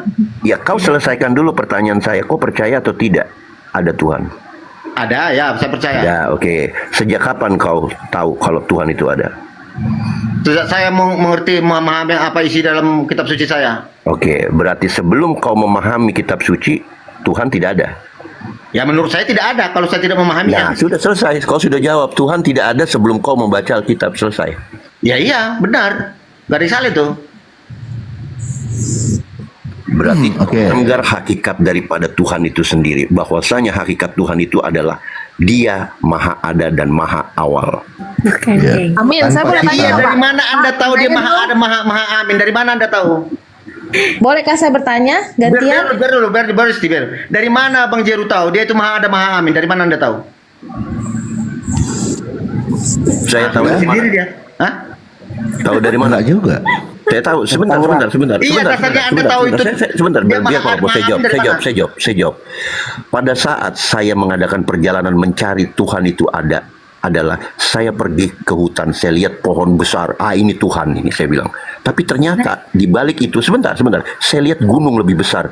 Ini pohon bukan Tuhan, gunung lebih besar. Tapi pada saat saya melihat ke atas langit semesta alam ini, saya berpikir, Tuhan bukan pohon beringin yang besar, Tuhan bukan gunung yang besar, tetapi Tuhan adalah sesuatu yang ada yang menciptakan langit dan bumi semesta alam ini. Lantas saya bertanya, siapakah zat yang menciptakan langit alam semesta yang begitu besar? Sebentar. Di situ sebentar. Saya dapatkan, ternyata Tuhan itu ada sebelum saya ada. Itu eksistensi namanya Bang, eksistensi Tuhan itu. Bentar dulu Alkitab, bentar. Gini Bang Jeru. Bentar dulu. Ya. Tadi Anda mengatakan Anda mengenal Tuhan itu melalui yang Anda lihat. Sekarang gini, orang ateis juga melihat yang Anda lihat juga. Mau orang itu tidak percaya Tuhan? Anda seorang ateis bukan? Ya, sekarang gini, jawab dulu. Sekarang gini Bang Jeru, orang ateis juga ya melihat juga apa yang Anda lihat itu, tapi mereka tidak percaya pada Tuhan. Bagaimana itu? Kau ini lucu. Tadi pertama mengenai eksistensi yang hasil dari nubuatan. Sebentar. Kau tadi konsep lucu. penjelasanmu Bang Jeru, bagaimana mengenal sebentar. Anda dari mana? Tadi saya tanya mengenai dengar. Bang Yerusalem, maksud dia tuh supaya kita mengenal Tuhan itu seperti apa caranya. Sebentar. Saya lagi bicara sama Major. Major, tadi saya tanya tentang eksistensi Tuhan merujuk kepada nubuatan. Kau minta tolong ke Allah, orang Islam. Sekarang kau minta tolong lagi ke ateis. Kau bawa keimananmu. Yang saya tanya Bang Jeru sama Bang Jeru tadi, bagaimana dari mana Anda mengenal Tuhan Anda dia itu maha amin? Saya sudah jawab tadi. Saya mengenal Tuhan dari ciptaannya. Bahwa saya dengan melihat ciptaannya yang begitu besar, ya kan, alam langit dan bumi beserta isinya, maka saya percaya, ternyata Tuhan itu telah ada sejak dulu. Jadi apa artinya wahyu Tuhan yang ada dalam Quran? Sudah saya jawab itu ya. Apa artinya wahyu dalam kitab Quran itu? Nah, ini tambahan. Pada saat saya menjadi seorang beragama Islam, saya dapat mengambil manfaat yang hakiki, yaitu ternyata saya salah dalam mencari Tuhan. Saya menemukan dari hasil ciptaannya bahwa ada sesuatu karena ada yang menciptakan. Kemudian saya merujuk kepada membaca, membuka, melihat, mencermati Al-Quranul Karim, saya mendapatkan sebagai penguatan. Oke, jadi Anda mengetahui Tuhan ada dari Al-Quran atau dari Anda yang lihat? Saya jawab, saya mengenal dan percaya eksistensi bahwa Allah Azza wa Jalla itu ada berdasarkan hasil dari ciptaannya. Karena saya berpikir tidak mungkin ciptaan yang maha besar dan maha luas alam bumi serta isinya ini, tidak mungkin tidak ada yang menciptakan. Pasti ada yang lebih besar menciptakan. Kemudian saya dikuatkan lagi dengan saya menjadi seorang Muslim. Sama. Berarti Anda tetap merujuk pada tadi nubuatan tadi bahwa Allah Anda berbuat di dalam Quran. Tidak juga Anda memastikan bahwa Anda lihat itu pertama betul Allah itu ada.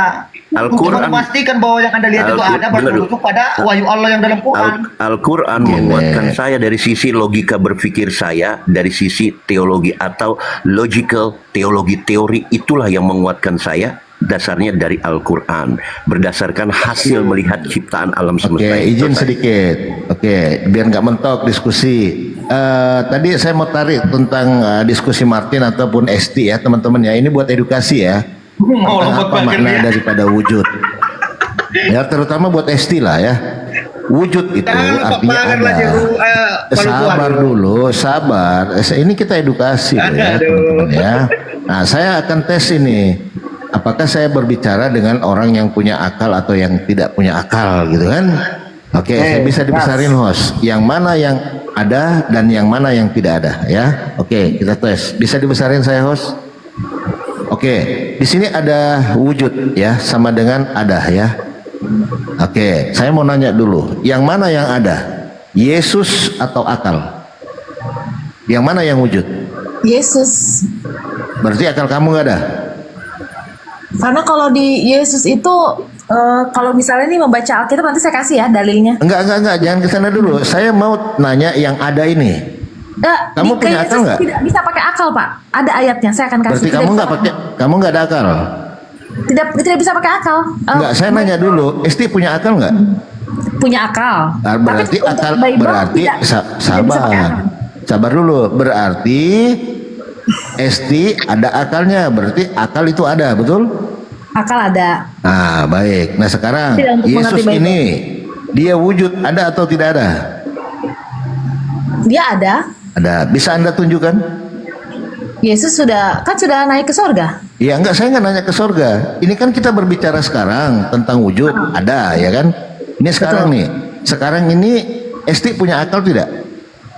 Punya. Punya. Oke, sekarang saya nanya, Yesus ini ada atau tidak ada sekarang? Yesus saat ini ada. Di mana dia sekarang? Dia duduk di sebelah kanan Allah. Bisa tunjukin ke atas? Bisa kita kenalan? Kan belum ke surga.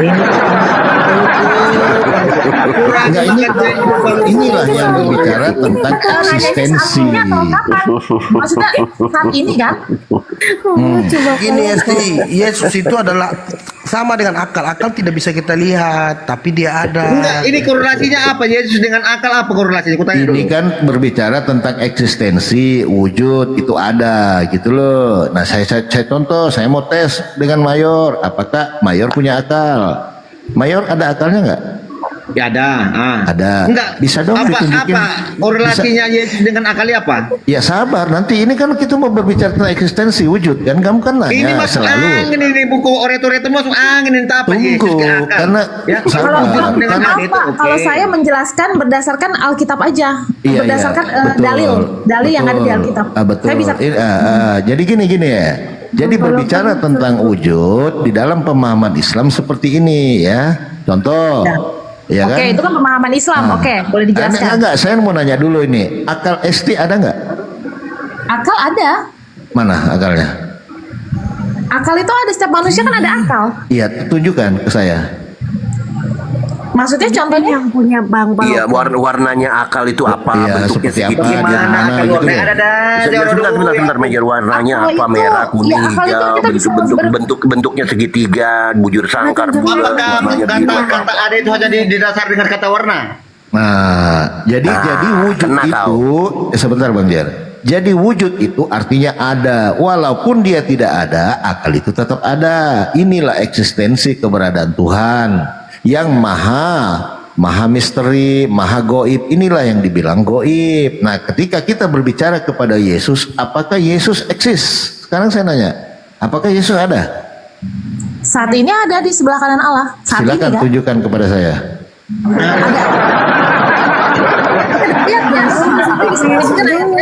Masuk angin. Ini udah mabuk dia ini. Ini kan berbicara tentang wujud. Itu kembali ke iman itu Bang. Kalau po itu iman. Nah, jadi begini teman-teman. Ini menarik. Sebentar, Major, sebentar. Kalau Al mengatakan itu karena iman, betul ya Al? Berarti Anda mengedepankan langkah awal yaitu imani dulu, betul? Lantas apa bedanya dengan ODGJ? ODGJ itu tidak perlu berpikir, tidak perlu menghitmah. Saya tidak mengatakan imani aja. Saya tidak mengatakan imani aja. Presiden Amerika ada nggak? Ada nggak wujudnya? Ada nggak? Tanya, Presiden Amerika ada Jadi nggak? sebentar Kesia. Jadi beginilah penjelasan. Sabar dulu teman-teman. Jadi beginilah.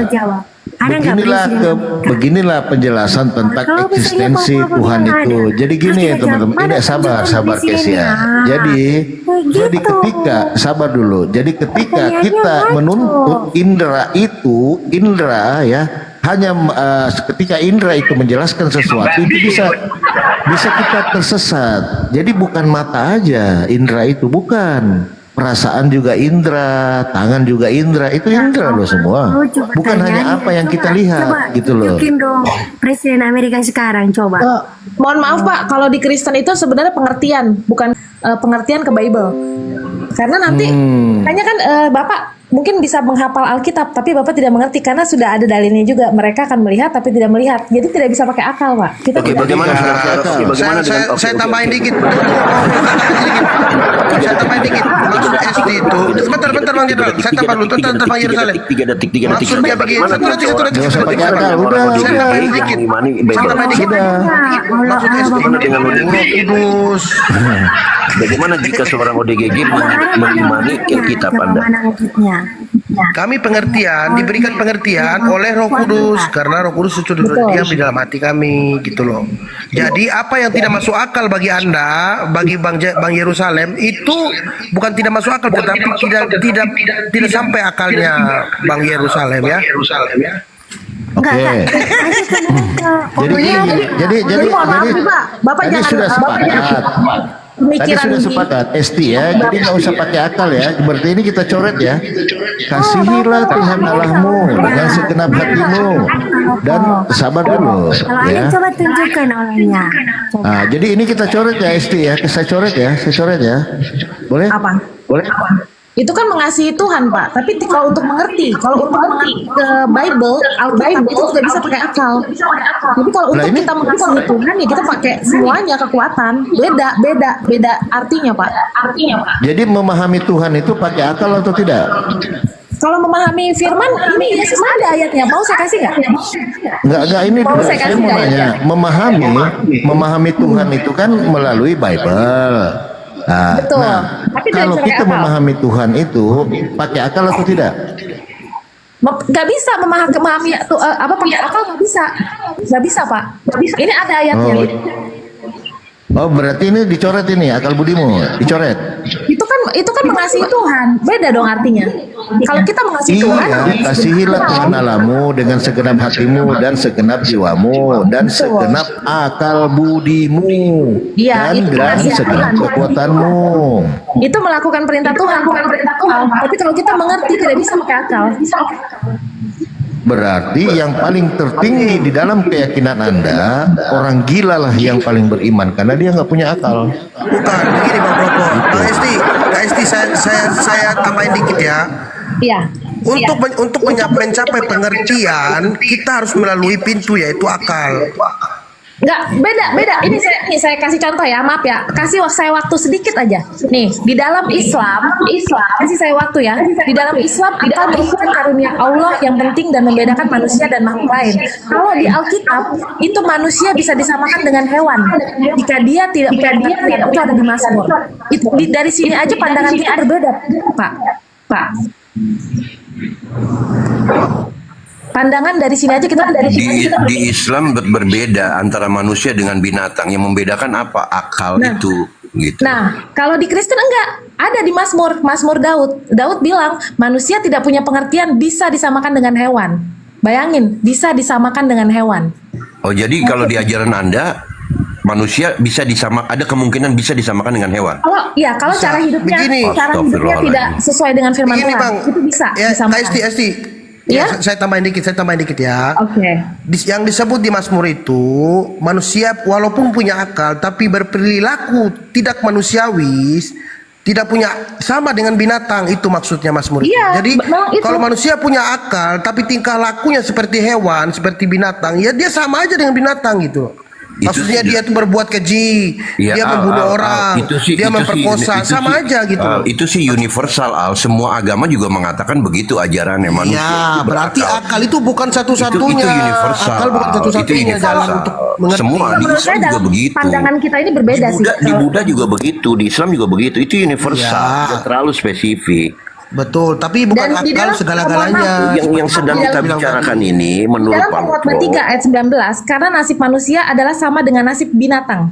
Nasib yang sama menimpa mereka, sebagaimana yang satu mati, demikian juga yang lain mati. Ini maksudnya orang yang tidak hidup di dalam perintah-perintah Tuhan, yang tidak ada Roh Kudusnya. Saya hargai pendapat Anda tadi pada saat Anda mengatakan, saya tanya, kalau di ajaran Anda manusia dan binatang itu disamakan, terus Anda bilang iya, terus Anda menyebutkan ayatnya. Saya hargai, walaupun sebenarnya saya sangat menolak keras, tetapi saya hargai. Karena kita berbeda. Itu ajaran, Hargai karena memang sama. itu ajaran yang ada di Anda. Tidak. Gitu loh. Itu kan Itu belum ajaran di Anda. Itu belum diluruskan tadi. Manusia kalaupun berakal, tapi kalau tingkah laku perilakunya seperti binatang, Itu sama dia tidak universal, punya Al. akal, Bang. Iya, itu maksud saya kan ini di kami pun berlaku seperti itu. Ya itulah, itu ayat Mazmur itu menyatakan seperti itu. Gitu Jadi loh. hanya orang yang memiliki Roh Kudus yang diam di dalam dirinya, yang memberikan dia pengertian, itulah yang dapat berjalan seperti orang berjalan di malam hari, dia membawa pelita itu. Jadi langkahnya itu dibimbing sama pelita, jadi dia bisa melihat jalan. Tidak seperti orang berjalan di kegelapan, dia tidak tahu arah tujuan kemana. Itu universal Gelap dia. juga. Jadi begini loh, maksudnya Alkitab menyamakan Ada dengan ayatnya, Tuhan. Bang. Maksudnya begini loh, ada manusia nih, dia bisa hubungan seks dengan siapapun. Sama nggak dengan binatang? Kucing, anjing, dia gampang hubungan seks kan? Ya kan? Misalnya dia selingkuh, misalnya udah punya pasangan, dia selingkuh, udah menikah, dia bisa main sama perempuan-perempuan lain, atau sebaliknya perempuan itu bisa main ke laki-laki lain. Sama nggak seperti binatang? Sama. Itu jatuhnya kepada oknum manusia. Kita namakan manusia ini adalah oknum. Itu yang Alkitab bilang sama. Orang-orang seperti itu kan tidak punya pengertian. Kalau kita punya pengertian akan takut akan Tuhan, kita tidak mungkin melakukan hal-hal seperti itu. Itu yang membedakan kita dari binatang. Itu maksudnya pengertian tadi yang dikatakan Esti, betul. Pengertian itu harus berdasarkan. Palopo mana? Palopo kena tumbak ya? Udah naik, itu, Bang, udah naik. Keluar jaringan mungkin. Lanjut dulu Bang, lanjut. Iya. Jika orang sama seperti di Ibrani kan ada ayat itu mengatakan iman tanpa perbuatan adalah mati. Gitu. Jadi orang punya iman kalau tidak melakukan, tidak diimplementasikan, tidak dilakukan, percuma, Bang. Melakukan itu kan hal perbuatan, tapi yang didahului oleh iman dulu, betul? Iya, atas dasar pengertian dulu. Dia mengerti cara kita untuk gantilah mengimplementasikan pengertian, itu seperti apa. kita gantilah pengertian itu dengan iman. Sepakat nggak Anda? Oke, tunggu, saya tes sama Anda dulu. Apa artinya sesama? Misalnya gini, ada ayat berbunyi, kasihilah sesamamu manusia seperti dirimu sendiri. Arti sesama itu apa menurut Anda? Sesama manusia lah. Iya, itu aja, sebegitu aja. Nah, Ya, Anda itulah manusia, berarti saya manusia. Nah, berarti Anda tidak mengerti arti sesama itu yang diartikan dalam Injil itu seperti ini. Jika ada orang Samaria yang dirampok, orang Samaria ini orang yang tidak di luar Yerusalem, orang yang tidak mengenal Tuhan, yang menyembah berhala. Mereka dia dirampok, kemudian datang alim ulama lewat, tapi dia lewat aja gitu. Orang yang ahli Taurat, yang beragama ini Yahudi lewat-lewat, tapi ada satu orang di dalam Islam sebentar, juga Bang. ada, itu universal. Ya, itu ya kan Anda tadi tidak menjawab, jadi saya jawab. Saya jawab. Arti sesama itu, Bang. Orang di Dengar luar, dulu. Kalau di luar Anda- saya iman dengan dia pun, Ya, walau oke. kalau dia ketemu di jalan, dia tolong. Oke, Bahkan oke. dia bayar di penginapan itu 2 kali lipat nih. Urus Oke. orang ini, Oke. bayar dia, kasih dia makan. Itu yang diartikan sesama, Bang. Oke. Anda menerangkan produk Anda mengenai kasih sayang Bukan, sesama. itu oke? pengertian yang gantian sesama dong. tadi. Gantian dong. Anda tadi ngomong Saya kan belum selesai ngomong, Abang sudah potong. Gimana, Bang Jenderal, Bang Yerusalem? Iya, silakan. Arti sesama itu ya itu maksudnya, jadi apa yang ada di firman Tuhan, kami mengerti dulu artinya apa tuh sesama gitu. Kalau orang yang biasa aja, oh sesama kan sama manusia aja. Bukan, arti sesama itu kita menolong orang itu di luar dari jalur kita. Istilahnya tidak sepemahaman dengan kita, tidak seiman dengan kita, tidak sebangsa dengan kita. Tapi begitu kita melihat dia terkapar di jalan, dirampok orang, kita bantu. Kita bawa ke penginapan, kita bayar penginapannya. Walaupun saya tidak mengenal dia. Nah, itulah arti sesama yang bagi kami gitu loh. Bukan pengertian orang luas, sesama ya sesama, bukan begitu. Oke, baik ya, gantian ya. Kalau itu Anda bawakan narasi itu yang Anda bangun, tidak beda. Itu secara universal, semua agama pun termasuk Islam. Kalau di dalam Islam itu yang namanya hablum minan nas, berhubungan dengan sesama manusia tidak dibatasi dengan akidah sepanjang tidak melanggar akidah. Misalnya, ya kan, saya melihat orang kecelakaan di pinggir jalan.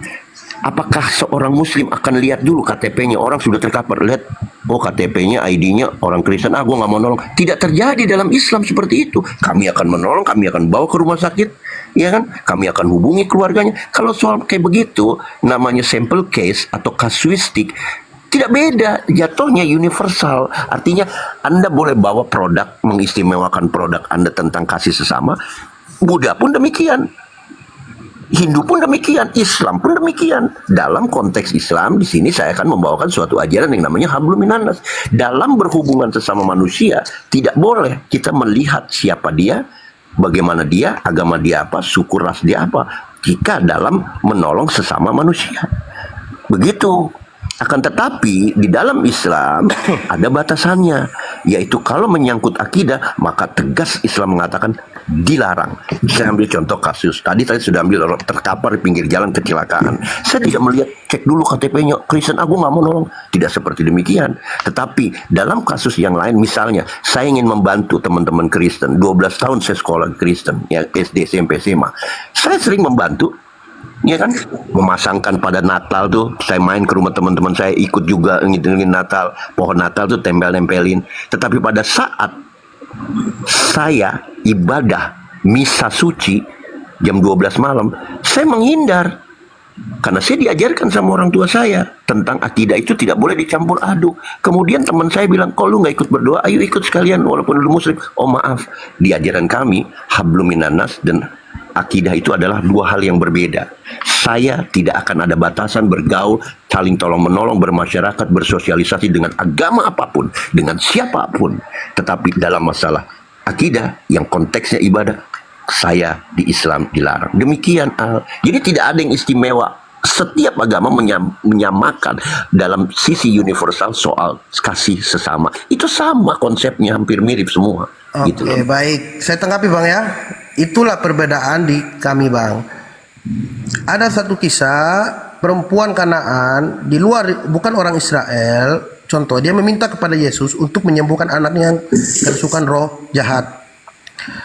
Tapi Yesus berkata, saya datang bukan untuk saya datang hanya untuk orang Israel, domba yang tersesat di bangsa Israel. Tetapi tetap Yesus menyembuhkan anaknya karena perempuan itu sadar bahwa dia bukan orang Israel. Aduh. Karena Yesus contoh ini sebentar Bang, jangan dipotong dulu Bang. Maksud saya, jadi Yesus tidak harus terpatok terhadap satu patokan seperti apa di luar akidah. Sedangkan Yesus sudah jelas diutus hanya untuk Bani Israel. Tetapi dia buktikan bahwa dia bisa juga menyembuhkan orang di luar Israel. Kau salah pengertian, saya interupsi. Ntar dulu. Terjadi penggiringan opini. Kau katakan tadi seolah-olah saya mengatakan bahwa Islam menolong itu harus sesuai dengan sama akidah. Tidak, Anda tadi penggiringan opini. Kalau di kami tidak perlu akidah. Tidak, saya tidak mengatakan seperti itu, Al. Jangan penggiringan opini. Saya katakan Anda tadi. bilang kan Sebentar. Saya harus klarifikasi untuk netizen di bawah. Oke? Supaya tidak timbul framing. Saya harus klarifikasi, saya harus menggunakan hak saya untuk mengklarifikasi. Saya katakan, ulang lagi ya, Islam dalam menolong sesama tidak dibatasi dia siapa dan bagaimana dia. Oke? Bahkan saya kasih contoh. Gitu loh. Jadi tidak ada beda, tidak ada gitu. Bang, Islam harus melihat akidahnya. Ya, tidak boleh. Anda dengan mengatakan bahwa kalau di kami tidak melihat akidahnya, Anda seolah-olah dengan antitesisnya kalau di Islam mungkin bukan tidak melihat. Iya, makanya lepas saya ngomong dulu Bang, saya jelaskan. Iya, jangan bilang menggiring begitu. Kami tidak mengatakan Anda lebih di bawah kiri, tidak. Saya mengatakan. Iya, tapi kau mengatakan kalau di kami tidak melihat akidah dalam menolong orang. Jadi Islam bilang itu bukan tidak melihat. Ini nggak ada ujungnya ini, serius ini nggak ada ujungnya nih. Kalau di Islam jangan, kalau di luar akidah tidak boleh kan? Tidak boleh melanggar akidah tadi kan? perasaan dari akal dulu dong. Iya, jangan kelari-lari kemana-mana. Balik lagi. Melebar kemana-mana ini. Iya, ini yang ngomong siapa ini? Yang ngomong siapa ini? Bunda Vera, saya, Bang Jero atau Bang Palopo? Iya betul, kita lagi bahas ini soal rasional. Nah, masuk host. Saya setuju dengan Esti ini. Tadi Esti mau bertanya host, gitu. Iya. Tapi nggak apa-apa host ya. Tapi silakan mungkin ya, Bang Inspirasi ya. Masuk. Silakan Mbak Esti bertanya ya. Tapi ini udah di luar ini apa akal sama rasio, sebentar nggak apa-apa ya? Nggak apa-apa. Anggap aja kita gila lah semua kan. Oh iya. Jadi saya mau nanya, kalau di agama Islam yang mengampuni dosa itu siapa? Allah SWT ya? Allah Subhanahu wa Ta'ala. Subhanahu wa Ta'ala, oke. Kalau di Islam yang membalaskan perbuatan jahat dan baik itu siapa? Kenapa? Gimana? Sorry. Iya, kalau di Islam nanti yang membalaskan setiap perbuatan baik dan jahat sesuai amal perbuatan itu siapa? Allah lah. Allah maha berhikam, Allah maha adil, Allah maha hakim. Oke, berarti itu keyakinan Muslim. Oke, ya saya cuma mau tanya itu aja. Oke, lanjut. Dan semua itu dilandasi oleh keridoannya. Jadi puncaknya adalah keridoan. Bapak Lopo tidur aja, kita parkun bobo aja di sini. Ya lanjut host, lanjut. Nah, kalau di ST gimana? Kalau Siapa yang di- menghakimi? Tuhan Yesus yang menghakimi, Tuhan Yesus yang mengampuni dosa, Tuhan Yesus. Bukan Bapak. Bukan Bapak. Tuhan Yesus ya Allah juga, kan dia Allah juga. Dia kan sebagai Allah. Jadi kasarnya dia nyamar lah sebagai Yesus. Oh, nyamar ya. Menarik ini ST ini ya. Tuhannya bisa nyamar-nyamar, Bos. Oke, kembali ke rasio aja. Mungkin kita kembali ke rasional aja kan.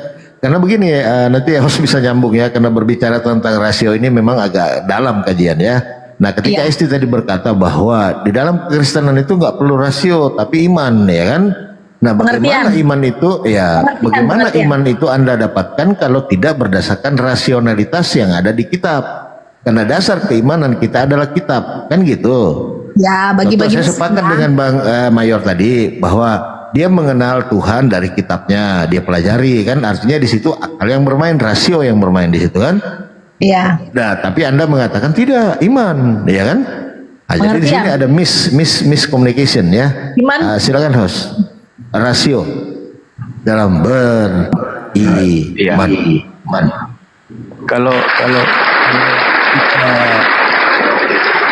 Kalau kita melihat bahwasanya kata Yesus ini ada ketika dia diutus oleh Bapa, ya kan? Nah, sebelum dia diutus oleh Bapa, pasti ada utusan-utusan sebelum Yesus, yaitu Abraham, Daud dan segala macam. Nah, yang menjadi pertanyaan di sini, bagaimana caranya Abraham ini mengetahui bahwa Tuhannya siapa?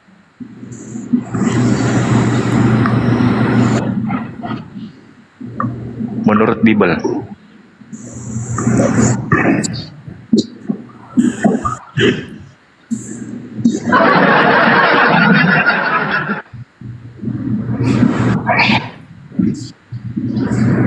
Ini suara saya kedengaran kah atau gimana? Kedengaran. Silakan Esti. Iya. Iya, boleh diulang, maaf. Yesus, ini kan kita mengenal Yesus ketika dia diutus oleh Bapa. Iya. Nah, di mana sebelum diutusnya Yesus ini kan ada utusan-utusan sebelumnya tuh. Betul. Abraham, kan gitu ya, Salomo dan segala macam. Nah, untuk mengetahui Tuhannya Abraham ini, ya kan, Abraham mengetahui Tuhannya siapa dengan cara apa? Dengan cara, jadi pada waktu itu penciptaan langit dan bumi kan, Adam dan Hawa. Awal kan Tuhan menciptakan, akhirnya muncullah manusia pertama Adam dan Hawa. Lalu mulailah itu Nabi Nuh, dari Nabi Nuh di situ ya. Oke. Oh, bukan mengarah ke situ maksudku, Esti. Oh, maksudnya gimana? Iya, maksud saya gini. Abraham mengenal Tuhannya atau mengetahui bahwa Tuhan itu ada, itu dengan cara apa dia mengenal Tuhannya? Oh, dia muncul. Allah Abraham itu Ishak Yakub muncul dia sama Abraham.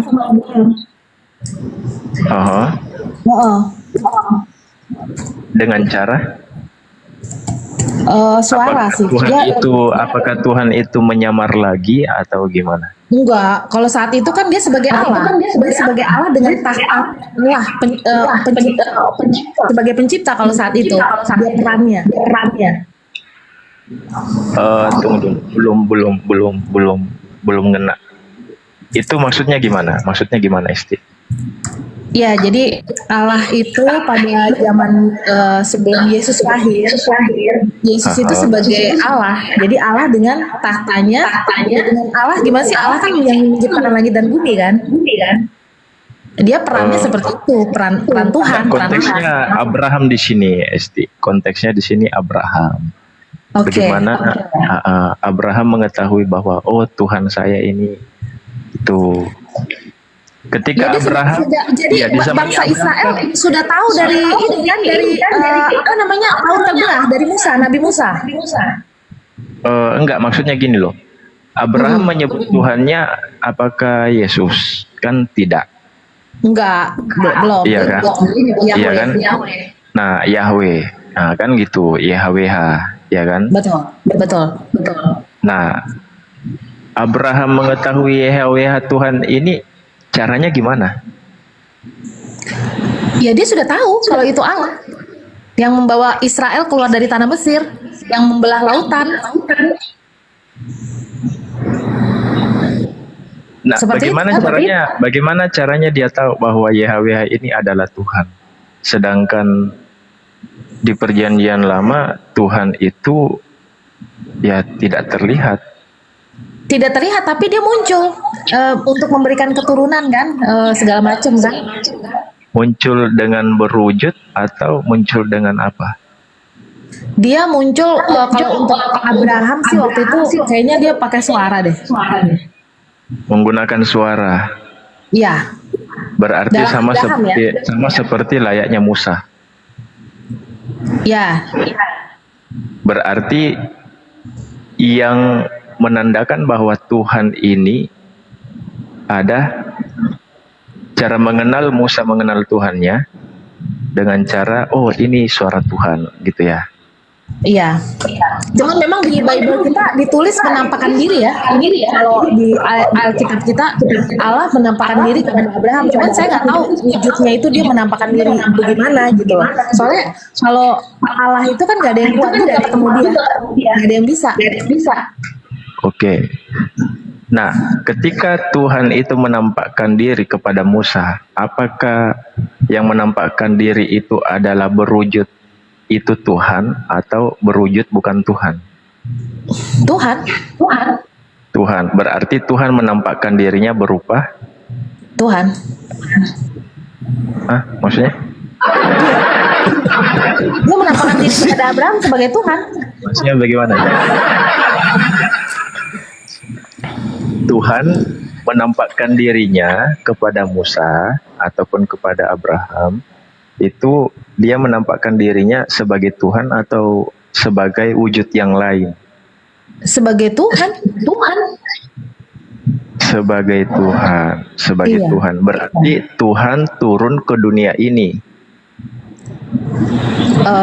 Ya bisa begitu. Ya dia kan Tuhan, dia mau bagaimana munculnya, itulah kembali kita nggak bisa pakai akal ya itu yang tadi saya bilang.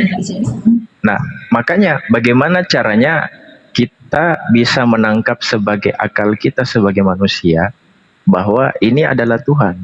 Nah, itulah di Alkitab yang saya bilang tidak bisa pakai akal. Tapi kan saya menghormati kalau Muslim itu pakai akal, tapi kalau kita tidak. Makanya misalnya Bapak baca Bible, belum tentu Bapak bisa mengerti. Karena di sini semua perumpamaan semua. Oke. Nah, ini mesti pendalaman ini Bang Palupo. Jadi sekarang ya, pendalaman materi. Lanjut. Iya, pendalaman materi. Bisa digoyang bareng ini, Bang. Silakan, Bang. Bagaimana kalau kita mengenal Tuhan itu tanpa menggunakan akal, ya kan? Iya. Tanpa menggunakan akal. Kalau kita mengenal Tuhan tanpa menggunakan akal dan tanpa kitab, bagaimana caranya kita bisa mengenal Tuhan? Tanpa kitab dan tanpa akal. Roh Kudus yang sudah kita dikirim sama Tuhan Yesus, itulah yang akan memberikan kita pengertian. Roh Kudus kan itu kita kenal melalui Bible, melalui kitab. Enggak, Roh Kudus itu dia ada, nanti dia dikasih di dalam diri kita. Namanya juga roh. Nah, iya, bagaimana Esti mengenal Roh Kudus melalui apa? Saya mengenal Roh Kudus pertobatan ya. Iya. Udah bertobat, nanti Tuhan akan singkapkan. Iya, Esti dapat mengenal kata Roh Kudus itu dari mana? Roh Kudus, ya itu dia yang mengajari, dia yang mengajari kalau ini tidak boleh, itu tidak boleh. Karena kembali ke Kristenan, keimanan Kristen itu kita tidak bisa pakai kekuatan diri kita untuk kita melakukan kehendak Tuhan. Jadi kita pakai Roh Kudus seperti itu. Kenapa banyak sampai sekarang orang belum bisa melakukan perintah Tuhan? Karena belum dikirim Roh Kudus. Bagaimana Roh Kudus itu dikirim? Ya kita harus niat dulu. Yang pertama kan niat. Tuhan juga tahu kan kita manusia. Nggak mungkin kita belum nyentuh Esti, belum nyentuh. Maksudnya gini loh. Bagaimana caranya kita bisa mengenal ini Tuhan tanpa Bible, tanpa akal, tanpa kitab, tanpa akal. Kita teman-teman Kristen, teman-teman Kristian itu mengetahui kata Roh Kudus itu melalui Bible.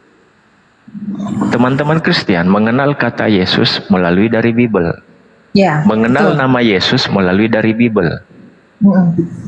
Gitu kan? Ketika Bible itu tidak ada, tanpa Bible dan tanpa akal, bagaimana caranya Esti mengenal Tuhan? Nggak mungkin lah. Pasti kan Bible itu nubuat itu harus terjadi. Kan Alkitab udah diturunkan Nabi, Rasul, Yesus sudah datang. Pasti ada Alkitab. Sekarang begini Esti. Ya. Taurat diturunkan oleh Musa. Betul. Sedangkan Abraham tidak memiliki kitab. Betul? Waktu itu kan dua loh batu ya, pakai dua loh batu ya. Iya, itu Musa. Abraham tidak memegang kitab. Iya. Gitu kan? Abraham tidak memegang kitab. Betul. Gitu kan? Nah, bagaimana caranya Abraham mengenal Tuhannya tanpa kitab kalau tidak menggunakan akal? Kejadian 12 ayat 1, Abraham dipanggil Allah. Kejadian itu kan ketika Musa.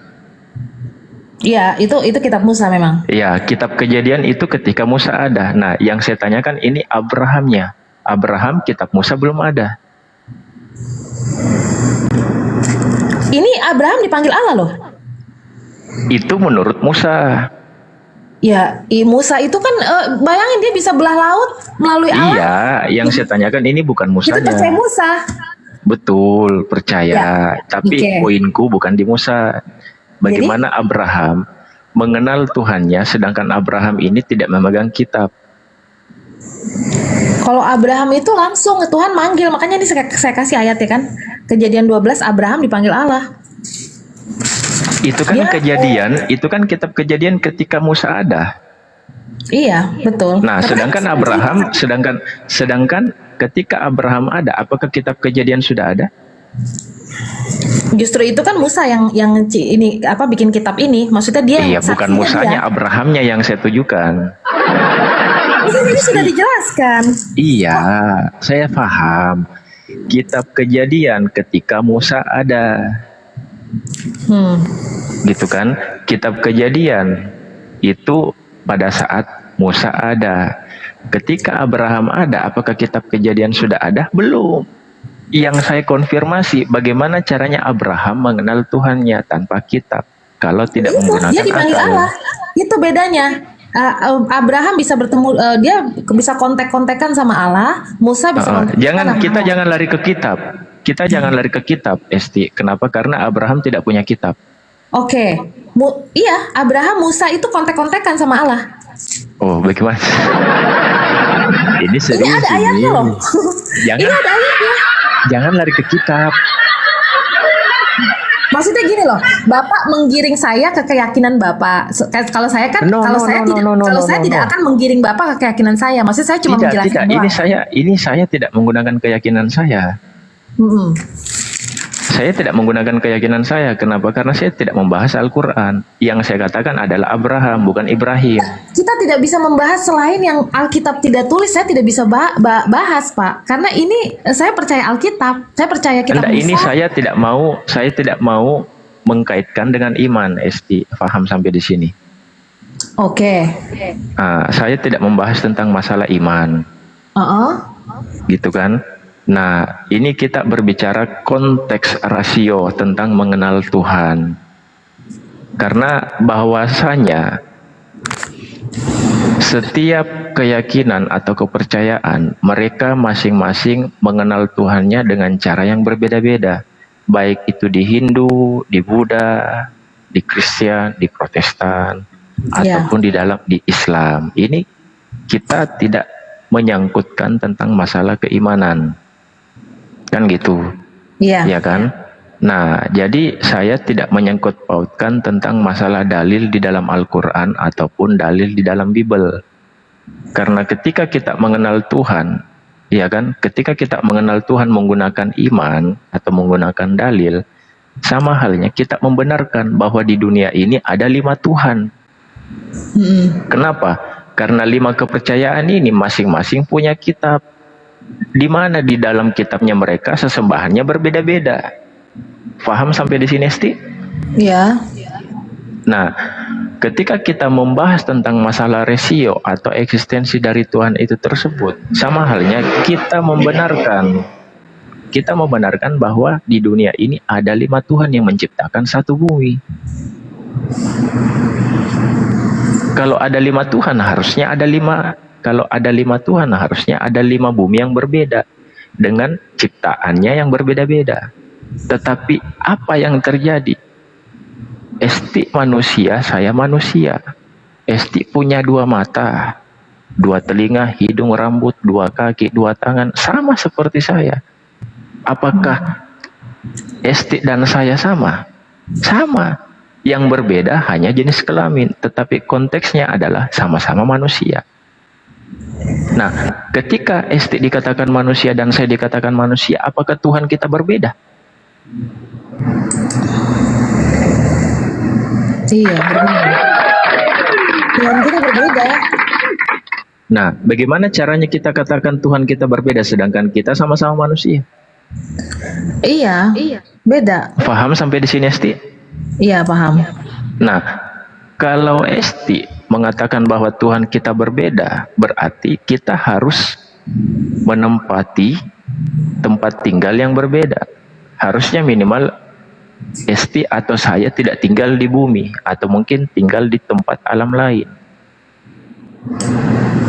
Ya. Nah, pertanyaannya gini, Esti makannya makan dari hasil tanah. Saya pun juga makan dari hasil tanah. Esti menghirup oksigen, saya pun juga menghirup oksigen. Iya kan, sumbernya sama, oksigen, sama-sama oksigen. Esti kalau haus minum air, saya kalau haus minum air, sama. Esti kalau haid pakai pembalut, Bunda Vera kalau haid pakai pembalut, sama-sama manusia mengalami proses menstruasi. Esti ketika nanti mengalami proses tentang yang namanya kehamilan, iya kan? Begitupun juga Bunda Vera, sama proses kehamilan.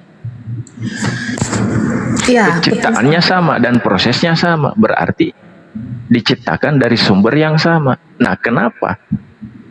Kalau prosesnya sama, lantas Esti mengatakan Tuhannya berbeda. Iya, kalau di iman kami, Pak, mohon maaf nih, kita jangan pakai iman. Jangan pakai iman, karena dari tadi saya nggak pakai iman. Saya tidak rasio. Kembali ke topik. Kalau di Kristen nggak pakai rasio, Pak. Kan saya udah bilang. Iya. Kita nggak akan nyambung kalau saya digiring ke rasio atau akal. Maksudnya gini, Esti. Esti meyakini bahwa Tuhan itu, apakah Tuhan itu hanya menganugerahi kita hanya panca indera?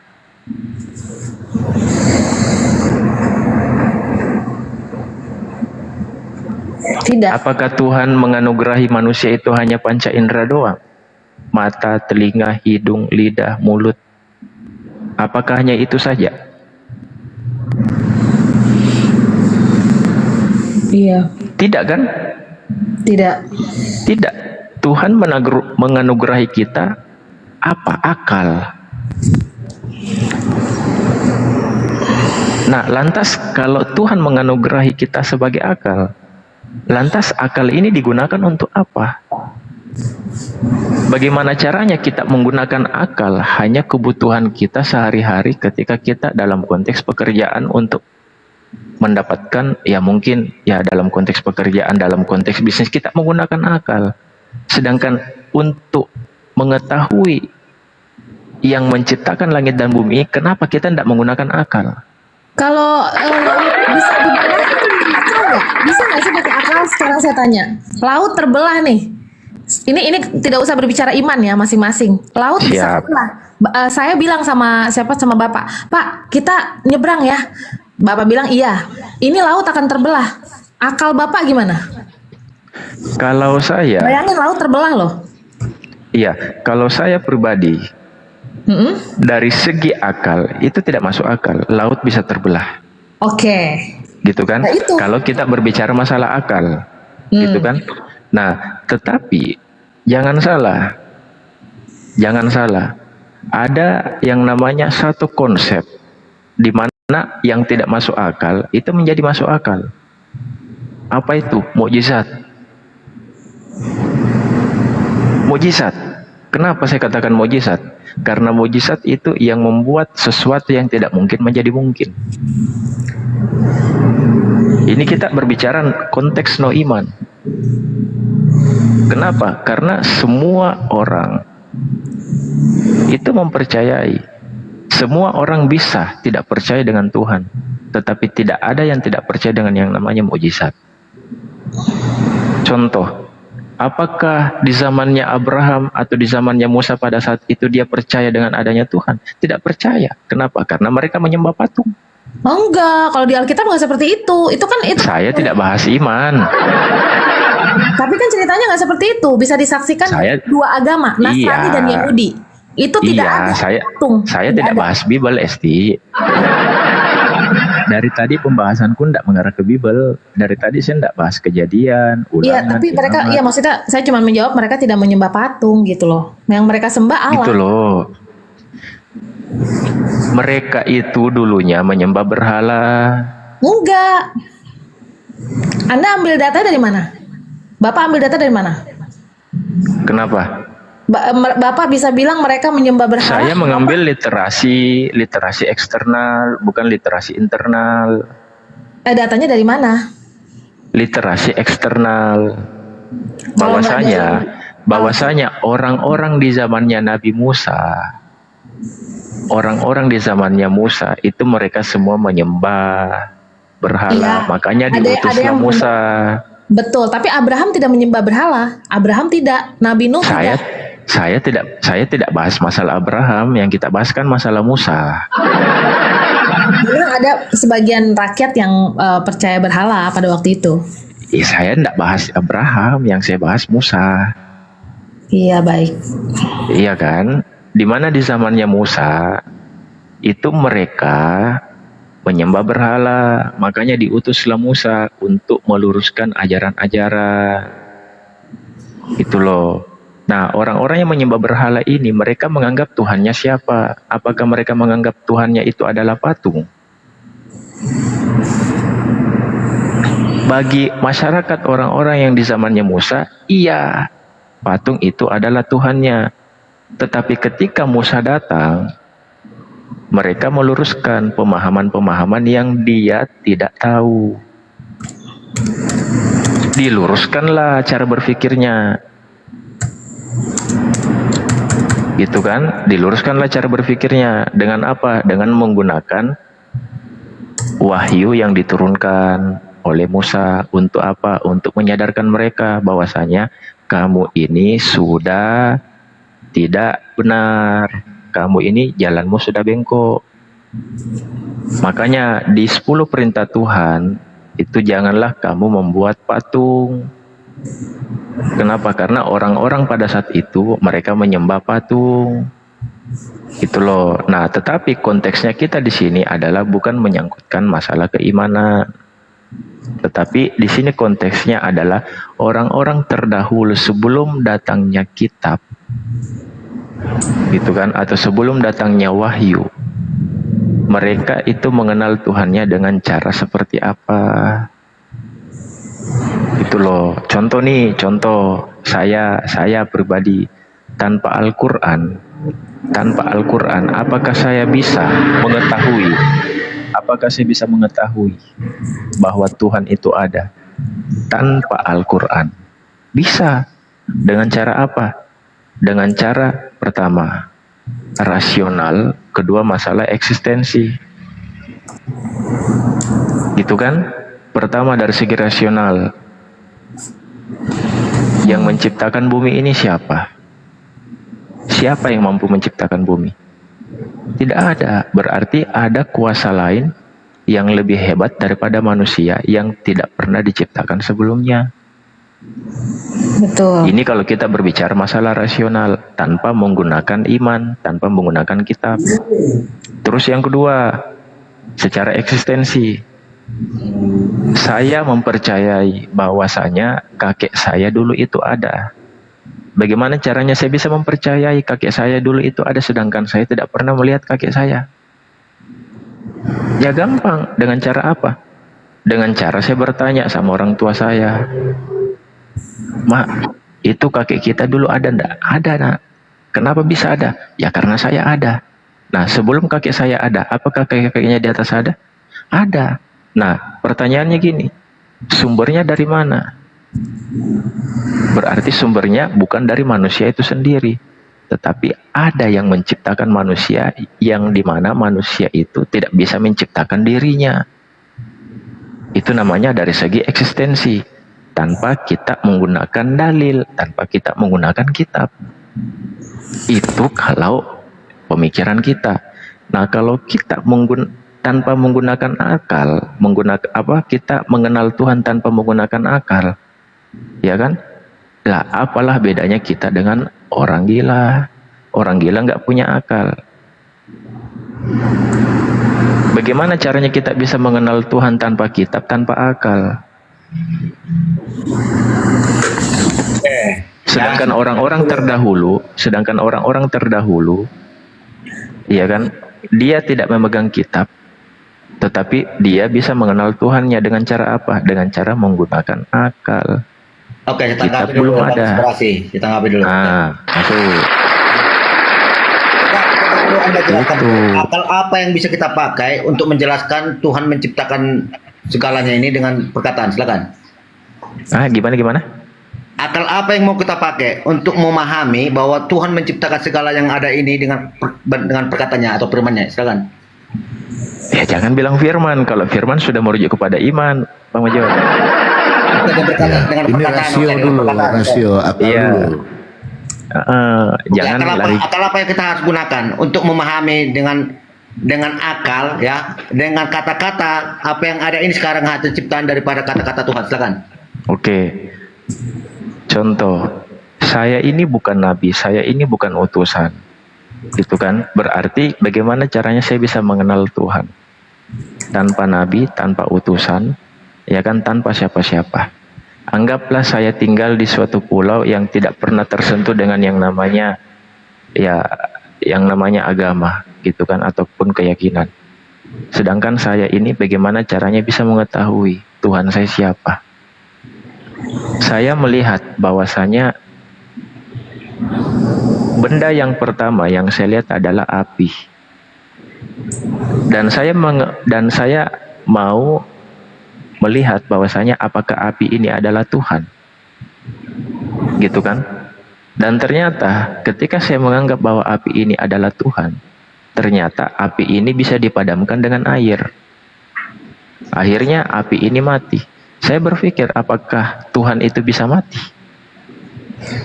Tentu tidak. Yang menjadi pertanyaan saya, ya, Anda katakan tadi untuk memahami Tuhan itu dengan akal. Oke, akal apa yang harus kita gunakan untuk memahami Tuhan? Dengan kata-katanya bisa menciptakan segala yang ada ini.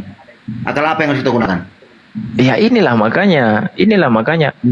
Ketika saya menggunakan akal, ya kan, bahwasanya apakah api ini adalah Tuhan? Saya menggunakan akal. Kalau Ya saya kan? boleh potong, mohon maaf, mana dari langit Pak bisa pakai akal nggak? Gimana? Mana? Jadi ada roti kan dari surga kan? Waktu itu bangsa Israel kan menggerutu tuh, lapar kan? Akhirnya Musa minta sama Allah. Itu sudah ke Bible itu. Sekarang sudah kita ke Bible itu. Kalau sudah bahas roti itu sudah ke Bible itu. Iya, kita harus ke Bible dong. Mungkin begini.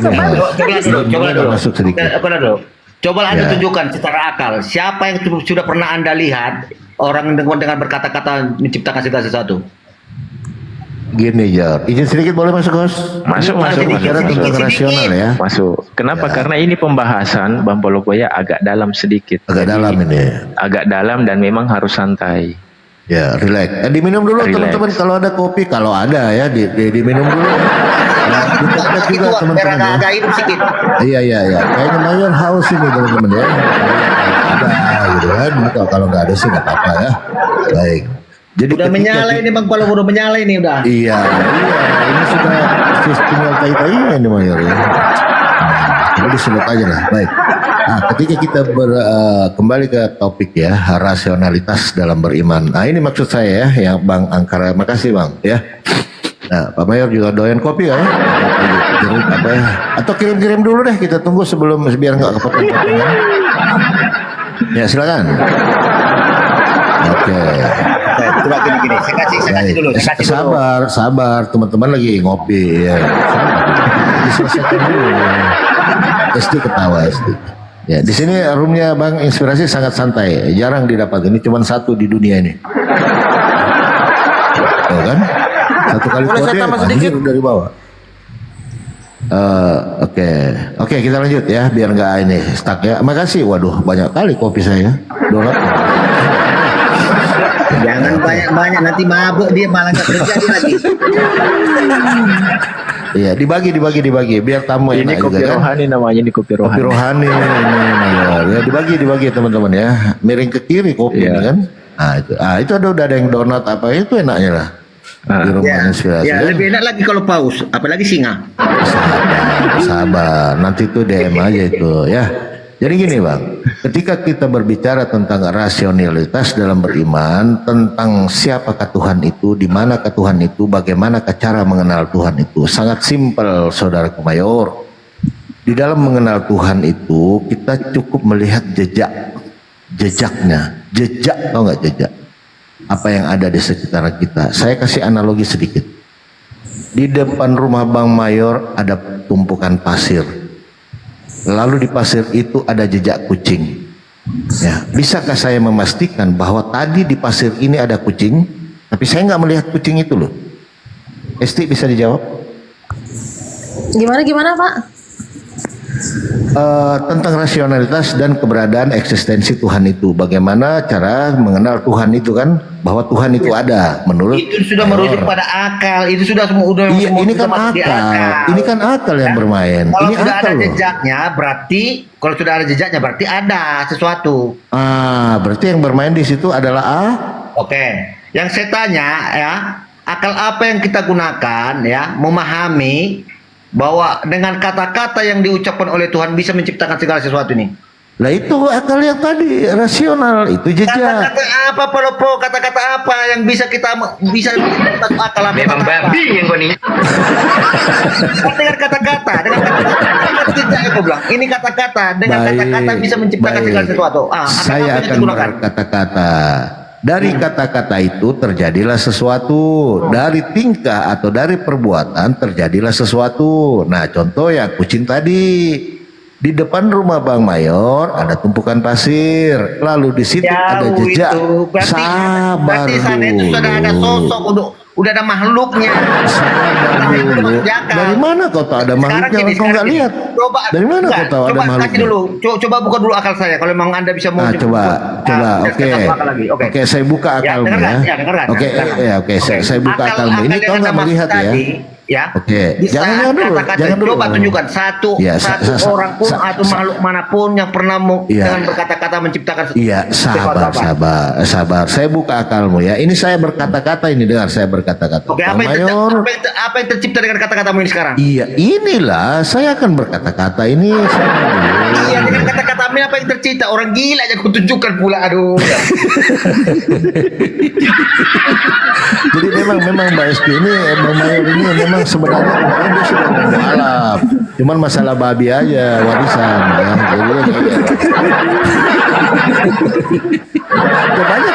Coba lihat ya, saya tanya nih. Ini Mayor, siapa nama Tuhanmu? Lompat pagar lagi, lompat pagar. Enggak, biar kita tes akal ini. Sabar dulu, kita mau tes. Saya mau tes, kau pakai akal atau tidak? Saya nanya, siapa nama Tuhan? Udah nggak perlu. Kalau ada di sini, Iya kan? Makan plastik dia kalau ditanya nama Tuhannya, Mbak. Enggak, bukan Kristen dia. Tujuanmu aku tahu. Ya. Kalau ada lompat pagar, tujuanmu aku tahu. Iya kan? Mental dia, diam dulu ya. Ini jadi ini rasionalitas dalam berpikir bagaimana tentang keberadaan sesuatu yang tidak ada tapi ada. Ini saya kasih contoh tadi, di depan rumah Mbak Esti ada tumpukan pasir. Lalu di pasir itu ada jejak kaki kucing. Ya kan? Lalu Mbak Esti lihat jejak itu. Boleh nggak Mbak Esti pastikan bahwa yang masuk di akal itu akal ini kan berbicara apapun bisa digunakan karena jelas. Kalau saya lebih suka ya jelas kelihatan dari wujudnya ya jelas bisa ada jejaknya sekarang dengan kata-kata bisa menciptakan segala sesuatu. Iya, sabar. Dari perkataan itu terjadilah penciptaan, dari perbuatan itu terjadilah jejak, gitu kan? Pak, maaf saya potong. Kalau saya lebih suka rasionalitas daripada akal. Karena rasionalitas itu logika, nalar dan bukti. Ada bukti di situ. Tapi kalau akal, nah ini saya cakep, cuman agak keliru Esti. Rasional itu adalah akal. kalau rasionalitas itu Tuhan itu tidak bisa dipahami dengan akal, tapi dengan iman. Ya, enggak lagi beda. Bagaimana Anda mau memahami Tuhan dengan akal? Tidak akan sanggup. Baik, kalau Anda memahami Tuhan dengan iman, dengan saya coba. Daya berpikir. Baik, makanya saya coba begini. Diam dulu teman-teman ya, diam dulu. Kristen punya Tuhan, Islam punya Tuhan, Konghucu punya Tuhan, Buddha punya Tuhan, Hindu punya Tuhan. Ada 5 Tuhan, betul? Ya. Buminya satu, mataharinya satu. Rasional nggak? Tuhan itu 5, buminya satu. Silakan. Oke, saya jawab Polpo. Oke, di dalam kitab orang Kristen, dalam kitab orang Kristen dikatakan Kejadian 1 ayat 1, pada mulanya Allah menciptakan langit dan bumi. Sekarang saya tanya, menciptakan apa? Pada mula. Jangan menggunakan iman, Bang Major. Jangan menggunakan iman, gitu loh. Saya kan tanya. Konghucu. Enggak dulu. Nah, sekarang begini, saudaraku Mayor. Ini kan ada 5 agama di Indonesia, masing-masing punya Tuhan, kan begitu? Nah, sementara buminya cuma satu, mataharinya satu.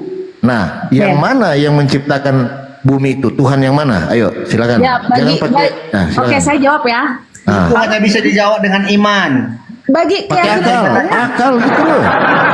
Akal apa yang tidak bisa? Tuhan itu tidak bisa dijangkau dengan akal. Kalau bisa, kalau pakai rasionalitas bisa. Rasionalitas saya kalau kita menggunakan iman, setiap keyakinan mengklaim bahwa sesembahannya yang menciptakan bumi dan langit. Cakep. Ya, itu maksud saya. Nah, jadi, berarti tidak bisa dijadikan tolak ukur. Itu hanya imanmu, bukan akalmu. Gini, Bang Major. Maksudnya gini loh, kalau kita menjadikan tolak ukur kebenaran adalah iman, Buddha, Buddhis, Hindu, Konghucu, masing-masing mereka meyakini sesembahannya yang menciptakan langit dan bumi. Ya, ada 5 sesembahan yang menciptakan langit dan bumi. Yang langit dan bumi ini cuma satu. Nah, di antara kelima ini, yang menciptakan langit dan bumi ini siapa? Siapa? Silakan, kalau kita menggunakan iman. Makanya di dalam kitab Perjanjian Lama pada ilah lain. Nah, itu dalam imanan Kristen. Itu berarti kalau saya jawab boleh saya jawab. Silakan. Sedikit Esti, sedikit. Nah, saya jawab. Itu kalau Bang Major sebagai Kristen. Nah, bagaimana kalau ada teman-teman Hindu di sini? Teman Hindu juga ngomong seperti itu. Iya, ditanya orang saya pribadi juga sebagai Muslim, saya juga mengatakan. Iya, saya juga sebagai Muslim mengatakan, lah, saya juga mengakui bahwasanya Allah Subhanahu wa taala menciptakan langit dan bumi. Lillahi ma fis samawati wa ma fil ard. Gitu kan, ada dalilnya. Oke. Nah, Bang Major punya dalil, saya punya dalil. Nah, apakah dua Tuhan yang menciptakan satu bumi? Oke, saya tanya dulu Bang Inspirasi. Sebelum adanya kitab Quran diturunkan ke dunia, sudah ada belum kitab yang menjelaskan penciptaan langit dan bumi? Gimana? Sebelum diturunkannya kitab Quran, ya, sudah ada belum kitab suci menjelaskan tentang penciptaan langit dan bumi? Nah, itu yang saya tanyakan tadi, Bang Major sama Esti. Itu yang saya tanyakan tadi. Di mana sebelum adanya kitab suci, baik itu dia bisa meyakini Tuhannya siapa tanpa kitab kalau tidak menggunakan akal. Itu poinnya tadi. Ya jelasnya kitab suci yang menjelaskan, ya. Bagaimana kitab suci menjelaskan tentang penciptaan langit dan bumi? Ya itulah dasarnya kita mengimani bahwa ada yang penciptanya. Sekarang, ya di sekarang Quran Anda sekarang mengatakan tentang penciptaan langit dan bumi. Sebelum adanya Quran, ada nggak kitab suci menjelaskan penciptaan langit dan bumi? Bukan itu konteksnya, Mayor. Bukan itu poinnya di situ, Mayor. Tidak di situ poinnya. Ini kan merujuk pada penciptaan. Bagaimana Tuhan itu ada Tuhannya orang Buddha, ada orang Hindu, ada orang Kristen, ada orang Islam. Kan Tuhannya sudah menciptakan semua. Mengapa penciptakan semua? Oke, kita buka ya. Orang Hindu ya, orang Hindu ini bisa nggak lu baca? Kalau saya ini komplit data ya. Baca kau ini.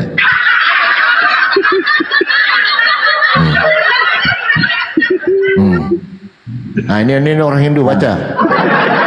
Baca ini. Kan malaikat sama gimana nih? Dia juga menciptakan langit dan bumi loh. Baca. Kok bisa tahu kok itu penciptaan langit dan bumi? Lah ini baca aja. Baca. Setia sungsil sajati aneh dadi pangaloi saluri aneh kadatang dari ida sang hyang widiwasa Tuhan orang Hindu yang menciptakan bumi. Gimana sih? Di mana dikatakan penjelasan? Ini loh sang hyang widiwasanya Tuhannya siapa? Ini. Tuhannya siapa ini? Iya, bagaimana gini Bang Pologo? Bagaimana kau tahu kalau ini menjelaskan tentang penciptaan langit dan bumi? Lah ini artinya sujati aneh dadi. Aneh menjadi aneh. Sabar. Dadi itu menjadi semuanya. Dia menjadikan semuanya, termasuk bumi kandang dengan din wala ida sang yang widiwasa. Paham enggak? Yang mana sih di bumi? Bumi yang mana? Seluring semuanya yang ada di dunia ini loh aneh kadangkang oleh ida sang hyang widiwasa diciptakan semua yang ada di dunia ini oleh sang hyang widiwasa. Oke. Sang widi itu pada Tuhan. Nah, iyalah Tuhannya orang Hindu ini. Tuhan. Sesembahannya kan? Sesembahannya kan itu orang Hindu. Sesembahannya. Oke, itu kan merujuk pada konteks bahasanya aja kan, tapi kalau tujuannya pada sang pencipta kan? Ya iya, ciptaan dia ini pencipta. Iya, itu kan merujuk, itu hanya konteksnya itu hanya bahasa aja. Sang widiwasa. Gini, Bang Major, menurut orang Hindu, sang yang widiwasa ini adalah pencipta langit dan bumi. Bukan Yesus. Bukan Yesus, bukan Allah. Enggak, ini sang widiwasa ini merujuk pada bahasa aja. Ya salam. Ini kitabnya mereka. Ini menurut keyakinannya mereka di dalam kitabnya. Oke, jadi dijelaskan bahwa ada Tuhan yang menciptakan langit dan bumi kan? Ada, namanya Sang Hyang Widiwasa. Oke, Anda beriman nggak pada Sang Widiwasa? Ini menurut keyakinannya mereka. Memang babi yang gue nih. Izin saya jawab dulu pertanyaannya host tadi. Izin bentar, biar nggak terlalu panjang melebar.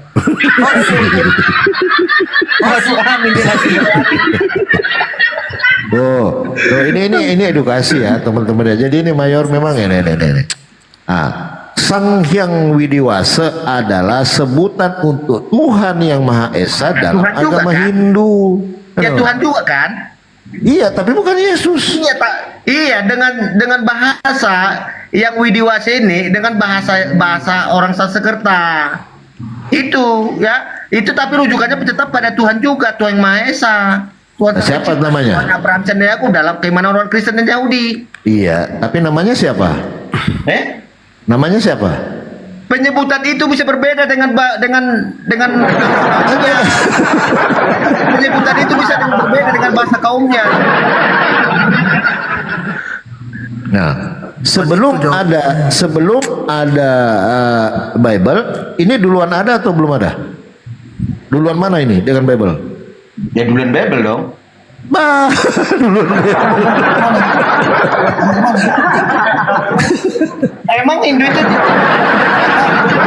dari mana Bible ada duluan? Bang Major, lebih duluan Hindu daripada Kristen, oi. Kristen. bukan Kristen. Hindu duluan. Hindu duluan. Nabi agamanya.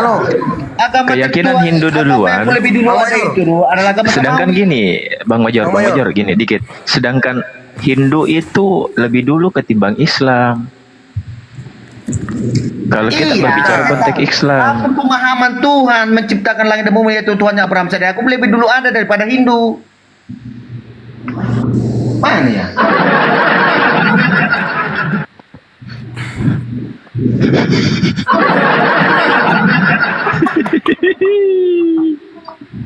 Sesembahan yang diperkenalkan pertama sekali para nabi sesembahannya para nabi dari Bani Israel. Longor, Hindu itu 2300 sebelum Masehi, Longor. Oke, coba dulu. Tuh. Kristen abad berapa? Agama Samawi kapan? Tunggu, jangan kau agama Samawi tadi. Kristen abad berapa? Aduh, masuk angin. Masuk angin kau. Kristenan itu pecahan daripada agama Yahudi. Enggak, saya nanya Kristen abad berapa? Abad pertama. Dengarkan. Abad pertama. Mencret kau di sini, mencret kau ya. abad ke-1. Abad ke-1. Hindu abad ke berapa? Ya, Hindu lebih dulu jauh. Berarti Tuhannya Abraham dan Yakub. Hindu lebih dulu. Itu Candi Borobudur di Yogyakarta itu udah ada ribuan tahun lalu sebelum Masehi itu. Tidak, ini Bang Major, ini kita tidak berbicara masalah siapa Tuhannya siapa, tetapi kita berbicara masalah konteks keyakinan. Betul. Bahwasanya keyakinan Hindu itu lebih dulu ketimbang Kristen dengan Islam. Di luar Dengan dari Yahudi masalah juga ya? siapa. Iya. Kenapa? Duluan Hindu ya, dari Yahudi ya? Iya. Yahudi. Dari Yahudi juga. Di luar dari siapa Tuhannya mereka, keyakinan bagi teman-teman Hindu menganggap bahwasanya mereka menjadikan sesembahannya adalah Sang Yang Widiwasa. Gitu. Ini di luar konteks masalah Abraham, Yakub. Itu di luar konteks itu. Oke. Kisah Nabi para rasul. Nuh sebelum tahun berapa? Bentar. Berapa? Dia bertebar sebelum Masehi. Kisah Nabi Nuh. Ini loh. 2300 sebelum Masehi loh. Nabi Nuh. Kok Nabi Nuh itu loh? Ya. Nabi Nuh itu Gak nyambung ya. Itulah yang ditanya sama Bang Host tadi, Abraham itu mempercayai Tuhan itu dengan cara apa kan? Iya. Karena Di situ zaman dulu tuh belum ada konteksnya. agama, maksudnya zaman dulu tuh belum ada keyakinan seperti munculnya Yahudi, munculnya Yudaisme itu belum ada dulu waktu zaman Abraham. Maksudnya Host tadi bertanya. Yahudi kan muncul bukan di zamannya Abraham. Iya, itulah makanya saya bilang Host tadi kan bertanya dengan cara Iya, apa Yahudi Abraham itu mempercayai munculnya. Tuhan itu ada. Tuhan Yahudi itu Tuhannya Abraham. Iya, setelah Musa yang nulis itu kan Musa. Saya luruskan dulu. Yahudi itu muncul ketika di zamannya Yakub. Yakub itu memiliki 12 keturunan. Anak keempat namanya Yehuda, suku Yahudi. Yahudi muncul ketika 12 Bani Yakub itu ada. Nah, Kristen pun juga muncul di situ ketika 12 Bani Yakub ada. Sebentar, Bang Hos. Apakah Abraham ini adalah orang Yahudi? Tidak. Oke, Yakub itu di abad keberapa? Sebelum Masehi.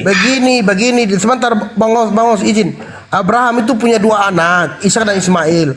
Ishak ini punya 2 anak, namanya Esau dengan Yakob, dengan Yusuf. Esau dengan yang dinamain Israel. Enggak, bukan lari ke situ, Al. Bukan lari ke situ. Bukan lari ke situ. Apakah Abraham ini orang Yahudi? Bukan. Abraham ini dia dari Irak. Bukan dia Yahudi, dari ya. Irak. Nah, Irak ini dari mana? Sedangkan zamannya Nabi Musa udah 1500 tahun sebelum Masehi. Sekarang Ini saya tanya, bukan Musa, ini Yakub konteksnya yang Abraham. Abad keberapa? Ini konteksnya Abraham, Bang Major. Abraham. Iya, oke, itu Abraham. Sekarang ke Yakub dulu. Zamannya Yakub di abad keberapa? Bukan Yakub yang kita bahas ini, Abraham. Anda merujuk pada 2300 tahun sebelum Masehi. Enggak, ini yang tadi tahun sebelum Masehi. Sekarang yang saya tadi tanya, 2300 itu berapa ribu tahun sebelum Masehi? orang Hindu itu tidak mengenal Abraham Yakub, Bang Major. Mereka iya. Ini kita tidak perlu menyinggung tentang masalah Sang Hyang Widiwasa. Di sini kita fokus konsennya di Abraham. Ya kan? Dimana tadi narasiku adalah Abraham itu tidak memiliki kitab. Ya kan? Tapi Tidak ada Abraham kitab yang dia keturunan pegang. Yahudi, Pak. Abraham bukan No. Iya, Abraham itu keturunan Yahudi. Siapa Dia dari bilang? keturunan Eber, orang Ibrani Siapa dia. bilang? Karena bisa dicek Pak datanya. No, tidak begitu, Karena Esti. kalau di Bible kami Makanya belajar literasi dulu, Esti. Belajar dulu literasinya. Jadi begini, kalau di Alkitab, Pak, kalau di Alkitab, Esti. kalau di Alkitab kami, Abraham itu adalah orang Ibrani keturunan Eber. Eber adalah cicit dari Sem, anaknya Nuh. Kalau dari sisilah Alkitab kami. Abraham itu sama dengan agama itu Yahudi. lahirnya dari mana, Esti? Abraham itu lahirnya di mana? Udah, Isti, kau pun ada aja. Itu kan kita pegangnya Alkitab, dan agama Yahudi pun mengakui Abraham itu orang Ibrani, agama Yahudi. Abraham itu lahirnya di mana? Kenapa? Kalau nggak Abraham salah, itu lahirnya di mana? Lupa ingat ya, Abraham lahir di mana? Abraham itu lahirnya di mana? Babilonia. Babilonia itu di mana? Urkasdim. Kita rutung. Ah. Di Urkasdim ya. Babilonia itu di Irak, Esti. Iya, tapi dia keturunan Ibrani, Pak. Tidak ada orang kepercayaan Allah di Alkitab, nggak ada. Orang Ibrani semua, tidak ada orang lain. Esti, Irak itu bukan Yahudi. Tapi Abraham itu, Pak, itu buktinya. Sekarang agama Yahudi bisa ketanya ke Israel. Abraham silsilahnya dari orang mana? Kan agama Yahudi ini agama pertama. Boleh Yahudi ditanya, Pak? Yahudi itu lahirnya dari 12 keturunan Bani Yakub. Tapi Abraham keturunan Ibrani. Abraham bukan dari Abraham bukan Yahudi. Abraham itu dari Irak, Babilonia. Kalau di kami Ibrani, Pak. No, enggak gitu. Sedangkan Yakub aja itu anaknya Ishak. Ishak itu anaknya Abraham. Itu kan yang masalah. Abraham punya anak Ishak. Ishak punya anak 2. Tunggu Namanya dulu. Esau dengan Yakub. Ayo. Ngapain kau blokir Bang Handi? Ayo. Kenapa kau blokir Bang Handi?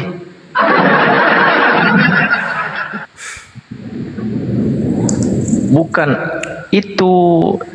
itu di bawah itu Ayu Dewi memblokir Handi Selebes. Ngapain kau blokir? Bukan palsu, akun aslinya itu. Akun aslinya Bang Handi itu. Yahudi itu asalnya dari 12 keturunan Yakub. Gitu loh. Iya, tapi Tuhan itu memanggil orangnya dari kitab Kejadian, tokoh-tokohnya semua Ibrani semua, Pak. Nggak ada orang lain. No, enggak gitu, enggak gitu. Nggak. Gini loh maksudnya. Kita kembali aja ke pertanyaannya Bang Host tadi. Bagaimana si Abraham, bagaimana dia percaya Tuhan itu ada, bagaimana caranya dia bisa percaya Tuhan itu ada gitu ya? Iya, sedangkan Abraham tidak punya kitab. Ya, belum ada agama gitu. Itu iya, begini Bang. memang ya, belum ada keyakinan, belum ada Yahudi, belum ada Islam. Ya, betul. Itu jawabannya dari cerita nenek moyang. Dari Adam dan Hawa punya anak Kain dan Habel, dan terus menerus ceritanya bang, sampailah kepada Abraham. Jadi cerita itu bahwa Allah itu ada betul yang menciptakan nenek moyang kita itu Adam dan Hawa. Jadi mereka percaya itu dari cerita, jadi dari turun temurun. Itu jawabannya. Bagaimana caranya Abraham mengenal Adam? Dengan cerita dari turun temurun nenek moyangnya.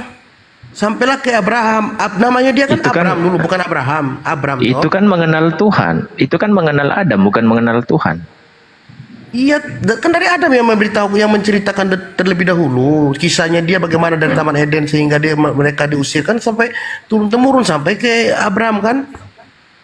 Nah, pertanyaannya, kalau kita merujuk kepada Adam, bahwa Adam itu mengaku bahwa saya diciptakan Taman Eden itu di mana? Ya, Taman Eden itu kan di antara yang dekat di Timur Tengah sana kan. Nah, Taman Eden itu menurut di Bible itu di bumi, sedangkan Taman Eden menurut di Al-Quran itu di surga. Namanya Adania. Itu ke iman lagi, Bang Ho. Nah, makanya saya bilang, makanya jangan larikan ke iman. Tidak kan Bang Ho tanya bagaimana si Abraham mengetahui. Karena gini, kalau kita lari ke iman, ya kan, kalau kamu mengarah ke Adam, itu sudah lari ke iman. Tidak, saya bilang kan dari cerita karena gini, Abraham mengenal Tuhannya bukan melalui dari Adam. Ya dari bukan nenek moyangnya. Nenek moyang. Salah. Kalau gitu caramu menjelaskan itu salah. Kenapa? Karena Abraham itu mengenal Tuhan bukan melalui dari dia bertanya nenek moyang. Oke, itu jawaban pertama. Jawaban kedua juga Bang Hos ya. Kenapa dia percaya Tuhan itu ada? Terbukti bahwa dia istrinya bisa hamil gitu di usianya sudah tua. Atau gini deh,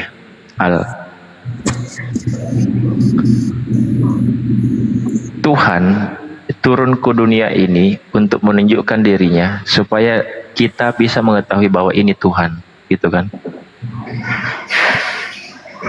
Kita bisa mempercayai Tuhan bahwa Tuhan itu harus terlihat, kan gitu, betul enggak? Iya kan? Iya. Nah, pertanyaanku gini, bagaimana caranya orang buta yang tidak bisa melihat mengenal Tuhannya? Kalau Tuhan itu harus terlihat. Sebenarnya begini, Bang. Tuhan itu dirasakan, bukan dilihat, tapi dirasakan. Ya kan harus, karena konteks merasakan dengan melihat beda, Bukan, kalau di iman Kristen itu bukan kamu yang memilih, tapi aku. Jadi Yesus yang memilih. Rasis. Bukan, jangan lari ke iman. Rasis itu. Jangan lari ke iman, Esti. Bukan iman nih, maksudnya akal. Jadi tadi sudah saya sampaikan Bang Hos, untuk menuju ke iman itu kita harus melewat pintu itu yaitu akal gitu loh.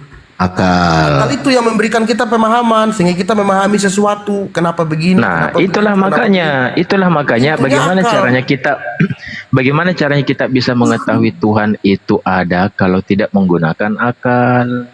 Ya iya, tadi udah saya jawab. Akal apa yang kita gunakan untuk memahami Tuhan? Akal sehat, Bang Major. Oke, akal sehat. Oke, coba bagaimana kita menggunakan akal sehat? Dengan kata-kata menciptakan segala sesuatu, silakan. Kita menggunakan akal sehat itu kita berpikir. Iya, akal sehat apa yang kita gunakan? Kita sampai seberapa sih? Bisa menciptakan segala sesuatu, silakan. Gini loh, sangat mudah. Begini Esti, sebentar Esti. Saya jangan kelari Tuhan dulu. Ini dengan kata-kata ya, saya bisa menjadikan sesuatu ya. Sabar dulu, saya nggak usah ke Tuhan deh, ke saya aja gini loh. Taruhlah Esti ini adalah istri saya, ya kan? Ini saya sabar dulu, ini analogi loh. Analogi, oke lah Esti ini adalah pacar saya. Gitu kali lah. Sabar dulu, sabar. Ini saya ingin menjadikan sesuatu, ya kan? Adinda Esti, tolong buatkan abang kopi. Ini kata-kata saya loh. Lalu Esti membuatkan saya kopi, jadi kopi tanpa saya bergerak. Kan Gitu. Sama dengan Tuhan. Ketika dia ingin menjadikan sesuatu, dia tinggal ngomong. Berarti Jadilah. terbatas dong. Terbatas Kenapa? dong. Enggak terbatas. Enggak. Dia maha kuasa, dia tinggal ngomong kok. Itu namanya kuasa. Nah, dengan perkataan, ya kan? Nah, dengan perkataan saya tadi, jadilah sesuatu. Itu kan masih bentuk ringan. Oke, sekarang bentuk jadinya dulu. Di saat Tuhan itu berkata-kata menciptakan dunia ini, oke, akal apa yang kita gunakan? Baik, biar begini Bang, kalau itu makanya ada tingkatannya. Pada awalnya Tuhan menciptakan alam semesta. Nah, bentuk bumi itu kan dari alam semesta ini bergerak. Itu kan kehendak Tuhan, firman-Nya. Iya, sekarang Tuhan dikatakan menciptakan dunia ini, dunia dulu kita. Ya, dunia ini diciptakan dengan kata-katanya. Oke, akal apa yang kita gunakan bahwa kata-kata bisa menciptakan dunia? Nah itu tadi saya kasih contoh. Ya, Anda mengatakan kata-kata hanya bukan itu bentuk ringan dengan kopi, ya wajar. Iya Tuhan, Sekarang, apalagi wajar nggak Tuhan. dengan kata-kata bisa menciptakan dunia ini? Apalagi Tuhan. Kita aja bisa. Mencret kau, ya. Apalagi Tuhan yang maha kuasa, maha esa, gitu loh. Iya, akal sehat apa yang kita gunakan? Kalau Tuhan itu dengan kata-katanya menciptakan dunia ini, akal apa yang kita gunakan? Nah, berarti kau tidak pakai nalarmu. Tuhan itu maha kuasa, ya kan? Iya, katakan dengan akal sehat apa yang kita gunakan? Tuhan itu katanya berkata-kata, terciptalah dunia ini. Oke, akal sehat. Saya aja bisa kok. Tadi jadiin kopi bisa tanpa saya kerja Ya bisa iya jadi. karena kau manusia, sistem manusia Manusia aja bisa, Mayor, apalagi sekarang Tuhan. sesuatu yang Anda tidak Anda pahami siapa dia, tapi bisa berkata-kata menciptakan dunia. Loh, saya aja bisa berkata-kata aja udah jadi kopi kok. Apalagi Tuhan. Ya iya jelas. Gimana sih kau ini? Kalau kau itu nyata, kalau posisi nyata, ya wajar. Kau bisa berkata-kata, dia bisa bergerak, ya wajar. Masuk di akal sekarang. Kau bilang Tuhan itu berfirman, ya, dengan firman-Nya menciptakan dunia ini, oke. Akal apa yang kita gunakan? Ya itu tadi dengan berkata-kata. Akal kopi seduh, masuk angin kita udah. Enggak. Analogi saya masuk nggak Mbak SD? Masuk nggak analogi saya? Masuk angin, bukan masuk. Ya kalau buat akal ya masuk. Masuk, berarti Mayor tidak punya akal. Ya. Oke. Jadi Tuhan itu sama makanya. Bagaimana Tuhan itu dipahami dengan akal? Kalau Makanya Anda begini. kalau untuk memahami Anda menyuruh Esti membuat kopi ya masuk di akal. Sekarang Tuhan, bagaimana Tuhan itu bisa dipahami dengan akal? Silakan. Jadi tinggal ngomong. Hah? Tinggal ngomong dia. Siapa yang bisa ngomong dengan Tuhan? Tuhan ini. Jadi begitu. Oke, kembali ke tapi topik kalau tadi. di kami nggak bisa pakai akal Pak. Kalau Ya di kami. makanya ya nggak apa-apa. Makanya kita ambil tadi contoh gitu loh antara 5 agama ini masing-masing mengklaim Tuhannya yang menciptakan bumi gitu kan. Nah, kita cari ini bagaimana kita mencari kebenaran itu, pakai akal atau pakai iman. Ini ada 5 ini loh. Ini contoh ini kan ada 5 agama masing-masing mengklaim Tuhan saya. Nah kita pakai apa gitu loh untuk mendapatkan Tuhan yang benar? Apakah pakai iman atau pakai akal? Kalau itu bisa kita rujuk pada akal, ya. Pakai akal. Baik. Nah, ini masuk. Bagaimana dengan Mbak SD? Oke, kalau itu bisa dirujuk dengan akal, ya. Jadi kalau dengan akal saya pasti ya yang dibenarkan itu ya kitab yang menjelaskan lebih dulu, ya. Oh, Hindu. Itu dengan akal. Hindu. Ya, bagaimana dikatakan kitab yang benar pasti kitab yang lebih dulu menjelaskan.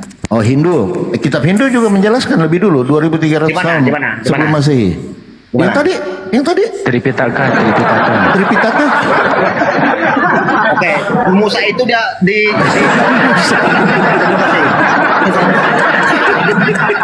Hindu tidak mengenal Musa. Hindu tidak mengenal Musa, masuk ke nabi yang lain. Ke Yakub. Hindu tidak mengenal Musa. Jadi bagaimana kau mengatakan kalau agama Hindu lebih dulu ada? Itu tadi. Sesembahan pertama sekali diperkenalkan lebih dulu agama Samawi daripada agama Hindu. Kau baca. Makanya kita ukur yang mana yang benar antara 5 ini, kita uji, ya kan? Nah, mari kita uji. Kita coba pakai akal ya. Kita coba pakai akal. Esti, kita coba pakai akal ya. Karena ini ada 5 Tuhan ini kan. Satu buminya, nggak mungkin lah mereka kompak itu kan. Ya kan. Nah, kita pakai apa di situ Esti? Boleh kita pakai akal? Oke, mari kita pakai akal, ayo. Baik. Kita pakai akal ya. Nah, siap-siap kau. Menurut akal sehat, manusia itu bisa jadi Tuhan nggak? Menurut akal gitu loh. Silakan. Bahkan udah nggak bisa makanya pakai akal. Tidak bisa.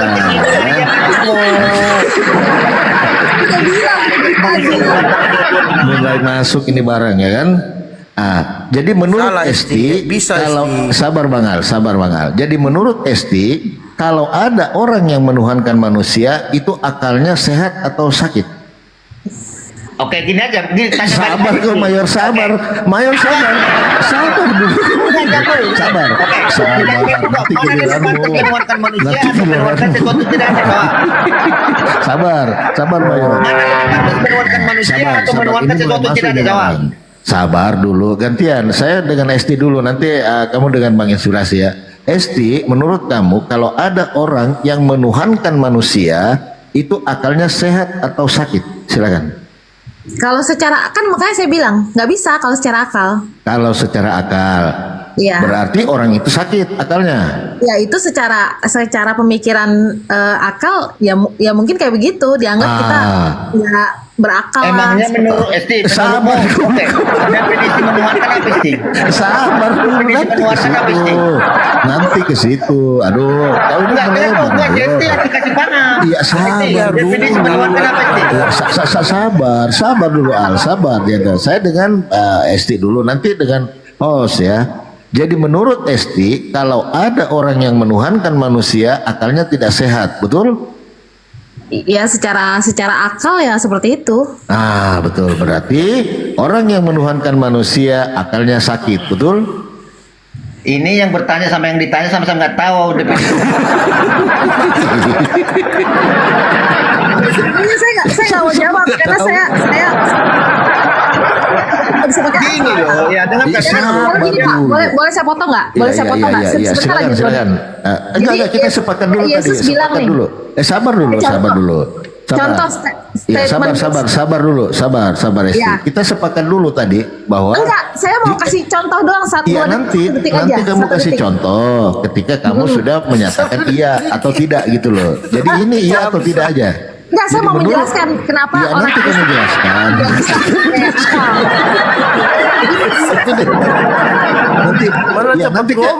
nanti kamu jelaskan ya. Nanti ini teman Al sama Jenderal dengan Bang Hos saja ya. Saya mau dengan Esti dulu sedikit. Teman-teman, tap layar teman-teman. Ditap dulu teman-teman. Ya. Kenapa mesti kau dengan Esti? Kenapa mesti kau dengan Esti? Sabar. Saya Yesus bilang kan, Yesus bilang kesusahan besok. Iya nanti ini kita belum ke dalil. Ini belum ke dalil gitu loh. Belum. Ini baru rasio akal gitu kan. Jadi menurut Esti, kalau ada orang yang menuhankan manusia, akalnya tidak sehat, betul? Secara akal dunia ya begitu. Kalau menurut Esti kayak contoh Esti. Kenapa sih? Sama seperti ini Makanya dipahami dulu definisi menuhankan apa Lupo. Makanya kita kan nggak pakai akal Bang. Seperti itu. Maksudnya gini, Esti sama gini kayak Bang Palopo. Menurut Bang Palopo, kira-kira menurut akal sehat, ya kan, ada yang menuhankan sapi. Masuk akal tidak kalau ada yang menuhankan sapi? Masuk akal tidak Esti? Masuk di akal. Kenapa? Masuk di akal. Iya sudah. Masuk di akal. Oke, jadi gini ya. Esti masuk akal ya? Enggak, dengarkan dulu. Definisi menuhankan itu apa? Iya nanti itu kita bahas itu menuhankan nanti.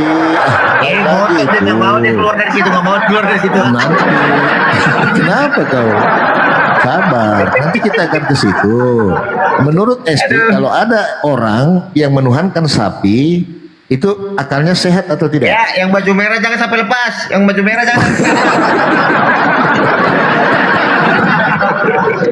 Oke, silakan Esti.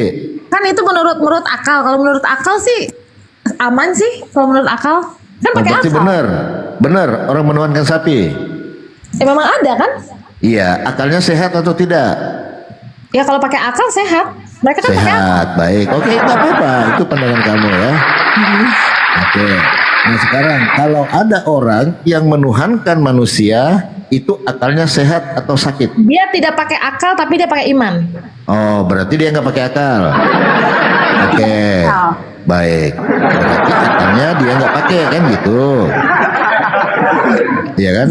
Nah, pertanyaan saya coba buka 2 Yohanes 1:7. Baru kita masuk ke dalil kan gitu. Bisa dibuka Esti 2 Yohanes 1:7. Teman-teman yang di bawah yang belum follow, di follow dulu teman-teman. Di follow dulu di atas. 2 Yohanes berapa? Di follow dulu, di follow semuanya, di follow. 2 Yohanes 1 nomor 7 Bang Polopo ya. Iya, 2 Yohanes 1 ayat 7 ya. Begitu ya. Sebab banyak penyesat telah muncul dan pergi ke seluruh dunia.